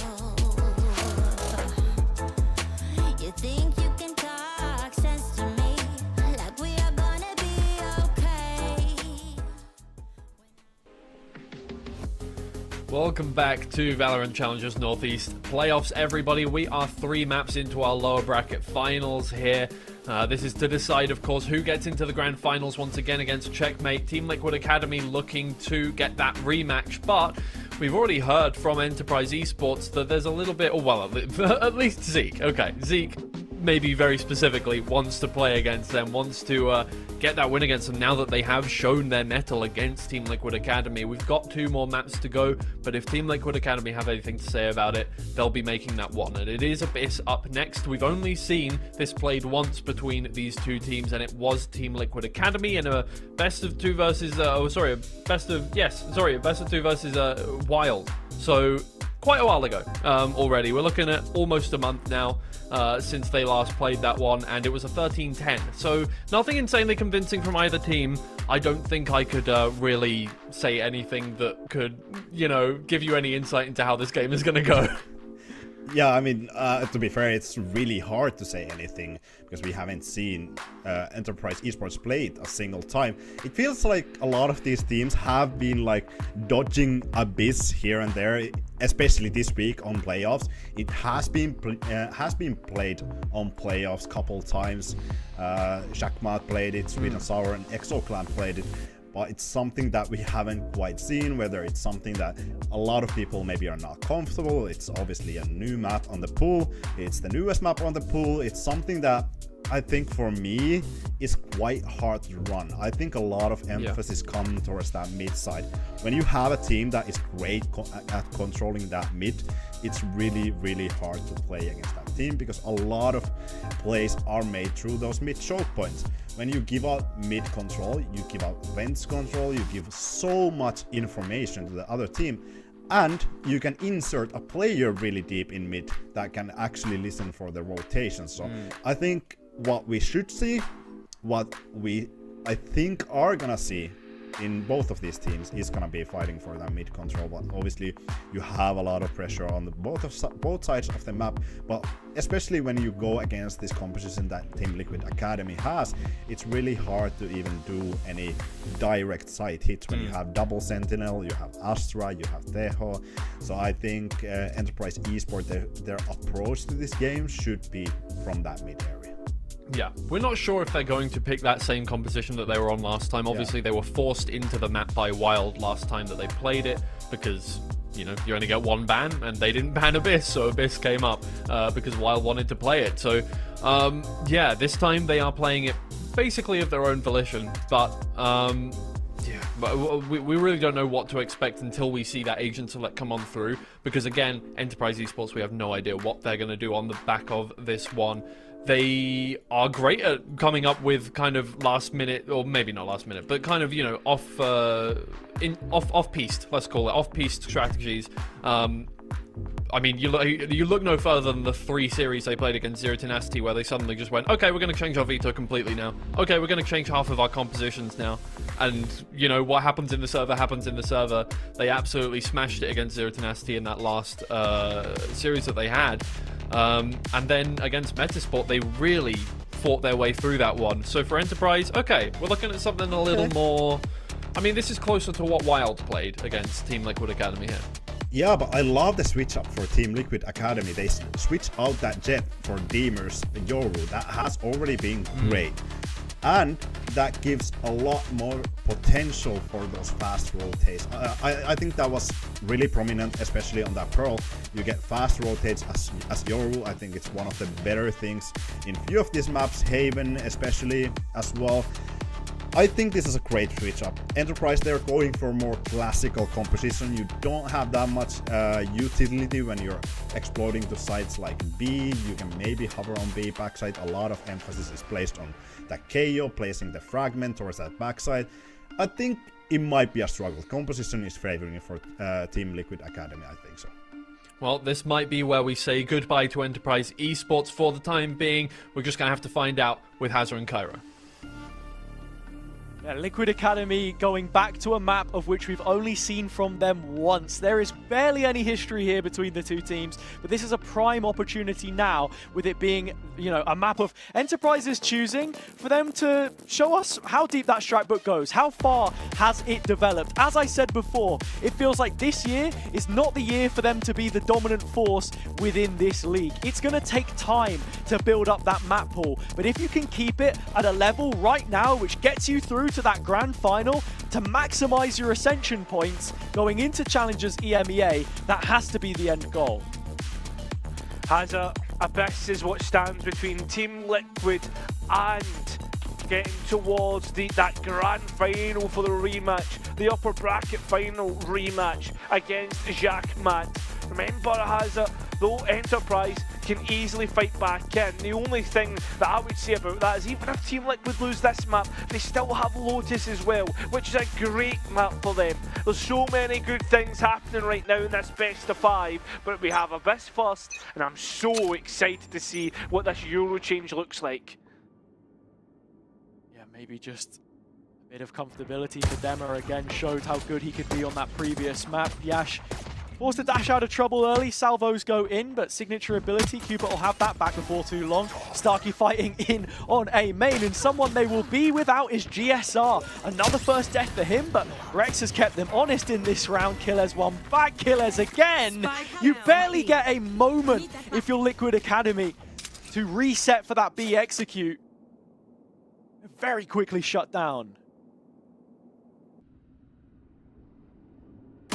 Oh, it's the big fight in mid. Starkey sees it. Scarpers doesn't want anything to do with it. Although that duo still continue to follow his trails. Would have hit that, probably that drop down. Needs to be careful. That's an isolated duel and bringing one back in their favour. Zeke is very deep in towards A main, sure, but you've got to be thinking the rotation from B to A and how long that can be. It's going to take quite some time. Planted. While we have the time, Rex stepping up massively. One of the top performers for Liquid so far in this playoffs run and series specifically. Still full HP. 3 targets that he's got to face up against from Vents. He'll take his first duel onto Doma, but goes down, and the round will swiftly follow. There is little left to be said of Liquid Academy here. Enterprise getting yet another opening pistol on the board. Yeah, good for them. I mean, if there's anything to talk about it though, Hazza, if we follow trends, Enterprise will lose this map, considering that's how it went in the last round. But nah, I'm being toxic there. You know, it was a great pistol round. Again, Killers does excellently there to get to and stop the push on towards B, showing how good his Cypher can actually be. Also, on top of that, you've also got to be looking at how Abyss will look for Enterprise, right? We've only played it. Never. Never. They haven't played it. And that's the main point, yeah, right? exactly. Not ready yet. GSR. Rose gets shot out early, so there won't be any info for them on A main. Slight vacuum from the knife of Zeke. Starkey stuck in the corner. Drone should have his position, but that is brilliant work from Zeke to just catch them rounding the corner. Starkey will end up falling. Nowhere for him to go.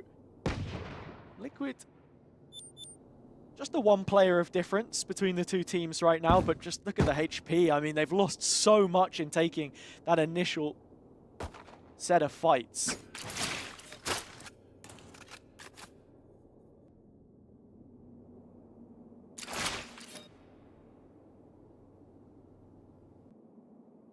Nothing happening at all, no noise whatsoever. In every lane, watched. No way in which Enterprise, Liquid can find anything in which they don't engage an Enterprise player. unfortunately for them, they're all low HP, so it should be easy enough to collect. Whether that happens, something completely different. Unfortunately, Yash can't quite grab it, and now players now are all within one bullet here. If they execute in towards Killers. Yeah, I mean, no armor, they already would have been, but the softer the target, the harder the shot. Gilles, nice work from him. I mean, Ninja fades away with one, but that is all Liquid Academy into obscurity on that round. Majority of the guns kept for Enterprise. In saying that, yeah, Doma actually rebuying a rifle there. That was one of them. It was just a Sheriff and 2 rifles, I think, Guardian and a Bulldog. So this isn't going to be the bulkiest of bonuses, or at least it wouldn't have been, because investments have been made to keep it as competitive as possible. But look, still cash in pocket. It's pretty decent going. I love how like flexible the Enterprise players are as well. Like, I mean, I think we've seen Zeke play like 3-4 different agents, you know, like Doma as well as being in that kind of pool. It just shows you how good these experienced players can actually be, as though the execute does come in and kill is completely blind. Blind and dead, most importantly, taken out. Previous series went 1-7 against Metasport trying to defend his site, so that's a trend that they'll be hoping won't continue here when it can be so anchor heavy sometimes towards the B site. That Killers can stand tall as he has done already on previous rounds. This time he falls, and Enterprise have already walked straight into the site. Yeah, they have. Yash already finding one of his own, and unfortunately the GravNet stopped any support. Yash decides to pick up the rifle, and well, that's good. There's still plenty to get through here in terms of utility. You're hoping now that Starkey will activate at the right time, and while he does, he's easily traded out. That's post-plant looking all but over, and certainly is, as the rifle round will go Liquid's way. Great follow-up from Liquid. We need to see consistent success in that regard, though. Is it a repeatable win condition to have isolated Killers and then claim the round in post? One of the strengths of Tejo, obviously, is just the salvos, and paired up with this Astra combination as well. We've seen a lot of teams naturally gravitate to building a comp around these 2 agents. Metasport, another one of those names. Also using Device, which factors in a little bit differently. Flank watch is also incredibly important, because that's an area which Enterprise should be looking to attack, and almost immediately they go on the offensive down mid, collect the info, and are ready to rotate. Ultimate straight through. Nothing really got off the back of it, just a quick delay, in Enterprise so ready to fight. Most importantly, his demo though doubles up with 2 and at least traded out by Cupid to keep that advantage. Most importantly, Cupid though in a bit of a tough spot, having to walk round the wall, and Kelly's just sees the back and even able to invest the ultimate. Now they know where Rex is, and both players together can push them deadlock all the way back, or at least that's what they think. They don't know the info dart won't catch Rex either. Is able to hide in a spot unknown to the last 2 remaining players. But Kill is just that much quicker on the mark, and that will be it converted the rifle round for Enterprise.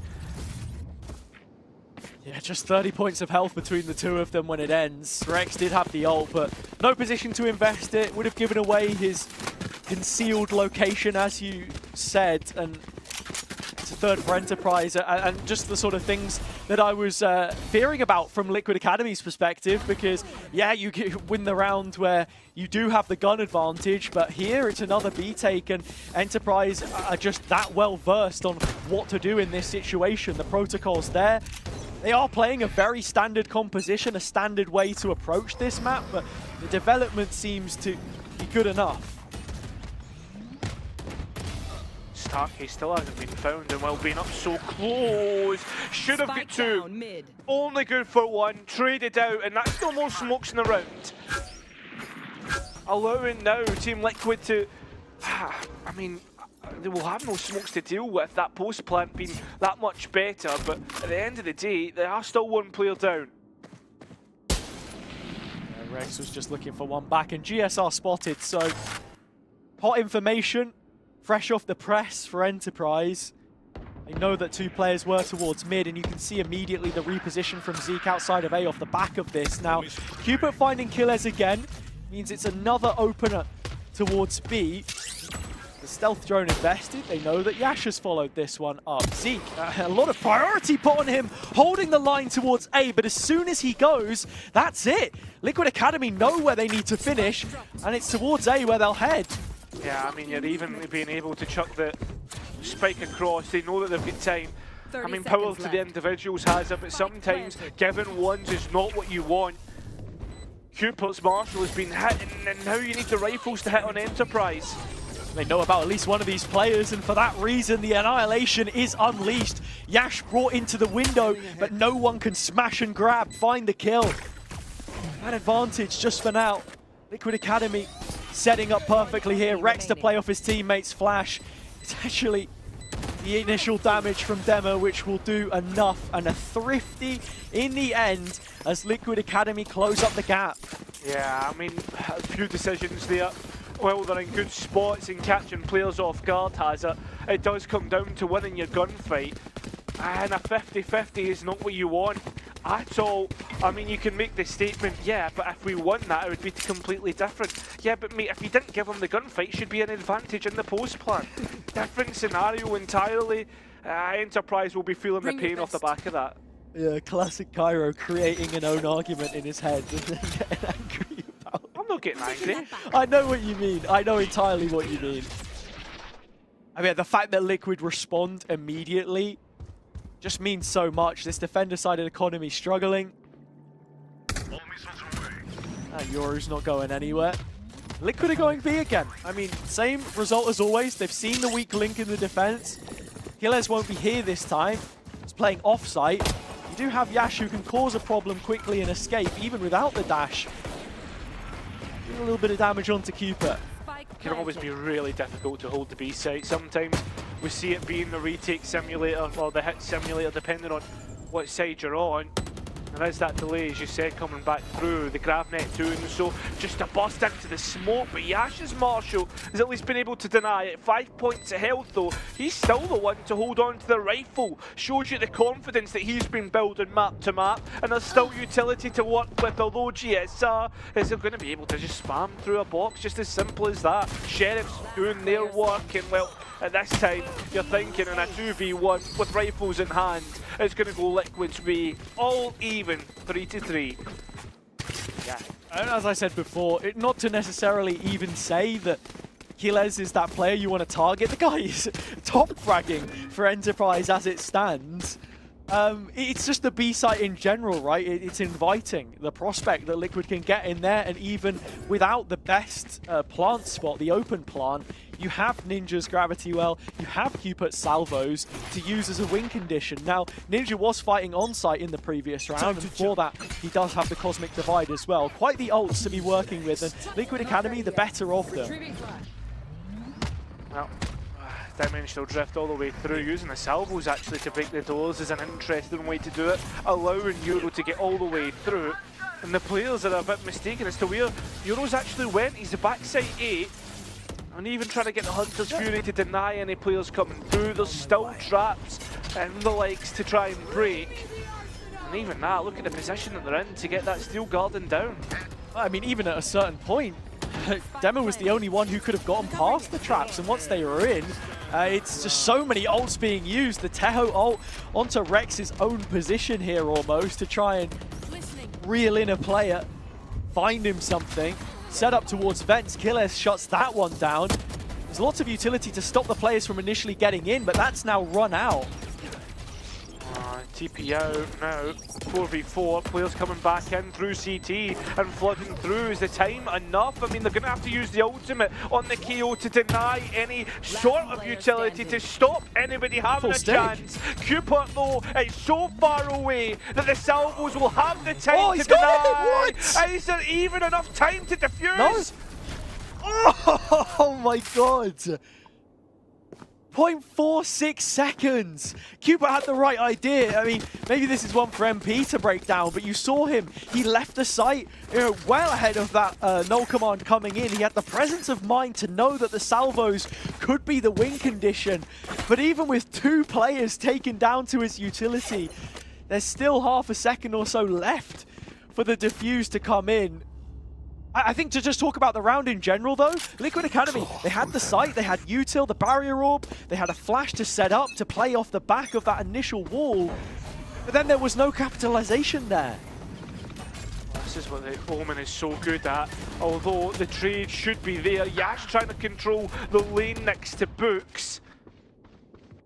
Still more players to come in and support here. Starkey's done well to get the entry pick, beat the players through the Omen TP, and you see he's went walkies in main and still managed to survive. Cooper with a spike in hand needs to be careful in this fight, and Zeke has absolutely got nothing to do with this. Unfortunately, when trouble comes knocking, he's going to have to involve himself sooner rather than later, because Liquid Academy do look set up to play towards A. Ninja again playing another flank position as he commonly does through mid on a lot of maps. His util can be key, but they'll need to try and find a way to use it. It's only Cupid here for now, and Zeke can swing around the side to deal the final blow. 3 kills from him. And Ninja, the last one left. Has to fight back against 2 of his own fellow countrymen, doubled up in the corner with Doma playing contact for the swing. Smoke will go up, it's just a distraction, and yeah, 1 isn't going to be enough, so Enterprise continue to build on this defender's side. The fact that Zeke gets dropped to 60 points of health and then still gets 3 more kills after is absolutely insane. And look at that null command, 3 points off, he's building back up towards it. And that's an important one to have. Cosmic Divide available though, that'll probably be the key difference in this round, Hazza, you'd imagine.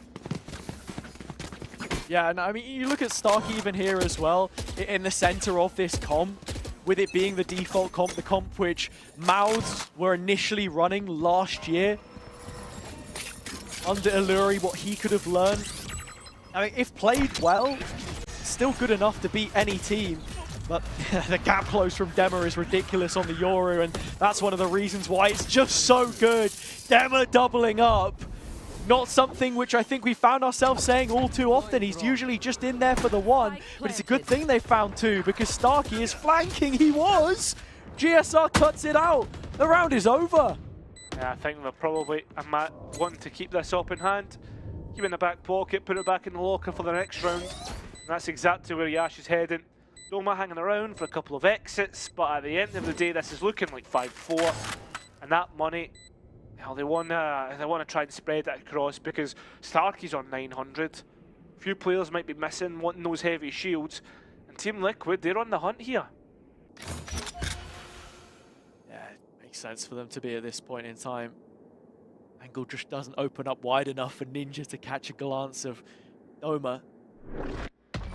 A spike detonation goes off, it should be the safest position for him, and Ash has the entryway on the other side, so Enterprise able to keep hold of all the goods, but I do find myself unfortunately saying that it's a similar story towards the B side of the map.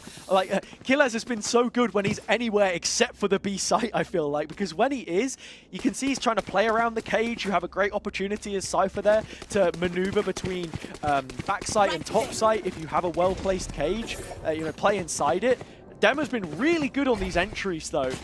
I feel as if though, mate, like trying to hold that B site is like trying to ride a bull with no sort of grip at all, right? Like you're bucking, and there's no way to hold on. Yash is playing in front of the wall here. And he's good for 1, tries to double dip. Zeke elsewhere though has got one of his own. That was B main. Yash gets that second, and just like that, a click of the fingers, and there's nobody left. Wasting time here as well with a wall that's going to dissipate soon. No chance of getting the spike down now. It's immediate info for Enterprise as well, because that key tell is finding Ninja isolated on the other extremity. Liquid Academy have often invested utility almost immediately to that kind of position. And look at Killes. He's going to be here to kill off Rex as he tries to reinvestigate towards spawn side. Cupid caught.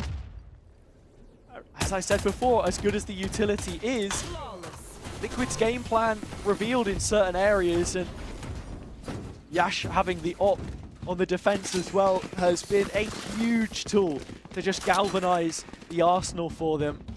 So consistent. The best performing player on Enterprise in terms of finding first blood so far in this series. And yeah, when you compare that to a player like Dema, it's feast or famine. Whereas on the other side, Yash is getting his kill, he's getting out, it's fine. You're not punishing him often, it's usually someone else that is that first bridge into finding a post plant. Yeah, Bacon's come back in, looking to grill his players. Maybe I don't think it's going to be that bad, but you understand he's going to be talking about what's been going wrong, because so far they have not been hitting the mark. Well, the rounds are a little bit sporadic. It has felt very Enterprise favours throughout all the rounds, especially a few where you've seen Team Liquid fight back from, win rounds that they shouldn't have. I mean, there's that one in particular that sticks in the mind. It was the Thrifty round, Hazza. Yeah, definitely. But as you say, I mean, it's not like there's a plethora of issues here for Liquid Academy more than anything else. And actually, you'll be looking at that defender's side as being a strong side for them here as well. I mean, talk as much as you want about the utility you have for post plant. Think of the utility you have to shut down a site. I think that's where then Zeke having the ability to suppress is going to be really important, and he has his null command available in this round as well to give Enterprise the advantage on what would be 3 maps out of 4 for them so far. They've been great at getting in front. It's holding on to that lead, which they've struggled with, and again, proactivity applied in mid, which finds results. I mean, the only thing about that, Hazza, is a big loss. Spike down, easily collected, sure, but you have an idea about where that was, where it's heading though. That is something entirely different. As Denver's trying to escape from the B side, has been seen, and is hearing footsteps more and more as Ninja just jumped through window. I mean, Zeke's coming to support. Achilles is probably wondering what on earth's going on right now. I mean, we can obviously see Dema in the ult, but he's breaking legs out here, and I tell you what, Liquid might need to use those legs pretty quickly and get a move on towards the B site, because it's another flank coming in.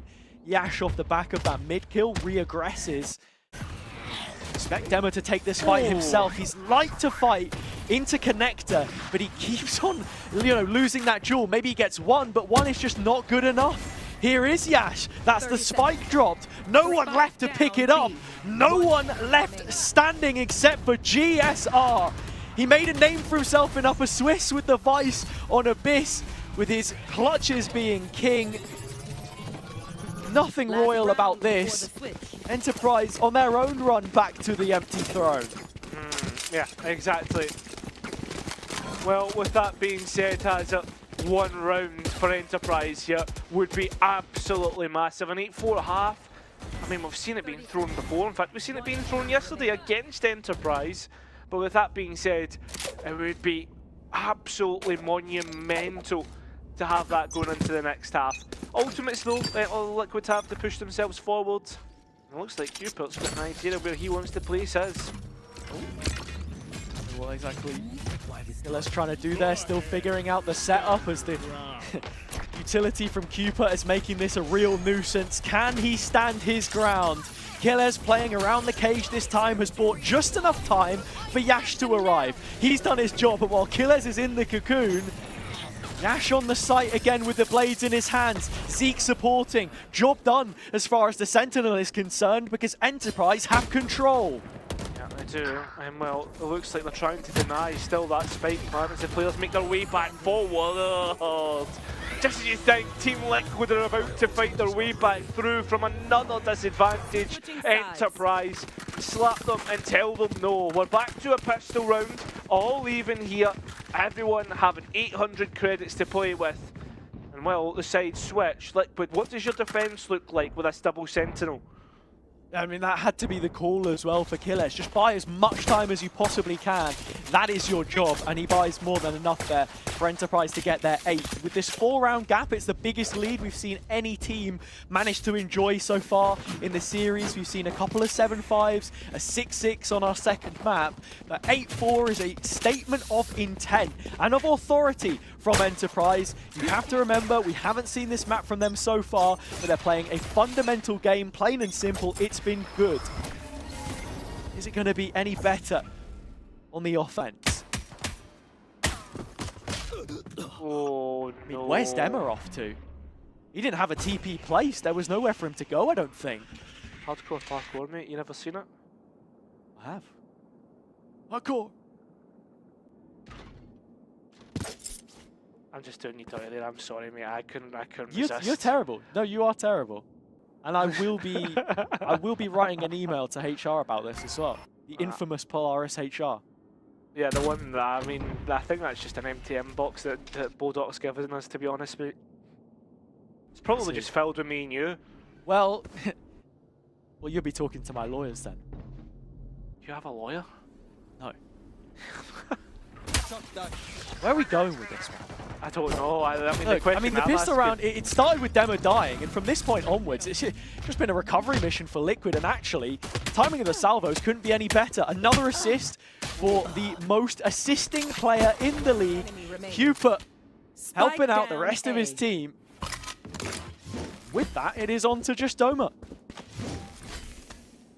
I mean, he's good for it, right? We've seen it before. Player of his quality. He's good for tapping heads. It's not going to be as clean as he'd like, and the players are already starting to run away with the time. 10 Yeah, they seconds want left. nothing to do with it. I have the I don't spike. even think they'll allow for the spike plant at all. Why should they? Arc goes in. Yeah, and there's a denial. That will be another pistol round towards Liquid. It's a similar storyline from what we've seen in the old Pearl. Whether that's going to be the same storyline towards the end is another thing entirely. About there. No real money for the attack here to do all too much. Enterprise, they've been good for a thrifty throughout this series, man. I mean, we've seen a lot of repeats here where Liquid have been great on their bonuses, but Enterprise have just done a lot to snatch things back. It's appearing on the surface to be a full save. I mean, maybe there's a last-minute ghost in there. There. Doma getting a deal, cashing in, saying, yeah, you know what, I'll take it. The salvo's invested towards the orb to just stop Enterprise at the very least getting this early on. It's something, but this has to be what you're aiming for in this round, right? Build towards an ult, and you can already see where that priority is as Zeke has his second, and nobody moving up on B means you should be able to get another. I mean, Enterprise, for the most part, are doing absolutely nothing. They're doing nothing default. Haven't got anything in terms of engagements either. Team Liquid happy to sit on their heels, not move anything further. And with that being said, after the wall goes down, they will use the stealth drone to try and investigate where things are. A culmination of forces from Enterprise towards A main signals to us at home that, well, this is probably going to be the execute. And in terms of setup, I mean, you've got that sonic sensor there. Or did. Well, at least you did. It has been suppressed. Here we go. Trade of classics into the site. Yash has managed to get one. Dashes over the top. Still no upgrades just for now. Thinking about Doma with the Ghost, but a Spectre in Yash's hands means there's a real serious possibility that we at least move into post here, and Doma's going to get the spike down. He does pay for it at the cost of his own life, but Enterprise 4 on 3. Yash still with his Spectre. Had to be the highlight piece. Yeah, Zeke's going to get another one, but that's all she wrote. Number 6 for Liquid Academy. But fair play to Enterprise. They did some decent damage and got some money back for themselves. Yeah, exactly. It's like your money back on 10%. I don't even know what I was going to go for there. Thanks, but anyway, mate. Thanks, mate. point. Yeah, right. Listen. Point being though is like, yeah, it was the success, right? They achieved what they wanted to. Now on towards the rifles. Sound sensor out. And the only thing that I would say about it is that most of the orbs did culminate in heading towards Rex. Annihilation might not be the most valuable, but I mean, Team Liquid, the past couple of times we've seen it, have been finding the value that they've been looking for through this deadlock, through that Annihilation, and isolating players and finding it. Now looking to try and find something here as they send their way through A main and find Starkey. Now that's brilliant. That is absolutely brilliant. With Starkey gone, that's all your smokes. Players on the Enterprise side moving towards B. At least Yash has already managed to get across the gap. But this wall's going to go up as soon as Zeke tries to step in. That would be a chance to refight it. I mean, the fact that Enterprise have gotten in a position to move to post without finding a single kill is a marvel in and of itself. But Liquid are hot under their collar, very quickly finding a couple back.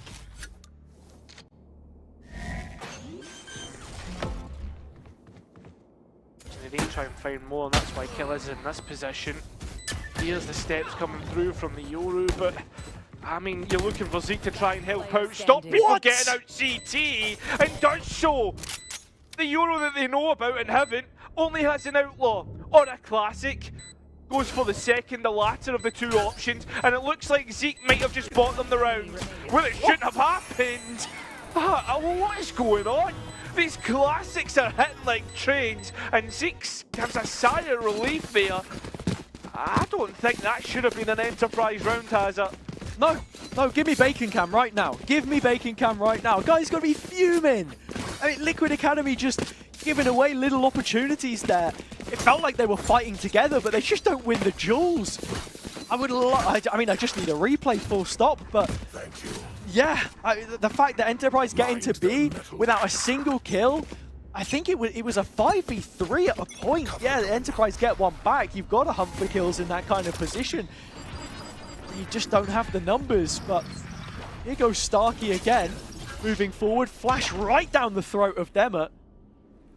Just when you thought that Outlaw could be what was required to break the buy, Enterprise, the ones with money as it is on a knife's edge between both teams. Rex, though, I mean, no support here. Either Astra's trying to contest with Zeke, this in the back lines, and well, Spike's been dropped. The rest of the forces from Enterprise now after assault into the back lines, into enemy lines. And it's only Yash that's doing it. The rest of the players, they went towards Heaven, but they're taking their time, getting into spot. That's coming in. Spots the first of those players. Gets Ninja, walks back into trouble. He's netted, and now he's down. He has to take a fight. If anyone could do it, it would be him. Noma's managed to get the first. That gives an opportunity for him to play back. What? Dema wasn't in the ult. He didn't have enough time, and now there's a chance. Stoma can't take it. These rounds are just crazy, Cairo. Yeah, we're picking up part of the map and just deathmatching, see who comes out on top. Yeah, I mean the fact that the spike goes into Link there when that was the weak side of the push in the first place. What, you send 2 players towards Link, 3 towards main, and that's the spike with the ult on Zeke. I mean, I don't know, man. I feel like the devil's in the details, and right now that's what's, you know, picking apart at either team. We're not seeing the full versions of either of them. It's stage 1 for a reason. Stage 1 syndrome, perhaps. I know we joked about a yeast infection, but maybe that's what it is. I mean, I think stage 1 syndrome is definitely a great thing, a great way to talk about like how some of these teams like Metasport and other teams haven't lived up to what we thought, right? A few of these teams have come in at last minute, have had late additions, have changed things about heading in towards stage 1, maybe even into playoffs. Like for instance, Dema is a stand-in at this moment in time, so there's always that little bit to talk about. But at the end of the day, I mean, you need to find results here. Enterprise aren't finding results in the second half of the a map previous there. And I think Bacon will be happy for that. Because his opponents are timed out, he's had a chance to talk to his teams, because there's been a few times where things have got a little bit rocky. Just remind them about how to change things up, about how to stay strong, trust the process. No, you speak about rocky, that could get turbulent as there's 5 players outside of A main. See, I mean, The investment of the net for the combo, that's something that could be missed out on here, but once more, blades played into. Chance for Yash to kick off the round for Enterprise, because the loss of the previous rifle means that they've not got much from which to work here. It's even forced the ult out of Rex. He's dropped. That's a gun to be picked up by one of these players, and quite a bit of damage to go back through. Dema with the Outlaw means that he's playing into the smoke with only a classic in hand. Could very well soon be overwhelmed. So he does TP away to the rest of the Liquid Academy side. They're down by a player, and Doma's still also got this ult as an insurance policy. This is a round that you've got to be worried about. Yeah, Dema could be another one to fall to the wayside, as Zeke's still trying to brawl through the cages, and while players come through, he's just absolutely nailing them. There's no chance. A player on fire. And he looks like he's going to rescue Enterprise here from a thrifty round, or to a thrifty round I should say, as he looked for double digits. Now Cooper is stuck on an island, and that's exactly what it is. As Zeke finds his third, that's a second round in this half in which Enterprise have found the value, and it's come through Zeke. I mean, man, I beg we please just get like a normal round out here. Oh, dude. It's another Neist moment. That's what we're looking for. I mean, yeah, in that situation, Dema on this Outlaw, as good as it is, and against these ecos, you have to put yourself in a position to actually try and find some of those kills. If you're, you know, playing in the position that he was, and then you end up towards tower, I mean, you're not going to get given those kinds of opportunities. And here, they get aggressive again. Another round with just a classic in his hand, but there is no rifle, there is no silver lining this time. And that split push, well, it's 3 players towards Link, and the spike's gone main. Yeah. Well, Sheriffs, although the Sheriffs do hit, and that's exactly what happens when it's GSR! Oh my lord! 3 letters is what you'll remember, but it's not GSR, Hazza. It's the rest of Liquid who's coming in. The fact that Starkey is going to try and rescue it just when you think the Enterprise have escaped, Liquid will grab you by the collar and throw you into the abyss. Oh my god. This kid's the future. This kid is the future. I mean, the amount of times I said it before, I was just waiting to see a bad map from him. And every now and then, you know, not even in a preying on his downfall kind of vibe, just what does the floor of this player look like? We saw it on the duelist the other day, in the previous game against Shakma, but God forbid we see that again, because literally any other role where he can play an anchor, he looks so comfortable. I mean, amongst a couple of other names that we've already spoken about, Yolorox and Loiters of the world, he has to be the next best thing. The fact that he can't play an Ascension will make people will make teams very happy. This full roster, in fact, Hazza, at this point in time, as the form team, you'd be very happy not to face. Into the next round, and what does this mean for Enterprise? Well, they still have ults from which to work. Doma wasn't forced to use that Hunter's Fury on the previous post plant. It was such a strong thrifty. They ended up winning flawless, in fact, so hoping if you're Enterprise that could build up some economy, but shattered by the Sheriff. They've still got ways to open up the round. Zeke with both flashes, full utility belt, in fact, to just set up Yash. GSR playing off-site this time, but has all of the utility in the world to isolate some of these duels. Won't even go checking as the shear gets put in their face. Liquid Academy won't even call a big rotate. They are just going to wait. I mean, all the ultimates are invest. The GSR pushed all the way out, but Yash's primary, I mean, is it... Oh, I was going to say, he's not got it, but it's just going to be the right click that works out instead! What is happening? The luck is insane, and somehow Team Liquid still come out the back of it, looking good. One player to the good. The number's so important. A flash through. Zeke trying to keep his team in it once again. Trying to deny on the spike. But do the players know it's being worked on? Well, Zeke is going to find out, sure. It's half. He tries to spam, just misses out. Brings out the classic and gets the headshot. Can he get the kill? You know that the answer is going to be yes. Hands behind his head. Light work for Zeke. 11-8, and Enterprise in batting form, ready to fire themselves to a 5th and final map. It won't be before Bacon gets his chance to reintroduce from the coach slot, but Liquid Academy have been shut down. Round after round, the metronome ticks back and forth, and just when you think one team has a grasp, a grip on this game, it loosens yet again. A lot of slack, has a lot of slack, which is to be expected considering how far into this series that we are. Remember, this is the 4th map in a best of 5. One map more, in fact maybe probably 2 if you're Team Liquid's case, more than you're expected to play. And number 4 though, Hazza, your mental starts to weaken, your concentration perhaps goes a little, mistakes begin to happen, and like individual heroics can come to the forefront, and that's exactly the case. And I imagine that's something that Bacon will be reminding his team, like to listen, think of the basics, and not be given opportunities like that to Zeke, because let's be honest, that was a 2v1. In fact, 3v1 technically, because Zeke did trade out that kill.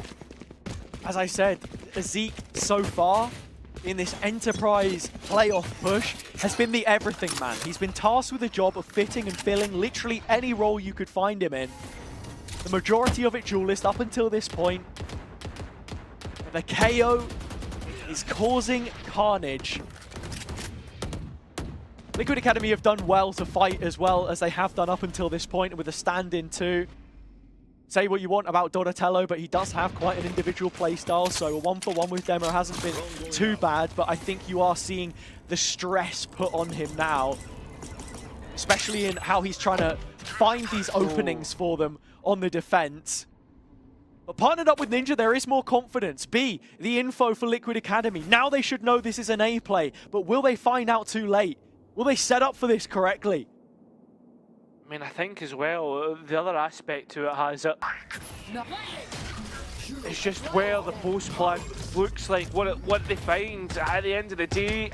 The fact that GSR is still looking to hang around and hangs his head in front of Zeke's barrel. That's the worst part. Trying to use the Sheriff. The players don't catch Cooper until the last second, putting them again. 2 players in front.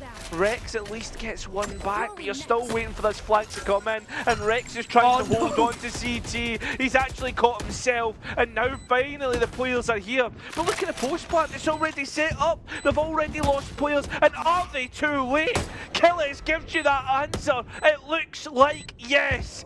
12 is beckoning, and so is a save for Team Liquid Academy as they look to forfeit this round and give it to their opponents. They have no say in the matter. As you mentioned, that flank, it just comes in far too late. There was so much map to clear, knowing that Enterprise are always starting a lot of these rounds in mid, from the defense to the attack.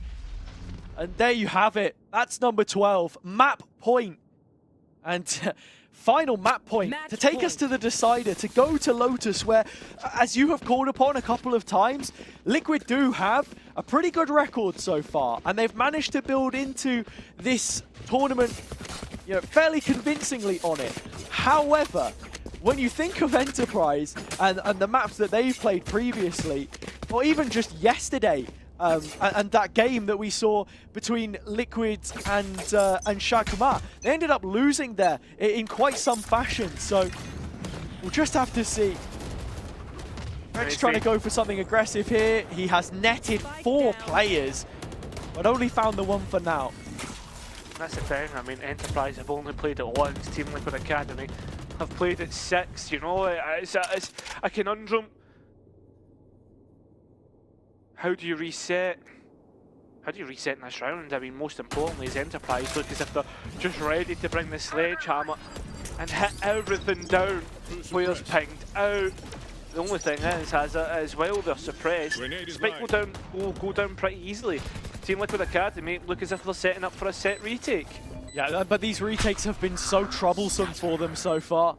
That utility, a lot of it static, as I said before, better at holding a site than trying to retake one. They wait for the salvos to come in, that's when Cooper activates, gets one, but it's Zeke again! Guarding the entrance, the old guard himself hasn't quite done enough as there's still a player in this for Liquid Academy. Man advantage which could be stripped back by the ult, but Rextone can't find a target. Starkey staying alive inside his own smoke, but when he walks out, he goes down. 1v1, Sentinel v Sentinel, and it's GSR who needs to clutch it out.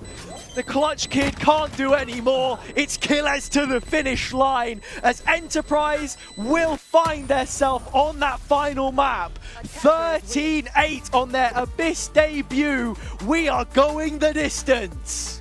Listen, do not count out Enterprise at any moment. Every single player has been in a grand final at some point, or at least 4 of them have, apologies. But that's the other aspect to it, right? That's the fact, that's just how good they actually are. Absolutely special stuff that's been coming through from this lower bracket final, not even grand final. Enterprise finding themselves here now on the last map on Lotus, which we have said so many times, looks like it should be Team Liquid before any sort of Valorant has been touched. Yeah, but I think that's the issue at the same time. You can't call it in so early heading towards Lotus because we've only seen it once from Enterprise against a very strong Zero Tenacity side, a win in OT albeit, but think of the amount of time they've had to prepare it. Now, the question on my mind has to be, how much preparation have they put into Lotus? Because it's right at the end of the veto. It's not going to be the first thing that you think about. And I think the fact that it's left over by both teams says a lot about where it finds itself in the rankings. But in terms of Abyss, it is enough. And that is the word that we've got to be thinking about here, because Enterprise, their goal at the start of this year was to make every final and then make Ascension and win the whole damn thing. They can get to that next final if they win this last map. That's where they're going. MP and Twiggy, what do we think about that? I mean, I think you put it perfectly. There's nothing else I could even say at this point. We are going the distance here with 5 maps in our best of 5.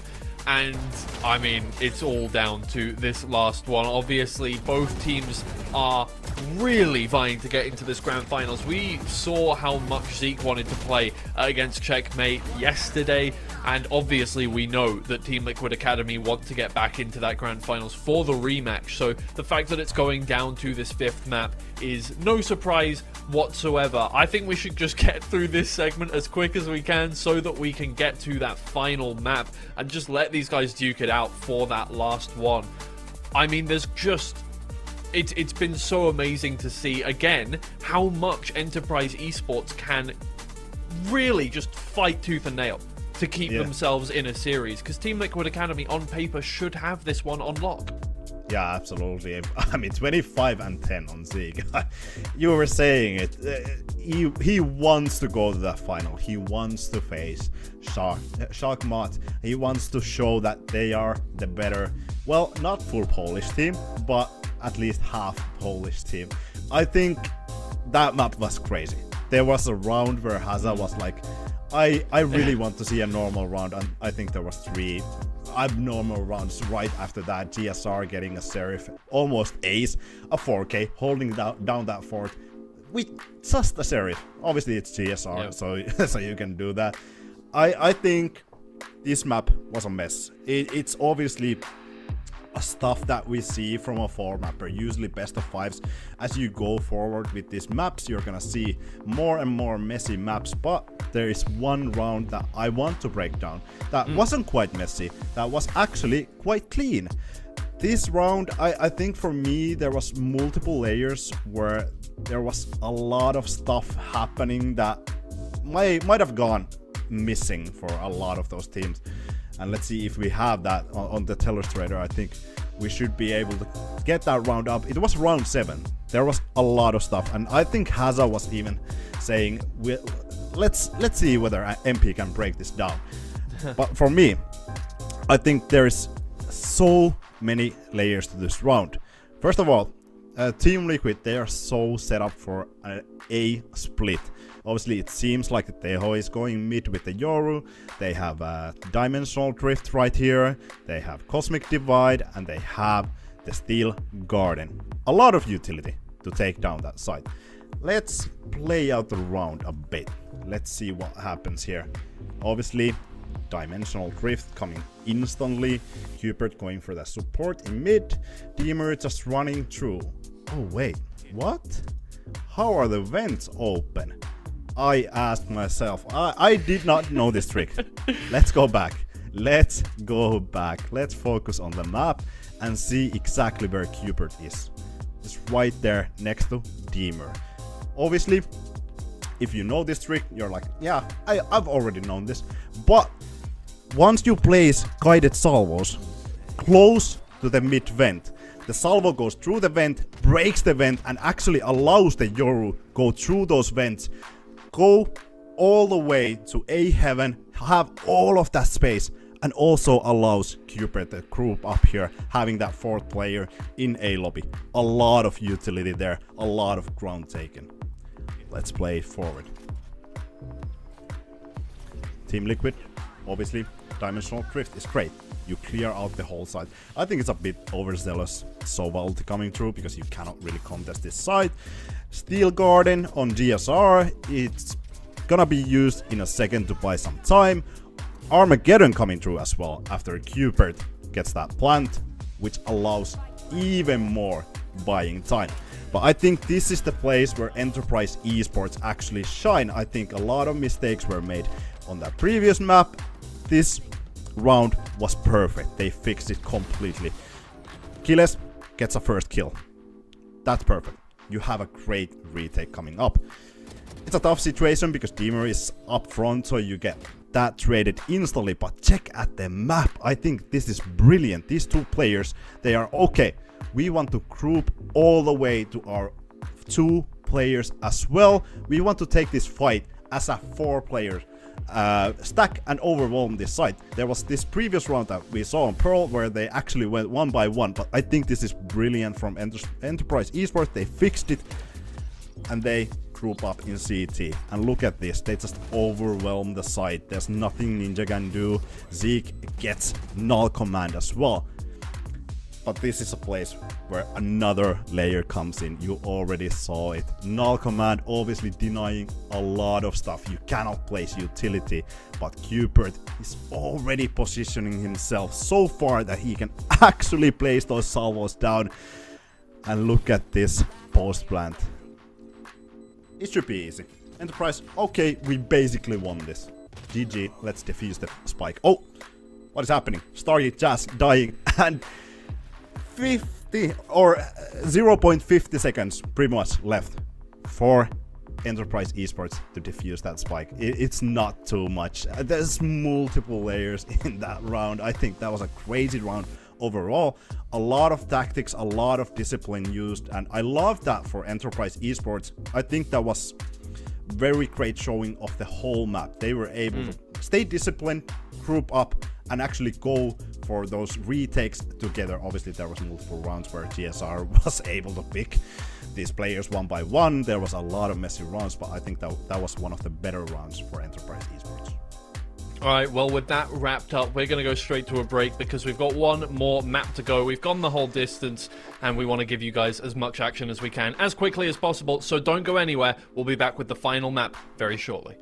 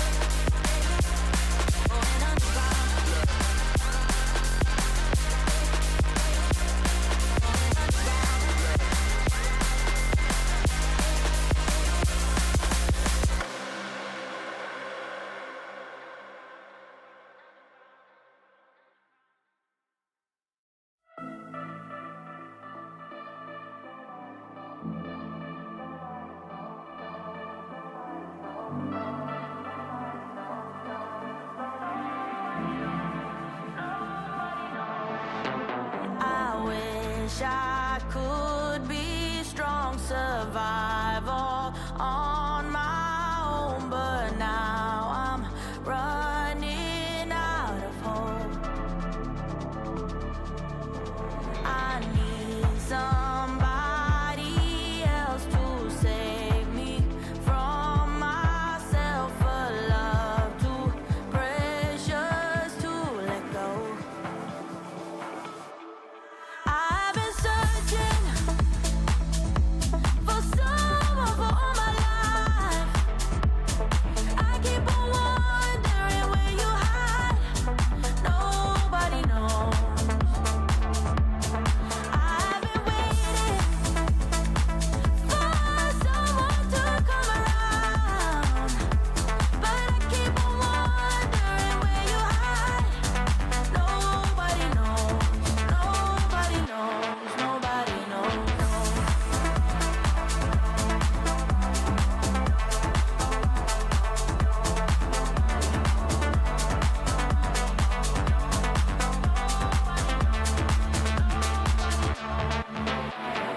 When I was a child, I thought I'll be alright, but futures can be full of lies. Yeah, it's never easy to find what you want, and if you should find it, don't dare to let go. If you hold on tight, promise you'll be alright. I've been searching for someone for all my life. I keep on wondering where you hide. Nobody knows. I've been waiting for someone to come around, but I keep on wondering where you hide. Nobody knows. Nobody knows. Nobody. Should I give it up and hope for better days ahead, or should I keep on searching for the one I haven't met? Should I keep on waiting for you, baby? Tell me when. Yeah, baby, tell me when. I've been searching for someone for all my life. I keep on wondering where you hide. Nobody knows. I've been waiting for someone to come around, but I keep on wondering where you. Alright, well, unfortunately or fortunately, depending on your perspective, this is the last time I'm going to welcome you back to Valorant Northeast Challengers today, because we are on our final map of the series. No matter which way it goes, we're going to be crowning of this series right here, right now, on Lotus. Both teams have been fighting so hard to get to where they are. The amount of clutch rounds, the amount of 1v4s, the amount of stuff that we have seen that would blow the mind of a Victorian child is just unbelievable. So now we're going to find out who is going to be coming up against Checkmate in the grand finals. Both teams seem to have different reasons to want to be there. It seems like Zeke realized yesterday that he wants to get that game against them. The Polish rivalry, something going on over there. I don't know what's going on in his mind, but Team Liquid Academy obviously have a grudge against this team, want to get back to that grand final so that they can fight up against them. And right now Lotus looks like it might go the way of Team Liquid Academy, but from what we've experienced today already, I think we can throw everything we know out of the window. Yeah, absolutely. There is nothing certain. That's what we can say for sure. It is gonna be anybody's game at this point, I think. Enterprise Esports, they have only one Lotus played this season, and that's against Zero Tenacity. It went to OT. It wasn't the easiest Lotus.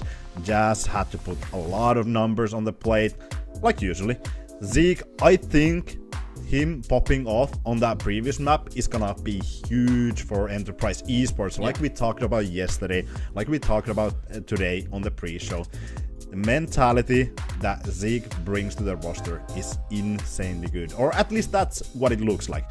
Always supportive, always hyping his teammates up, and I think that's gonna be crucial when we hit map number 5. It's obviously not a new situation for these players, but when we look at the other side, Team Liquid Academy, you have a lot of young players that may have not been in this situation. GSR, 16, this is his first team. He has been playing ranked.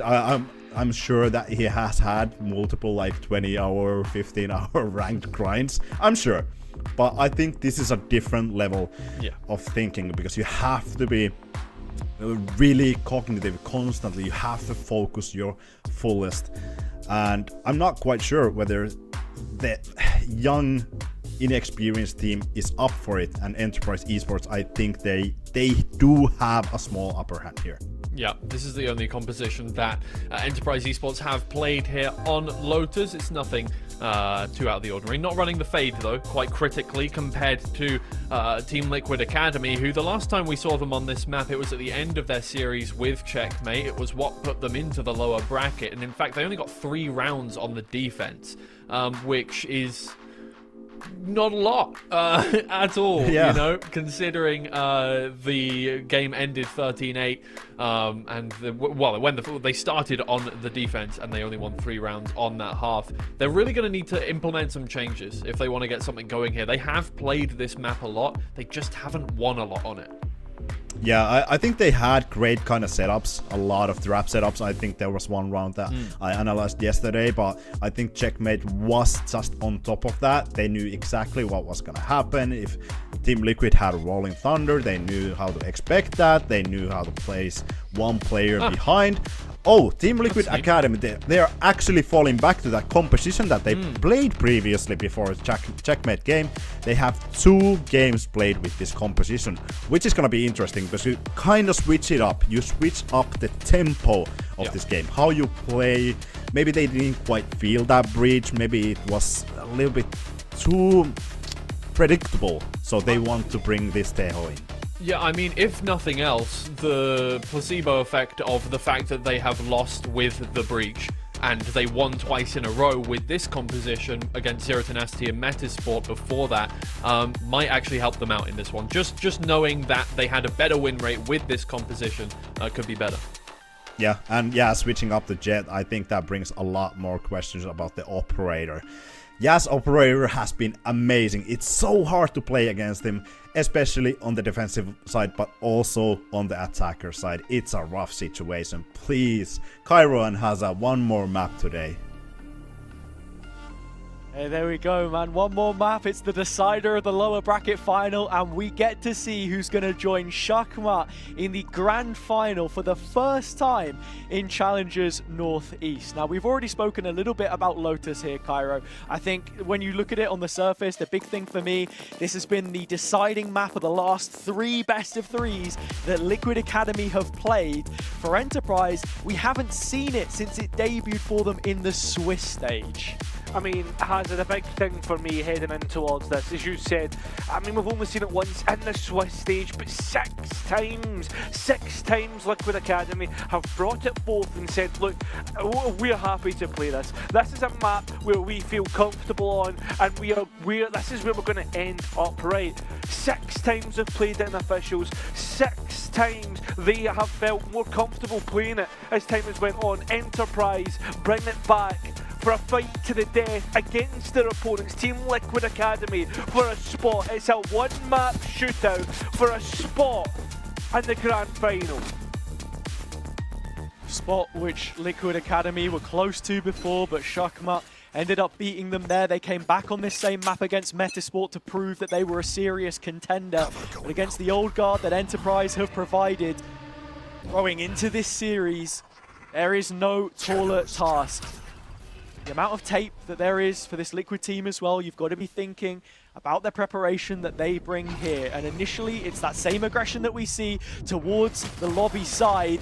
And Cupid fighting through the smoke of his teammates, managed to get one, but one's not enough. GSR here to hang on a little longer, and he does. 2 on 2. Stealth drone to come back in, see what they can find, but I mean, confirmation from an owl drone of Doma says that this will be A, and especially with the turn of the door. We'll hear the spike soon enough, pull Rex across, but is GSR thinking about trying to find one of his own? Catch a timing. Silent draw does get a chance to get the kill, but unfortunately that chance is passed. Gilles gets the Sheriff, gets rid of the opposing player, and now it's a 2v1 for Rex. Does have one cage though. Cage he can use to at least try and get this halved, but waits it out instead. Just baits for Enterprise, they hear the cue, they know that the round is theirs. Nice shot from Gilles. And with that, they will claim another pistol round. I mean, you joked on the previous that if they win the opening pistol, they'd lose the map. Abyss was anything but. Hey, listen, Abyss is an anomaly, right? A word that I can't usually say often, but listen, when we head on towards Lotus, I think this is anyone's game. I think like everything goes out the window. Any expectations, what I see from these two teams. Just let's enjoy the Valorant, to be honest. That's the position we're in. While we do have some time, Demo going down early. For me, the biggest thing is that Liquid commit to playing this Teo comp, because you saw the results from it before, the reason for its introduction. One of the reasons they struggled so much against Shakmat is the fact that they had such a great Killjoy player in someone like Chris. I mean, his positional play. You need that extra util, those salvos, to condemn such positions at times. And I think, you know, with GSR being the kind of guy who's usually playing for a rotate with Breach, Teo can be a lot more of a functioning component for that A defense where they often struggled. Now, here he's the last player in and the last player out. So, gone round, Cairo, between the two teams. A bonus for Enterprise. We have not seen them win bonuses at all so far in this best of 5. That's something Liquid Academy have brought in spades. Yeah, I don't know why, but I feel as if Enterprise right now, I actually kind of favour them towards this last map, just in the sheer fact that, I mean, again, experience and how far they've been here before. It's an A fight, Demo pushing them back. Kill his respect, and I don't think there was any points of damage being done there. This Team Liquid also tried to move up towards C on Mound, but Rex is trying to stand tall and instead will be felled. The taller you are, the harder you'll fall. That's exactly the case as C site is taken by Enterprise. Liquid Academy trying to quickly react and take the space towards Mound. Smoke's going to help support. It's a spam on the Enterprise side to stop it, but Gilles will fall, and the Breach Flash a little too late to set up the play by Zeke. No second layer to this. Liquid Academy fully coming in from the attack side of the map as the roles have reversed. The plant is open though, that's going to support them. Salvos into the corner, GSR 1 and an additional beyond the grave. Still a 2-on-2 and Yash has to peek. A peek he'll win, just a single fight and it's into another clutch. Starkey the captain. He's come up with so many of these so far and Ninja's just not got the time. He'll win it by default, that's it. Enterprise do get their bonus and on the final map of all places to find it. I can't believe it, has it. I truly can't. Starkey running for the hills. Ninja, yeah, has no chance. Would rather save that rifle and opponent's converted. As the scoreboard flashes up here, I mean, you look at this. I know it's only 3 rounds in, Rex and Dema towards those donuts. But as we've headed into the 5th map, think about it from this perspective, Hazza. Imagine queuing 5 ranked games in a row, right, without stopping, 5-minute breaks at max, at the highest level you could possibly, second highest level you could possibly play in Valorant, right? Like, this is going to be a real stress of mental fortitude, a real stress of how you can last in this series. And right now, GSR gets another. I think Team Liquid Academy could be at the end of their wick. Could be. It's all just hypothesis right now. Liquid seeming to fight back in this round. No! The Armageddon's got no value. Everyone on Enterprise able to stand up and be counted. Towards the A site they go. The plant will come in and now it's just pistols. There's nothing to get excited about on this Liquid Academy side anymore. I mean, that was the chance, and what do? Throw an ult at an eco and get no result. It's a net loss. And it gets worse, right? You've invested an outlaw here as well. Tried to play with the chips that you had, right? Saved a rifle from that last one, and it seems right now Enterprise Again, trusting the system, sticking together, playing as a force. And Liquid Academy can't even get a look in. And I'm not even just talking about the post plan. Yeah, well, I mean, they're going to play for exits here at the very least. Everyone on Enterprise is stuck on the site, and Cupid's cloaked his position well. Discipline onto Zeke. That should be at least 2 kills. He gets 1. I don't think he's going to get any more. Both of them end up going down, but I mean, just 1 rifle for the offense. It's a best case scenario in the end, I suppose, for Liquid Academy. They can make a purchase of their own. Plenty of creds to go around on the attack side. Just need to find themselves on the board sooner rather than later, because you get into that horrid eco cycle. You know, you don't get opportunities to buy. Dema's bringing the yacht back out. It's been huge for him at points throughout this evening. Might just be the first tested up against Yash, who's been razor sharp. Cover going out. Well, has the blades if he wants to be sharper as well. It's a big engagement here. Demo needs to be careful. He's trying to dance with that little gap towards the right side, and he sees plenty off the back of that stealth drone. I mean, Yash now, I mean, those players revealed, a player revealed it was Demo, and it was easily collected. No contest, no trade, it's not going to come through. It's Starkey to support here. Just a spam through the smoke, it's as easy as that. I mean, there were moments in the previous map where it felt like it was every man on Liquid Academy for themselves when they required cohesion, but Enterprise have just about managed to gel things together in the maps and series when they needed to save themselves. 1 map away against EXO, may I remind you, from dropping out 0-2 in the playoff stage to now being 9 rounds away from a grand final appearance. It's been a miraculous turnaround. Liquid Academy still could fall apart at the seams when it matters 30 most. seconds left. I mean, it was an unfortunate start to the round when you saw Cupid trying to take the owl drone offline, but as soon as Demo was revealed, there wasn't a way to fight back through. Yeah. Ninja's taking the op for himself here, but that's not going to make the retake any easier. This is one where you're forced to fold.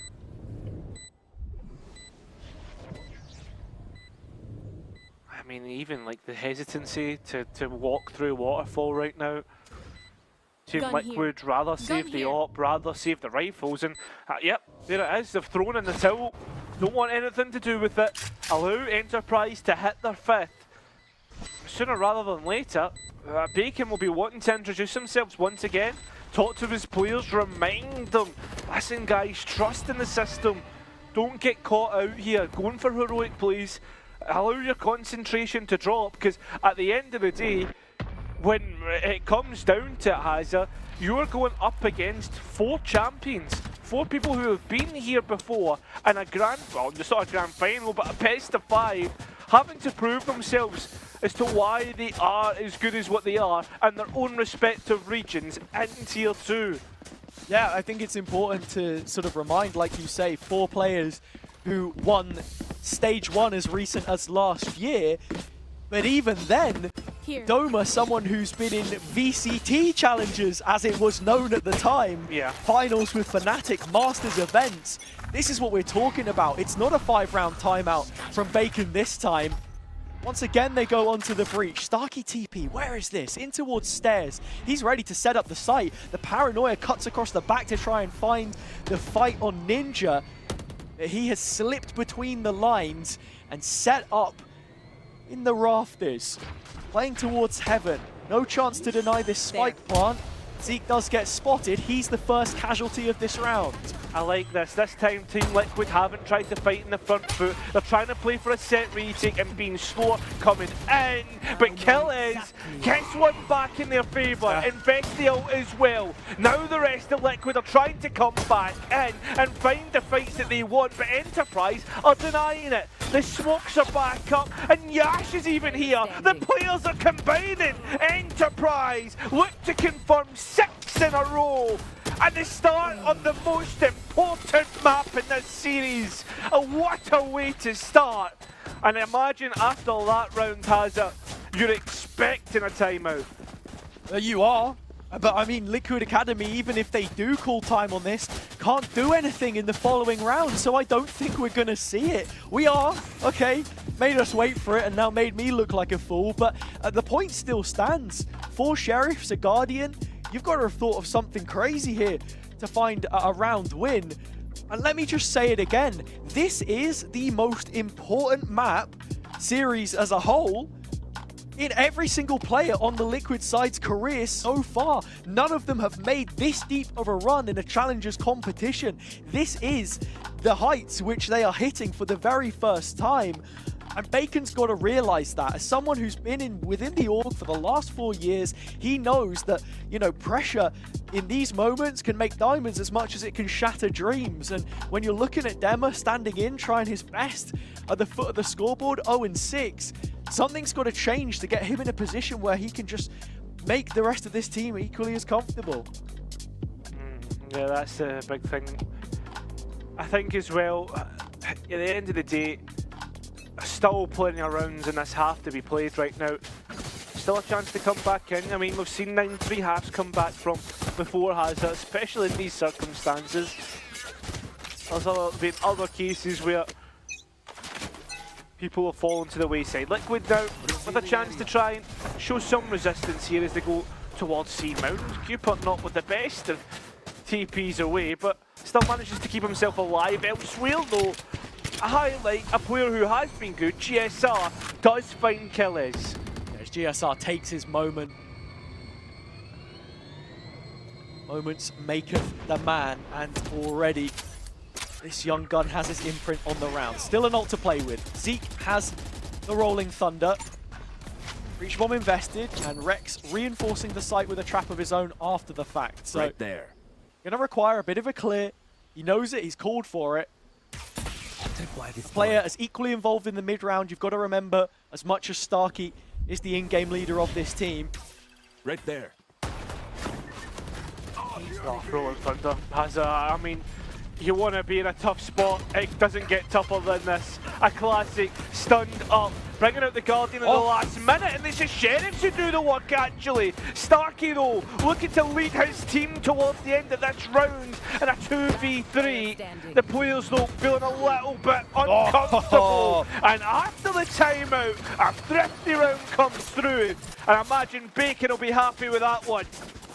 Yeah, as I said before, I'm seeing a lot of the same kind of signs from this Liquid Academy side. GSR, every now and then he'll give you a round. He started it and he ended it with the Sheriff. Dema also getting on the score sheet, huge for him. It's been slow to start in a lot of these maps, but it's just a confidence builder. Liquid on the board, on the defender's side. Still a 5-round gap to stop any kind of advantage being brought over into the second half.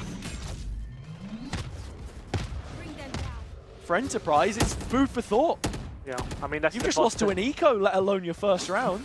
On top of that, I think this is the first time since the start of this half, is that we've seen the pace really change up, right? We're back to a slow one, because Enterprise have been playing with a fair bit of pace. And not only that, Team Liquid Academy have that information by just placing Ninja on the A side of the map and allowing him just to hold it. He's wasted 2 of his cats to try and make sure that A side is clear. B main not cleared, that'll be cleared now, but at the same time, Enterprise still sit outside C, ready to go. Yeah, Ninja's happy to be the solo operative. Where Liquid Academy have done good work is that proactivity towards Mound. I mean, Cupid with this advanced position, forcing the drone to go in, so in terms of re-clearing tools, you just have the recon bolt on Doma, and the rest is going to have to be flashes and damage off the back of it. So let's see. They know about Rex, but playing around his cage expertly again. Yash forced to discard the blades to remove him, and he has done so. With Doma's support, it's a 3v5. Quick retake for Liquid. They've got to try and get back in. They can't.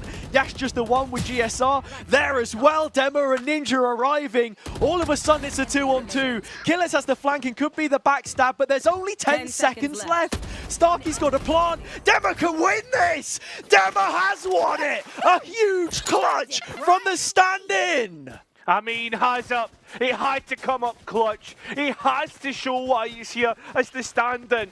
He's not just here to participate, maybe not take over, but he's certainly proven why he's here.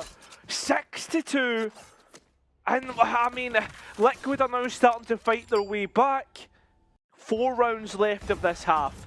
I mean, imagine after everything the Enterprise did at the start of this half, if they let it go and allow Team Liquid to equal out on the score count. I mean, I know I'm getting a bit ahead of myself, but at the same time, it seems to always be starting with this A side of the map. Yeah, and that's the same reason why you bring the tail in, why we see this ult committed. Damage onto Zeke. GSR's found himself a kill. It's exactly what I was talking about before. Seemingly suiting them pretty well. Ninja also in support. He's brought Yash down to death's door, but just can't kick him across the threshold just yet. Enterprise struggling to isolate and execute in previous rounds. Rex did a brilliant job holding on to C. Now he's left Cupid some util in his wake to support this A site, which has 4 players in close proximity. Starkey. Oh my god! That's beautiful. Ninja though, and Demmer as well, combining on the site. Well, Ninja finally gets his to combine, and Demmer finishes it off with an aid. Just as simple as that. Team Liquid Academy, after 1 timeout, have bounced back straight away. Players were, well, people were asking in chat, Hazard, do we think Team Liquid Academy will be able to reset for this last map? Well, maybe 6 rounds in, and the answer is yes. Done a brilliant job to get this far. But the next biggest challenge is the following round. You win the last, but can you beat the rifle buy? Enterprise with an investment and a win here would be huge to kick onwards towards a 4th and maybe even a 5th. Nothing a given at this level, as we've said before. Starkey using both TPs to get what? No space. Cupid does invest the paranoia behind it and revealed an opportunity for Doma, but swings in the dark, finally one connects. Yash is playing up close to this wall. It's going to be a difficult angle for him to duel with GSR right on the other side, but blinded up, and the clear is clean with the util from Z. I mean, Demo's op has been hitting now, since it's been introduced. Demo doesn't want to go for any more. Seems if Starkey thinks about ideas elsewhere, more towards 8. And he's even found a little bit of space to play in. Neural Theft has compromised this though, the hat off the head of Rex. Still Ninja in a great position and the rest can set up accordingly. Enterprise have been red in terms of where they set up, but they don't have any information themselves on where to go. Rex in proxy with these traps left. Once again on C. He can hold B, and Ninja still holding on, playing spoiler. They're not worried about this flank from Starkey because there's nowhere he can go. I mean, he could have went towards B heaven, has it? That's the other thing you need to consider. But they're hearing the steps of the players coming through main now. Ninja just hiding, tucking away, playing off Rex's contact, and it comes through at the perfect time. Spike is down, Starkey needs to save, and that will be round number 4 for Team Liquid Academy. It's so well executed. Ninja taking that position, as we said before. The neural theft from Rex was brilliantly timed for him to get into that position. And then it drops the spike on the way back through. Starkey's calling for his teammates to join him, but there's no safe passage along the Lotus Highway, as Rex was the player who ultimately needed to be cleared from Hobbit. Enterprise still yet to invest a timeout of their own. It's important to mention they've done nothing to stop this defender-sided momentum, which is being allowed free reign. Another purchase from them, but this has to be the last on the loss bonus.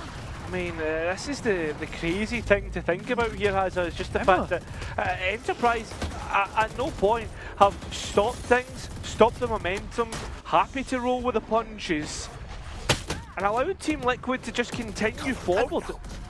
Committing towards this A play as well. Demmer has found an opening pick with the op, which, as I said before, has been so key to him succeeding and being able to play his own game, factoring into a roster which he hasn't been with the whole of this time. I mean, talk as much as you want about setting up a system, but when you're not playing with these players, there's only so much you can possibly do, and he's starting to do it when they need him to.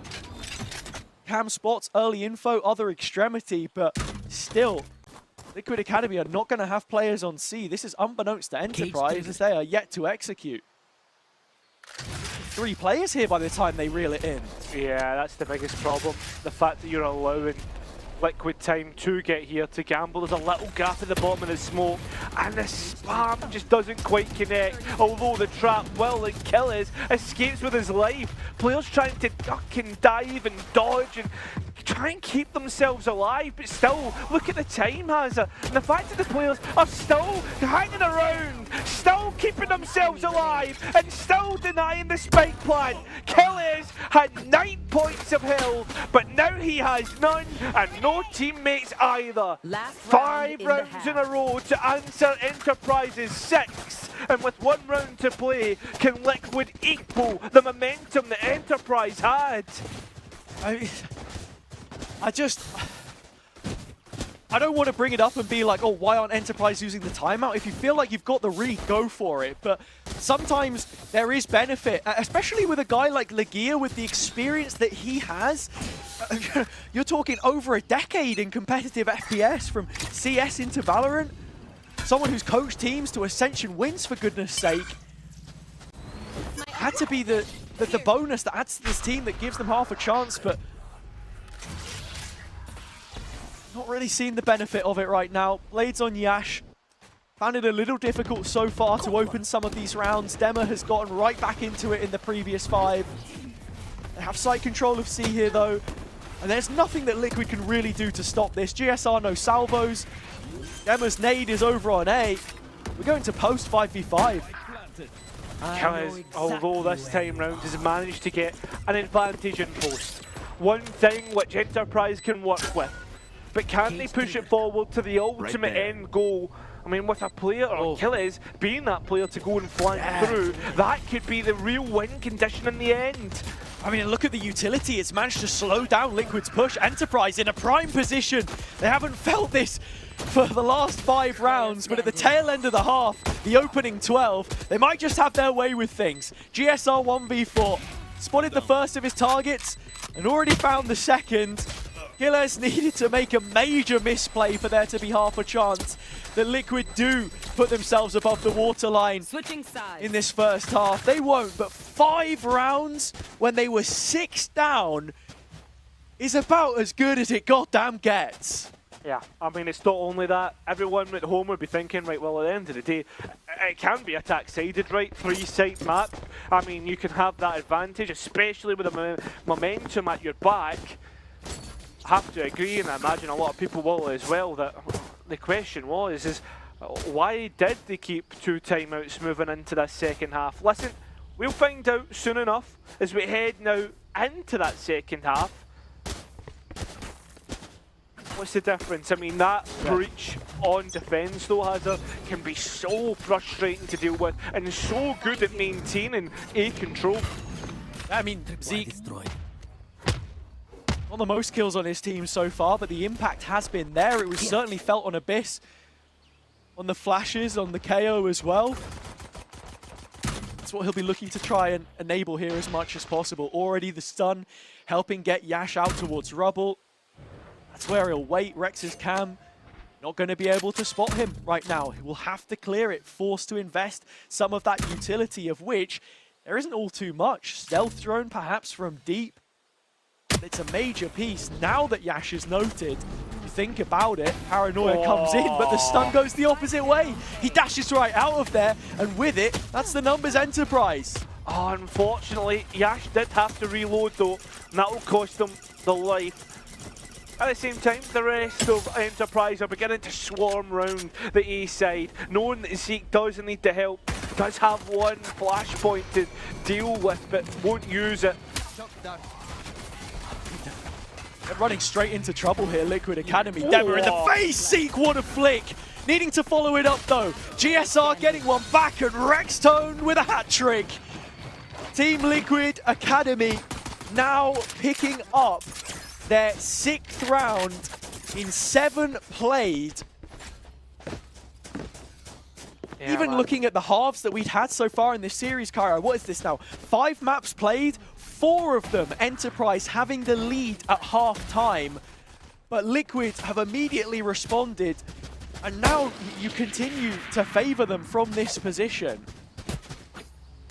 Yeah. The fact that, like, as you said, like, now you win that second pistol once again, as we've seen now, what, for the third time, I believe, winning that second pistol round. It feels like the momentum will be at their back for the second half, and being on the attack, like we've seen Enterprise being able to do, you can't help but favour them. And again, Rex being able to find that lock kill on towards Zeke. Other experienced heads finally start to crash out. On this round, they're not going to really be left with too many tools. Of course, that's what a bad worksman would blame, but Valorant isn't built the same as real life. Quite simply, cannot get a thing done from this position. There is no utility left on Liquid Academy. They spared no expense to take the site control. And this is something that I think we're going to need to keep a close eye on in following rounds. It's been something which we've seen come up for them a couple of times. It was the case on Split before. I think we saw it on Abyss too, in terms of that post plant. How much are you investing? Because there are ways for Enterprise to win this. I mean, they're still in the lead, or at least they were, as Rexstone will tie the scoreline up flawlessly. No real route for further investments to be made here, though, for the attack side. Maybe a rifle on Rexstone, as he's only got the pistol, but not too much past that. I mean, you look at the bonus round, you would expect this not to be much of a winning one, just because of the Marshal and the Spectre, and only 2 Bulldogs. Usually when you think of deadly bonuses, it has rifles, it has Guardians, everything littered in to the mix. Liquid don't want to reinvest into this one, would rather see what happens. More of the same in terms of the contest on A. Dash doesn't realise that though there's plenty behind this cage, and he's just standing on his own. Yeah, taking the timing. Just mentally knowing that in the back of his head, there's only so long you can hang around that position. That's where Doma gets called over, but no owl drone, and still waiting for the cooldown of the dart. That's going to come up, his Sova signature, about the same time as GSR salvos and Ninja's Horn, as we've seen the Observer flick between all 3. So this one is about to go off, but Liquid 4 against 2 in this position, and Doma even having to rotate back around towards upper, so a chance for a free plant shouldn't be anything to stop this, and Yash, without the updraft, still just about not getting caught. Still a little bit of delay on that spike plan, but as the players do come in, trying to use the salvos to stop anyone pushing forward. It's Zeke though you have to be most careful of, and Rex uses the Marshal to get rid of. Just a bullet goes through, kill is clearing stairs, but there's still Rex to try and climb this mountain that was in front of him. Starkey will stop that, and it will go towards 8 for Enterprise. They win the rifle round out, but at what cost? Yeah, it's fairly hefty. I mean, we're going to see 3 players have to repurchase here, but 2 who can drop, so that'll be all right. Big thing for me, I think, is just how quickly Zeke got into position. The aftershock entirely denying the initial plant, that setup of the site that I was talking about. So the Liquid post plant didn't have too much more to really speak of. Positions towards tree, condemned, Cupid fighting solo on the site with his own smoke. And Yash at the forefront yet again, trailblazing his way to what would be a successive grand final in a Challenger League. Oh, Yash? He's stunned here though, and dead to Dema. In terms of this head-to-head, it had been one-way traffic up until the final map, but Dema is really starting to show his mettle here. Doma takes the advanced position, beats Rex's cam, so Enterprise do have a wedge between the A site and the Academy. The issue is there's only 2 players on the other side of the map, which could very soon find themselves in hot water. I mean, the other thing for me is right now Enterprise are playing in front of the Cypher proxy information, right? Like, you'd be hoping that they would gamble towards maybe B, or so they're quick to rotate into C, and this is exactly the case. The players are coming in now. It's whether they can find a chance to get a player back. A big reveal doesn't net any kills, but Starkey comes in and uses his timing to perfection. He looks away at the wrong time, allowing GSR the kill. And now the last two remaining players in this round make that one remaining player was separated. A 1v3 for Killers, and at 45 points of health, you're probably thinking, mate, it's best to sit out this one. Think about the save. Yeah, he's not going for it. Enterprise so close to having a successful retake on their hands there. Doma's dart was huge. It just set everyone else up for the hunt. They were ready to go. But GSR saves them. And that kill onto Zeke towards Waterfall, which he takes solo, confident, crazy, but ultimately wins them the round. Because even if Killers had found the next two players, he's got salvos and his ult, and a very important piece of map material. The turning point in the round was the use of the neural theft from Rex to discover that the B site was left open, and always something you've got to be thinking about in the mid-round if you are an attacking team on Lotus. You know, I think I've thought of some new content for the team, for the production team. Okay. I wonder if we can get this hooked up. What if we put a heart monitor on the coaches, so when we go to the coach cam, we can see the highs that they've hit? Maybe. We haven't seen either of the coaches in a very long time, though. That's so, very true. I mean, Bacon said his piece, and that was it. Mouth shut. Here we are, 8-8. I don't think many would be expecting to find yourself in this kind of position, but Ninja's Odin spam looking to latch onto something. Not going to happen. The stealth drone lets them know. Fighting back through GSR too. So is Yash, and that's the blades. He can see them over the top, Rex. Good as dead here, and well, those are the guns given over. So the defense a chance to upgrade a little bit. Doma's not got his hands on it. He's elsewhere. The Sheriff's done it all. Just, these rounds are insane, man. These rounds are insane. Absolutely insane indeed. The fact that Doma has the confidence not only to automatically switch to the Omen, but wait and go for the second player is insane. And not only that, I mean, Killers with a rifle coming in to support Yash, who should have never won that fight in the first place. Yeah, I don't know. This is starting to enter the realm of insane. I mean, Enterprise do so well to stop the initial push coming out from Liquid after all the salvos, etc. are used. This time they won't be as successful in stopping Team Liquid Academy coming out. Missed shots, Yash, but won't matter for now. Made his mark in the previous. Enterprise forcing Liquid Academy to fight if they want this win. What a shot, Ninja.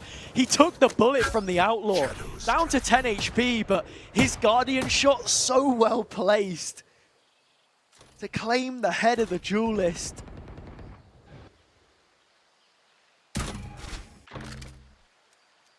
And now at this stage in the round, Enterprise find themselves in a similar position where both extremities are where they're looking to fight. B left open, they have the cam there from Killers at the very least, but he's on his lonesome, left to his own devices, 2 traps and a cyber cage or 2.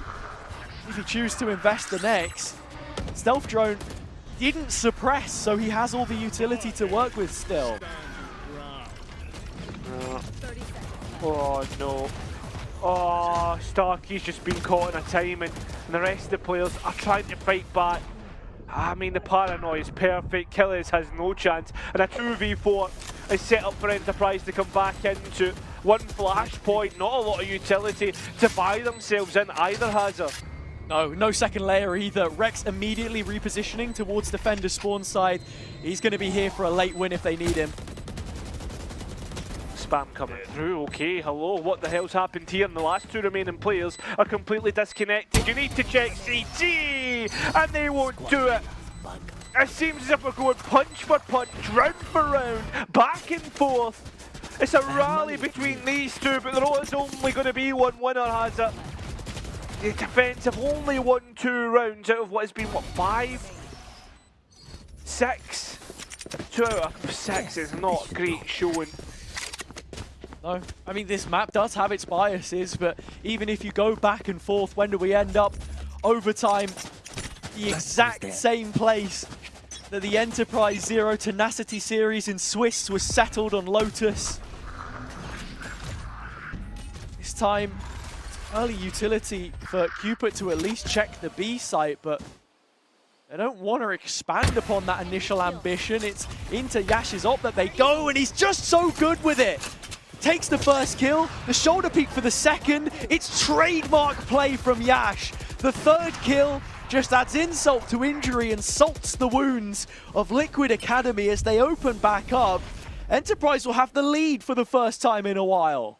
Yeah, it feels like it has been a while, but if there's anything that I've known as that leads can be thrown, and while it is a 2v5,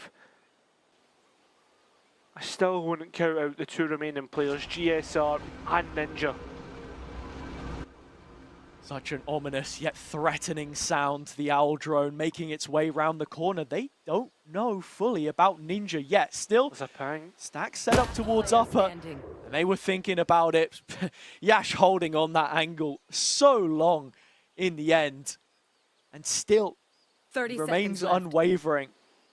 I said it a little bit there, sort of, as the moment played out, but something he's done a couple of times already so far in this series on the operator that he's really good at is taking that first pick with the op and then just shouldering it really quickly, getting that second little bit of info so you know where you can take a second fight if you need to. Liquid Academy haven't been too great at punishing that, but at the same time, it is so difficult to read into, especially for someone like him with the Challengers titles he has under his belt. But that's the game that we're playing. Double digits Enterprise. 3 rounds now. You finished them. All they need to get to another grand final. Hey, that's it. I need this. My thanks. I mean, if the way things are going, it should be Team Liquid Academy to respond after this one, right? If that's the way we are going with the round counts. Got to be looking at the ultimates though, to be the difference here between the two.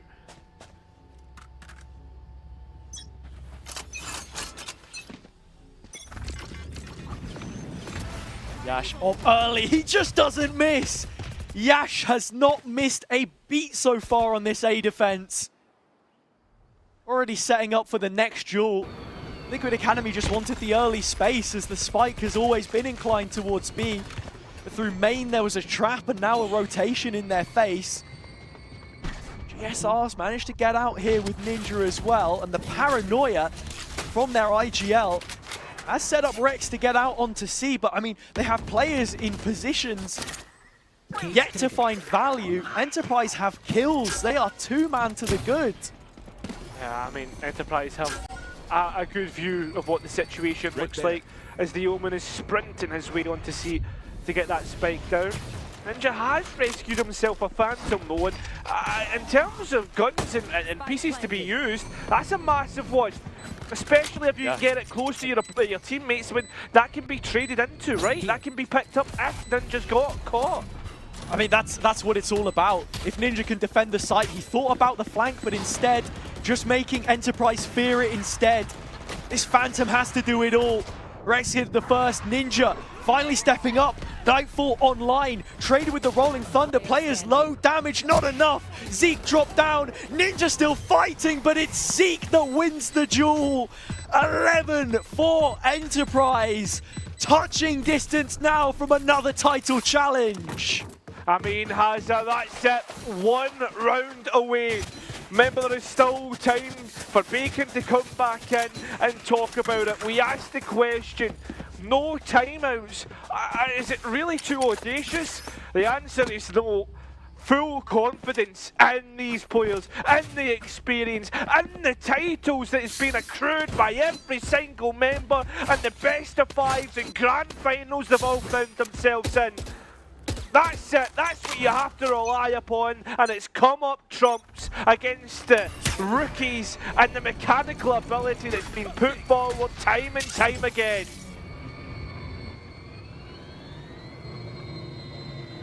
Early drone coming out from Doma. Just the one player that he would have spotted in Cupid. For that reason, you can see hesitation in the rotations on the Enterprise side.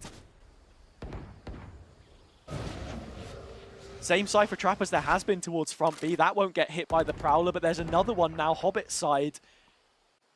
Just with the threat of a potential split push coming in, it's more likely that we see Cupid hit as a late rotation protection, perhaps. In fact, he just groups up with the rest. It's a full frontal siege. As and players are let up, but Doma can't quite capitalise. That's the worst part about it. A lot of damage done, and a lot of kills being won, fights being won. It's still in Enterprise's favour, and it's Starkey who's been most important in these rounds. The players will escape and scarper towards C, where we've seen a lot of these rounds finish. Although Cupid hanging around in the smoke. Enterprise going elsewhere, the Hunter's Fury not hitting, and Ninja has managed to escape. Plants the spike in the most uncommon of positions. Doma was expecting towards backside, and look, that's where Liquid have to try and set up. All three players retaking from Mound on the defender's side of Enterprise. There's a horn up, and well, the most important is Zeke's utility. Haven't caught Cupid, and the players now going towards ramp, where Doma wins out. Cupid is trailing them. They don't have an idea, and will they catch him? That's the question. Finally, Zeke should have an idea, but doesn't. It's Cupid to clutch up and bring them within one.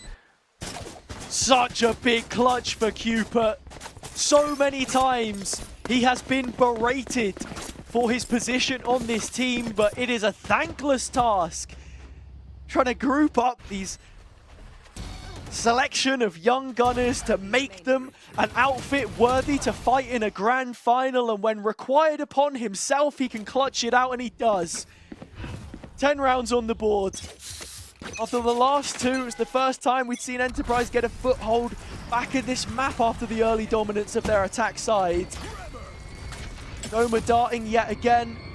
As the door opens, it's more of the same from Liquid Academy.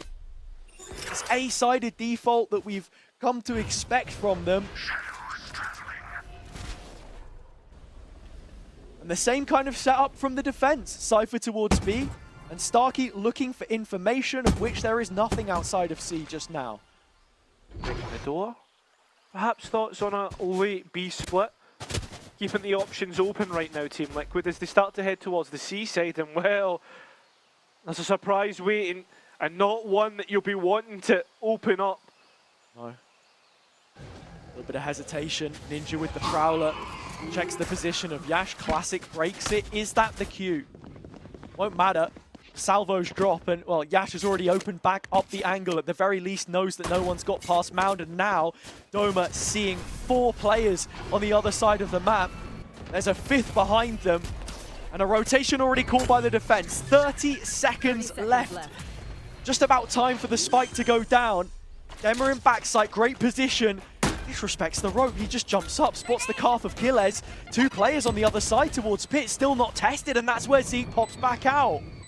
Mate, such confidence, and the players alongside one another can't quite hit what they're looking for, Hazza, and as all 3 players are stuck towards the front of sight, the Enterprise players will chuck themselves in, still fighting back, and it's still even. That's hands on a knife's edge, and well, the neural theft comes in. It's the defense that are getting revealed. It's Cupid who strikes next. That spike is ticking away, and Enterprise need to get a move on, because if not, this will go Liquid's way, and we will go all even once again. 11-11, maximum regulation is required. Maximum maps, maximum regulation, minimal utility for Liquid Academy in that post plant. They had nothing to work with at all. Cupid gets the regeneration of his smoke, and that's just enough to bridge the gap and give some space for the remainder of the players to then fight towards stairs and give themselves a platform. But otherwise, they had to, you know, scrap tooth and nail for the result there.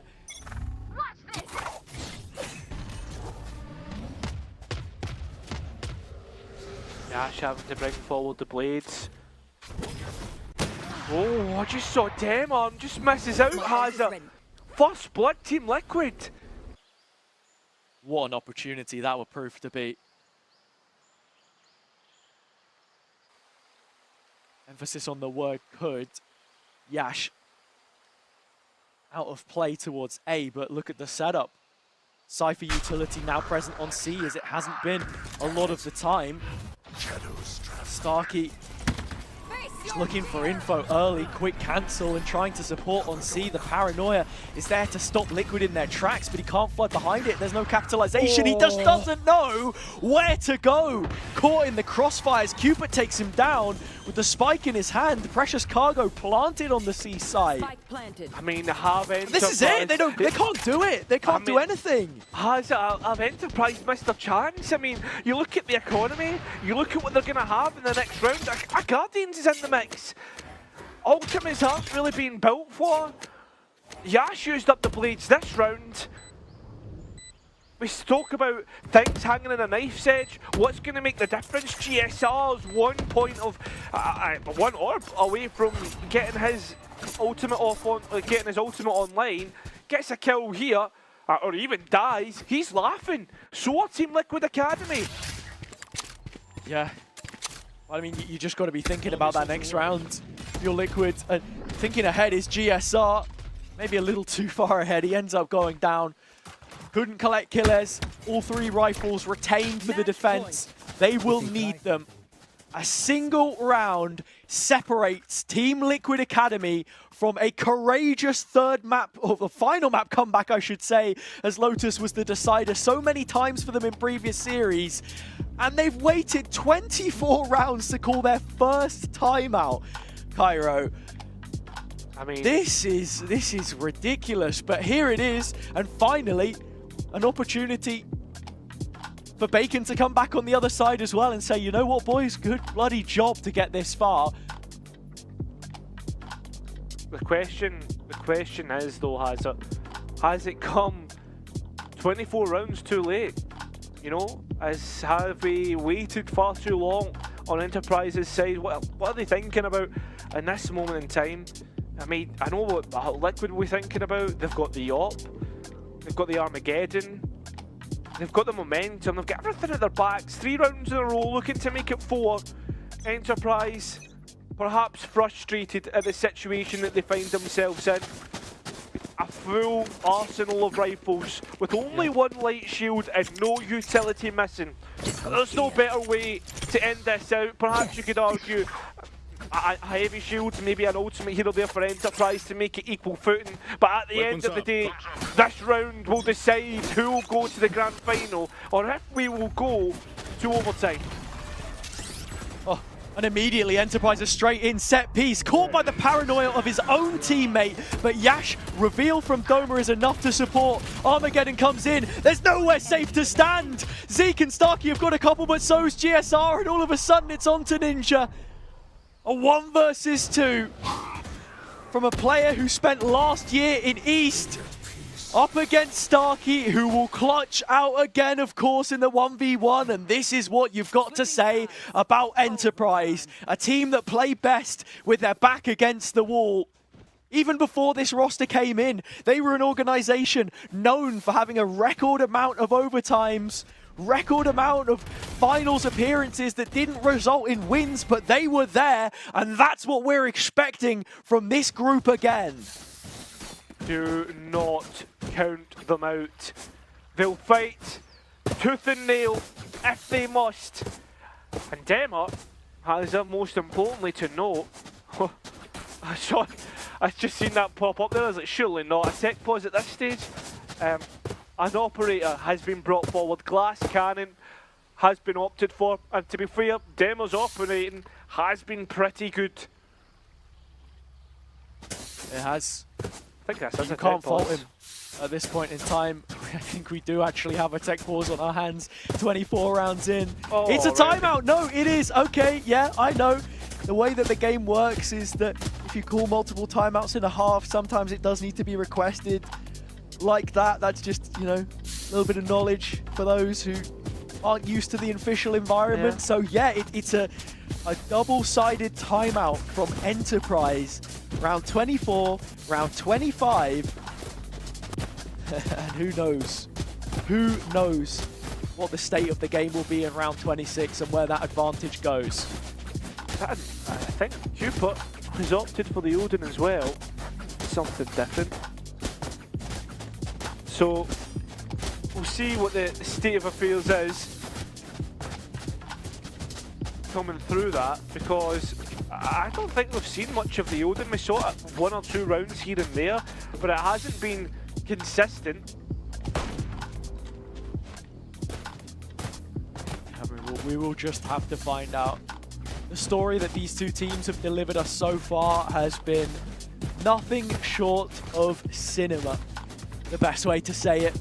Cliche perhaps in this day and age, but either side of the server, the 2 players highlighted in the head-to-head by our analysts at the start of the day, Yash and GSR, both 21 kills, 19 deaths, a few more assists for the initiator, but the fragging capabilities of this player at only 16 years of age is something to marvel at. We do get a technical pause as well, so for those who had missed out on that one, here is your reward. A couple of crisp packets being lost. Indeed. And not the place that you want to be in right now. I have to say though, where we had previous series where there were issues, technical issues, it sort of favors one team more than the other.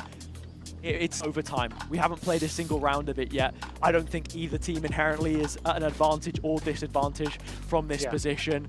Maybe Enterprise off the back of that timeout, which they called.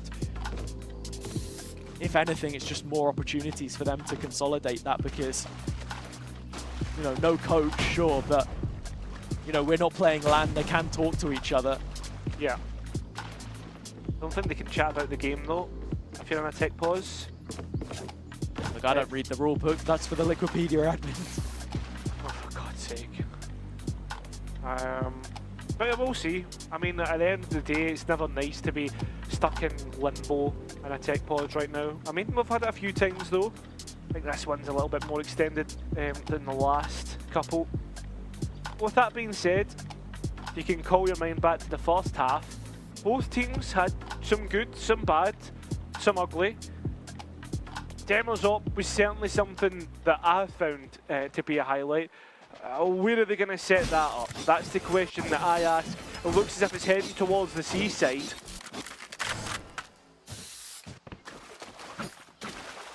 It would be Rex there to greet them with Dema's support. As you mentioned, double layered with the Cypher utility and the operator.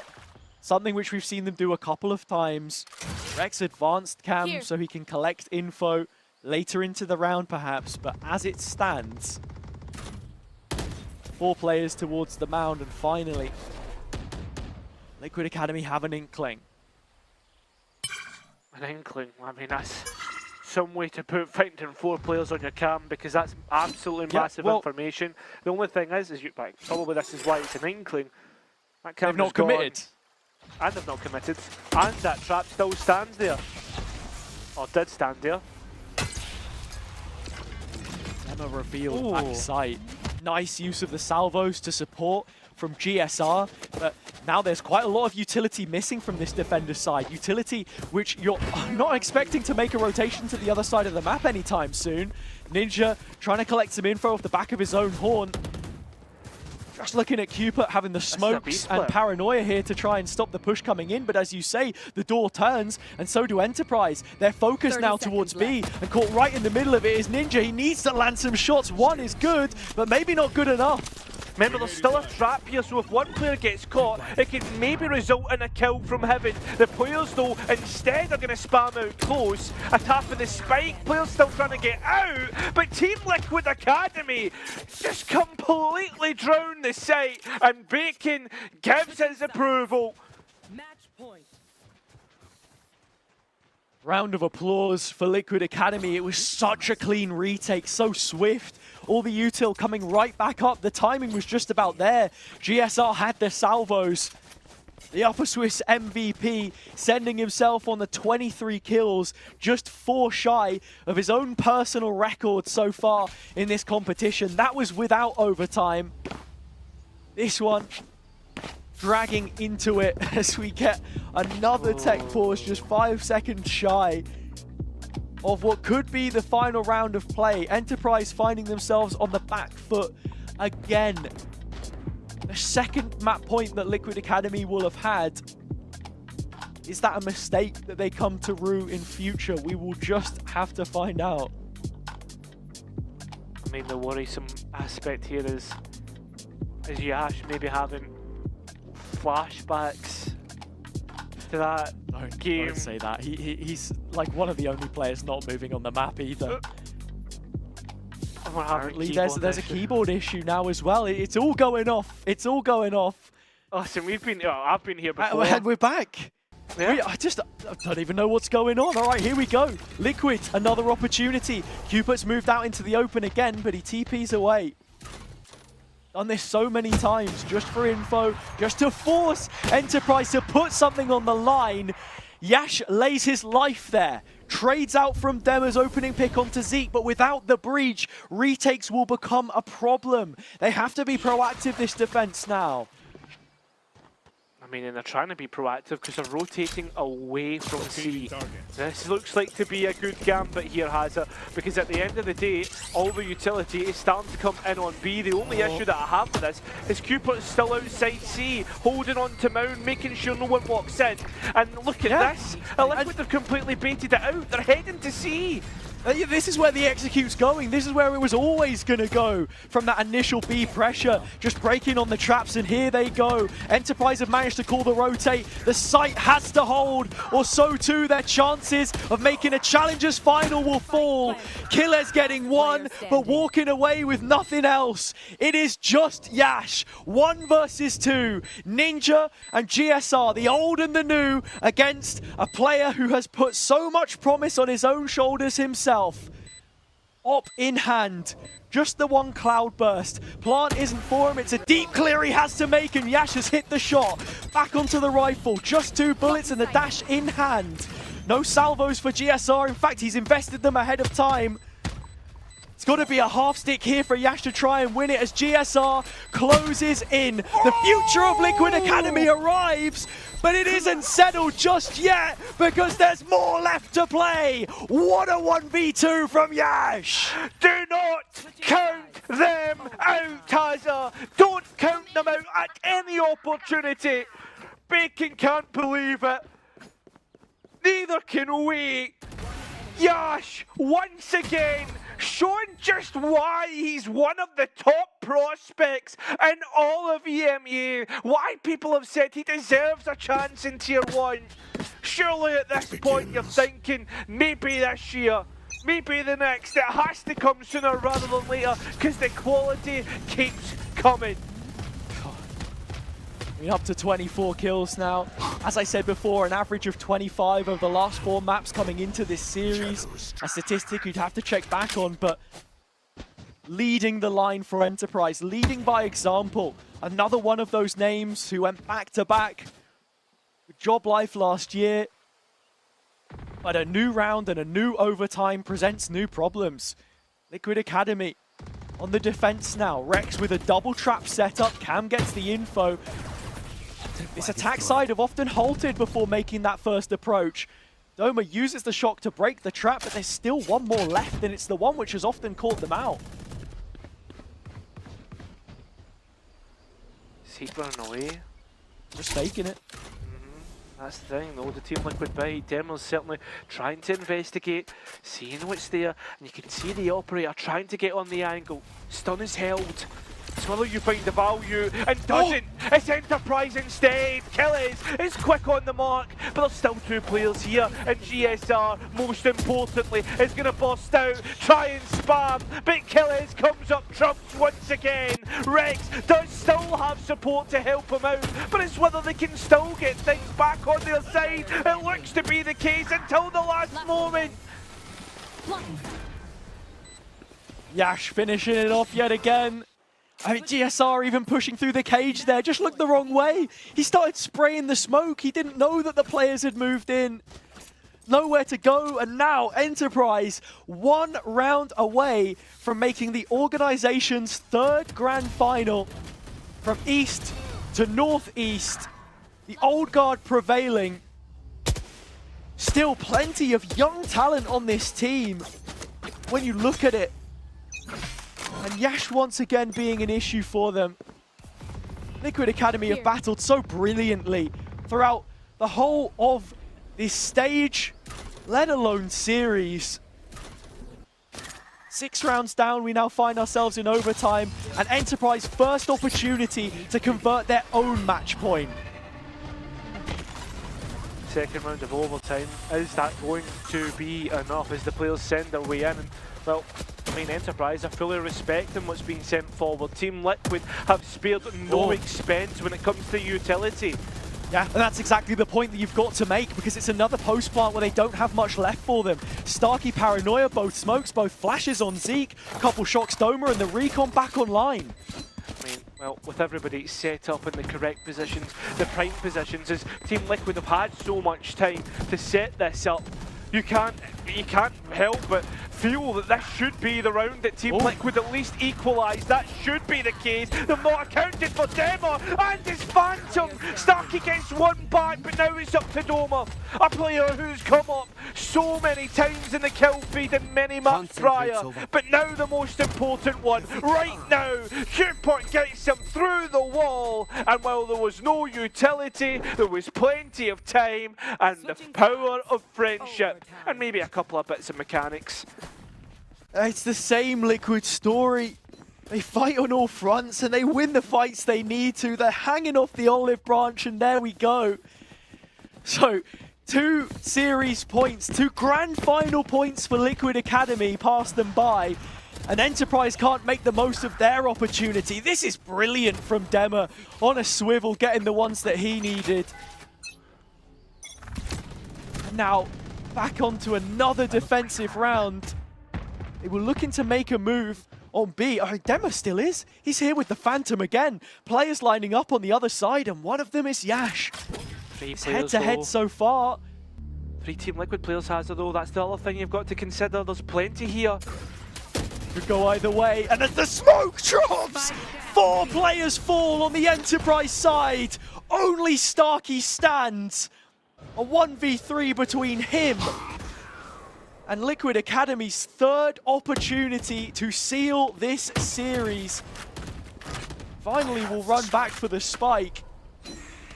It's a good thing because Rex was ready to duel him. I mean, you're almost considering this done, right? 37 points of health. 1 bullet was enough from Cupid. Team Liquid Academy will find themselves in pole position once again in a 3rd round of overtime. With that being said though, Hazard, after so many rounds, there's obviously going to be a timeout introduced, and well, Bacon just wants to calm his players down.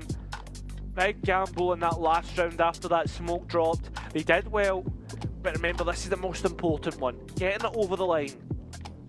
You can tell by his demeanor how slowly he's going through the motions. Yeah. Guys, just calm it down, take it down a level, because this is something which, again, you've got to attribute a quality to Cupid, being able to be the level head amongst a lot of other players here, which bring a lot of energy to this team. I mean, the same for Ninja as well. I think Dema, it will definitely be a difference from Donatello in terms of the overall chemistry, and that's where you're maybe looking for them to be a little bit calmer in this kind of position. Hard to say, of course. But the same way that Enterprise used 2 timeouts on the 24th and 25th round as their endgame to close out this series and send themselves to the final, Liquid have used the final 60-second break that they had on the 30th. To make their attempt at finishing this. There will be no more said by either coach from this point on. The game lasts as long as it does. It's 3rd overtime so far. Feels as if you've just taken the gloves off the players and said, right, everybody at it. Let's see who comes out on top. A fight to the death. No pauses, no stops. The bell's broken. And Starkey, is he going to escape? I don't think he has. No, GXR finally gets rid of that Omen player, even though they tried to escape. Zeke, though, and Killers are want to stick around, want to try and bring up some sort of resistance. Zeke can't get one more, and now Team Liquid Academy, while the spike goes down, are a man to the good, and Yash is a glass cannon up as well. Armageddon into his position, just buying a few more seconds.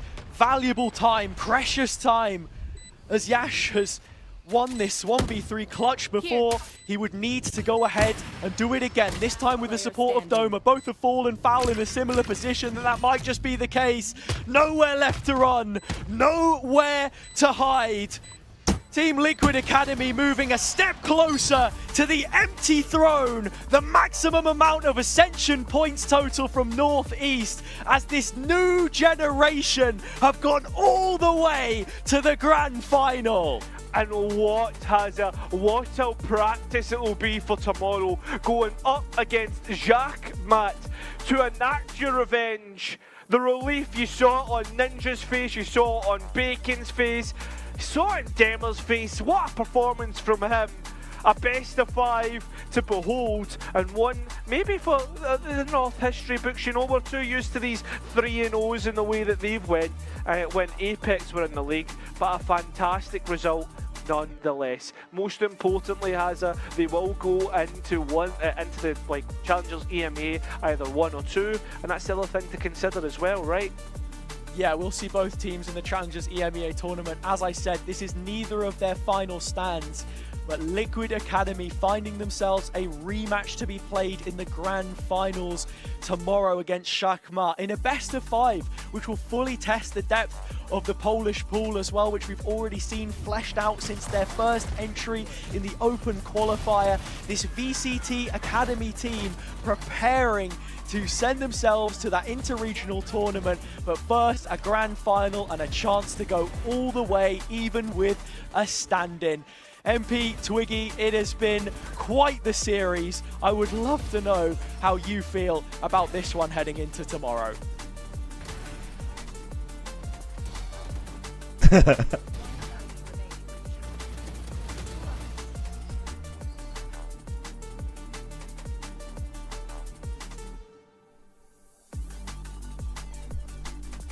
Damn, that was an incredible map. GSR, 30 kills.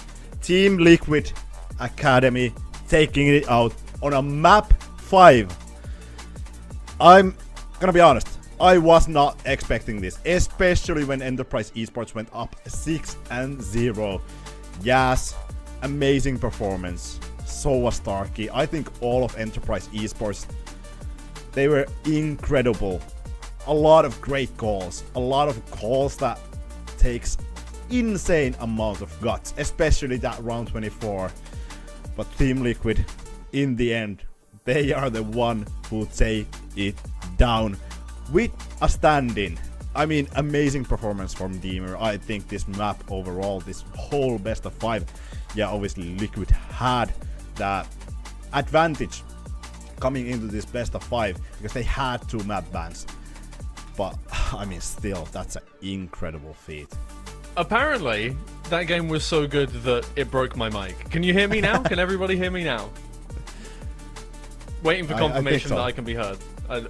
Okay, we can hear it. Cool. In that case, let's go straight into an interview with Cupert. How about that? How's it going, buddy? I mean, Hello. Do you even have any emotions left after that game? I'm actually pretty chill. It was fun. It was just an experience. Yeah. Okay, well, I don't even know what to start with. That is such a hard-fought win to just get you into the grand finals, like just get that rematch against Checkmate. So how do you feel, first of all, just getting back into that top 2, just getting that one victory there? I mean, we already kind of had our goal of just qualifying to challengers, but then once we realized like how good we can be, we wanted more. We want to be top 1, right? Like our only goal now is to be top 1 of the league. Like we like to put pressure on ourselves because we're trying to teach these kids and me like to play under pressure. So we put a lot of pressure on these last 2 games. We play with Sandin. Demur is doing a great job for us. I want to give a big shout out for him for stepping in. It was last second notice and we did great. So I want to give him a big thanks. But yeah, we have a lot of pressure. We want to win top 1. I want to play a B of 5 when they have 2 bans. I'm kind of excited for that. to show off our map pool. As you guys can see, we tested a lot of things, and some worked, some didn't, but it was fun. Yeah, I mean, first of all, congratulations from me. That was an amazing victory. I want to go back to when you were announced. There were some doubters that were not quite sure how this team was gonna do. Is there anything that you want to say to them right now that you actually beat Enterprise Esports, who is arguably the most experienced team in our league? I mean, honestly, like, on God, I don't care. Like, it is what it is, bro. These people have so much. Like, me and Bacon did a very good job, like, doing these, like, tryouts, getting these players that nobody kind of knows about. We did a really good job at that. That's what matters for me. We made a team that I enjoy playing in. I don't really care, like, these tweets and all this stuff. Like, the people have excuses of why we're doing good or why we're doing bad. Like, we're just having fun. We're trying to teach these kids to get good. I want to make everybody on my team a tier 1 level player. And Bacon is doing a good job with us as well, so I don't know. I don't know. I have nothing to say. I love the attitude. Okay, I'll put you on spot right here, right now. I will give you a chance to hype your team. Maybe it was a timeout from Bacon, maybe it was a multi-kill from GSR, or whatever it was that you think that actually got your victory right there. Give me like a highlight or two that you think was incredible in that match. I mean, I think, honestly, and I don't say this like lightly, I think everybody did an incredible job towards the end, giving me and Bacon good enough like comms and like info to make good calls off of it. Last round, I have to admit, it was the GSR. He made the perfect call. Like, Bacon made a call for us to go see there. GSR called the trap play, like called us to like paranoia and run at them like crazy, and it worked. So GSR had an incredible call. It's kind of what we've been trying to teach these kids, to like have these good mid rounds all the time, and I don't know, it just worked incredible. I mean, yeah, clearly. We didn't really get to ask you anything last series against Checkmate. Obviously, they managed to get that win against you. So, before you go and prepare for tomorrow, or actually, before you get some sleep, get some food, you guys have been we've been working so hard. You need to just take a little break for a bit. But I'll ask now, what went wrong, do you think, yesterday? And do you think you'll be able to remedy it tomorrow for the Grand Finals?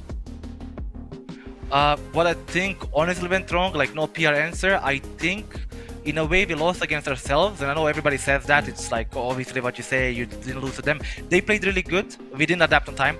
I think I didn't do a good of a job adapting with a stand-in. It's not something I've experienced in, so like I felt like I was a bit all over the map calling for like to make sure he knows what he's doing. We didn't have the time to play all these maps, like this is a last second sentence, so I think I didn't do a good enough job asking them to feed me information that I need to call better, and giving them the space to make this micro adjustment. So it felt like we were playing like protocols. It felt like we were just playing our game, they were playing their game, and their game, obviously they're a really good team and they've been a team for so long. Their game just won against ours. It didn't feel like we countered them like we usually counter teams. It is an excuse that we have a stand-in, but it's my fault. I've learned from it, like it's a good experience for me. Okay, well, I mean, you've been going for like 6 hours now. I'm sure you are. Well, you said you feel chill, but I'm sure you're a bit tired. I'm sure. Yeah, you're just ready to. You know what? Let's get up Checkmate right now. We'll run the Grand Finals right now. God, I would play a BO5 right now. No joke. Yeah. It's not even that I want to play. I'm feeling chill. Okay, let's call them up. I saw one of them in chat. Let's go. I don't mind. Dude, they have a chess grandmaster, bro. Like this guy, I'm scared of him, you know. Alright, well, I'm gonna say you should probably get some sleep and prepare for it tomorrow. I think that's probably a better time to go. Yeah. For everybody, maybe for the viewers at the very least. Alright, thank you guys. Thank you for Alright then, thanks man. Thank you. See you. Amazing. Here we go right now. I love that. Wow. I mean, commendable, honestly. That is, it was such an insane series as well. Like the most one-sided map we had there was Pearl 13-7, and that was not one-sided in the moment. Absolutely not. All of those maps were so back and forth. Absolutely. I just gotta hype Hubert up there. I think that interview, it was amazing. I think at that last part was a little bit of Valorant bows for Cupert. A little bit of a BM there. I think that was amazing. Obviously, really confident, really chill. I love the personality of Cupert. And I think when you're ending your career, Cupert, in like maybe in a decade or something, I think you would have a great career as an analyst, as a caster. I would imagine so. I think that was amazing. That would be something that we would love to see on the broadcast. But, Right. I mean, I think there was one round still. Team Liquid won this, but there was one round that I want to show. It's round 24. Calling this round takes insane amount of guts because your overtime depends on this. Look at this defensive side call from Enterprise. They just decide to push all the way into Team Liquid. Kinda exploit that Team Liquid is not ready for this call. And look at the flank as well. Starkey popping off, getting those kills. In the end, it's just Ninja left. 1 versus 2 situation. It's a rough place.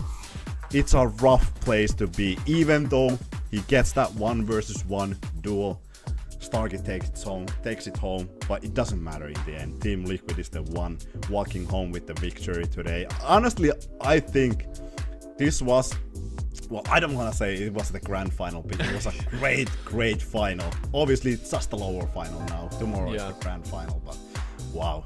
I was going to say, nothing that can happen tomorrow can even come close to following the drama that we've seen today. I would welcome it. I would really welcome it, but there is no way we're going to see something. You know what?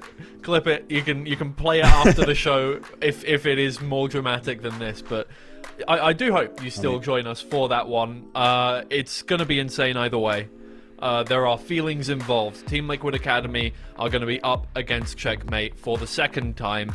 There was, I would say for them, a surprise loss for them. A something out of nowhere. They didn't expect to be losing that game. And they're going to want that second chance to come first place in the league. I mean, the expectation is there.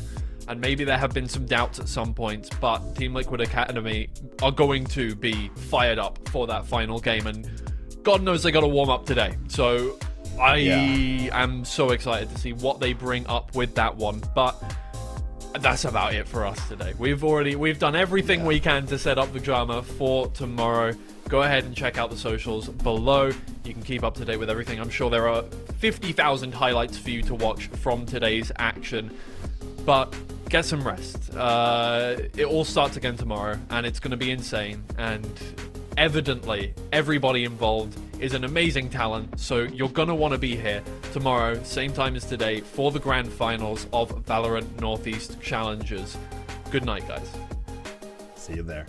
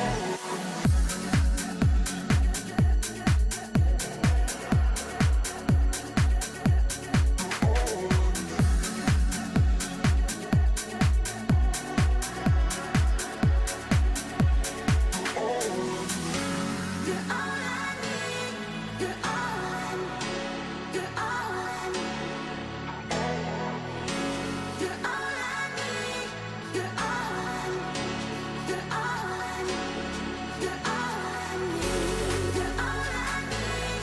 You're all I need. You're all I need.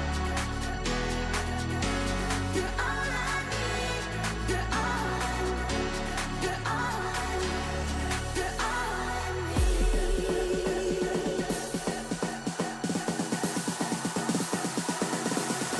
All I need.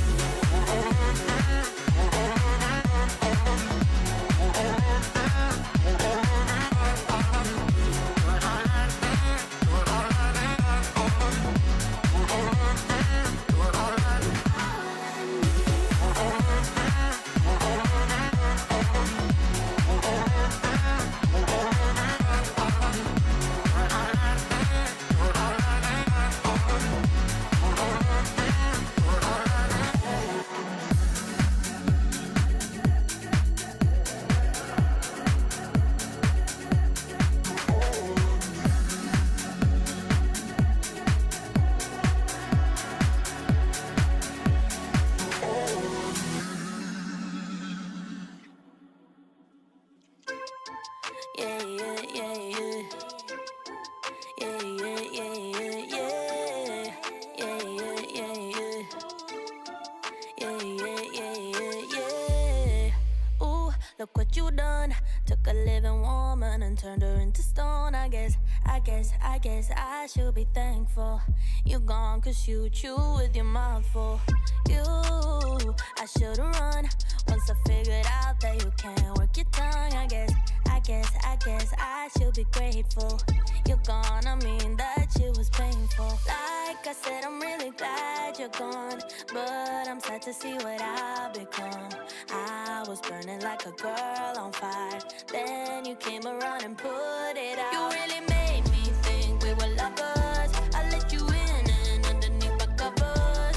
All I wanted was a hot girl summer, but I'm a cold bitch now, what a bummer. You really played my heart like a drummer, mentally drained me kinda like a plumber. All I wanted was a hot girl summer, but I'm a cold bitch now, what a bummer, yeah. Who you think you are? Literally no one, if we're being honest. I guess you should be thankful. You got to spend time with an angel.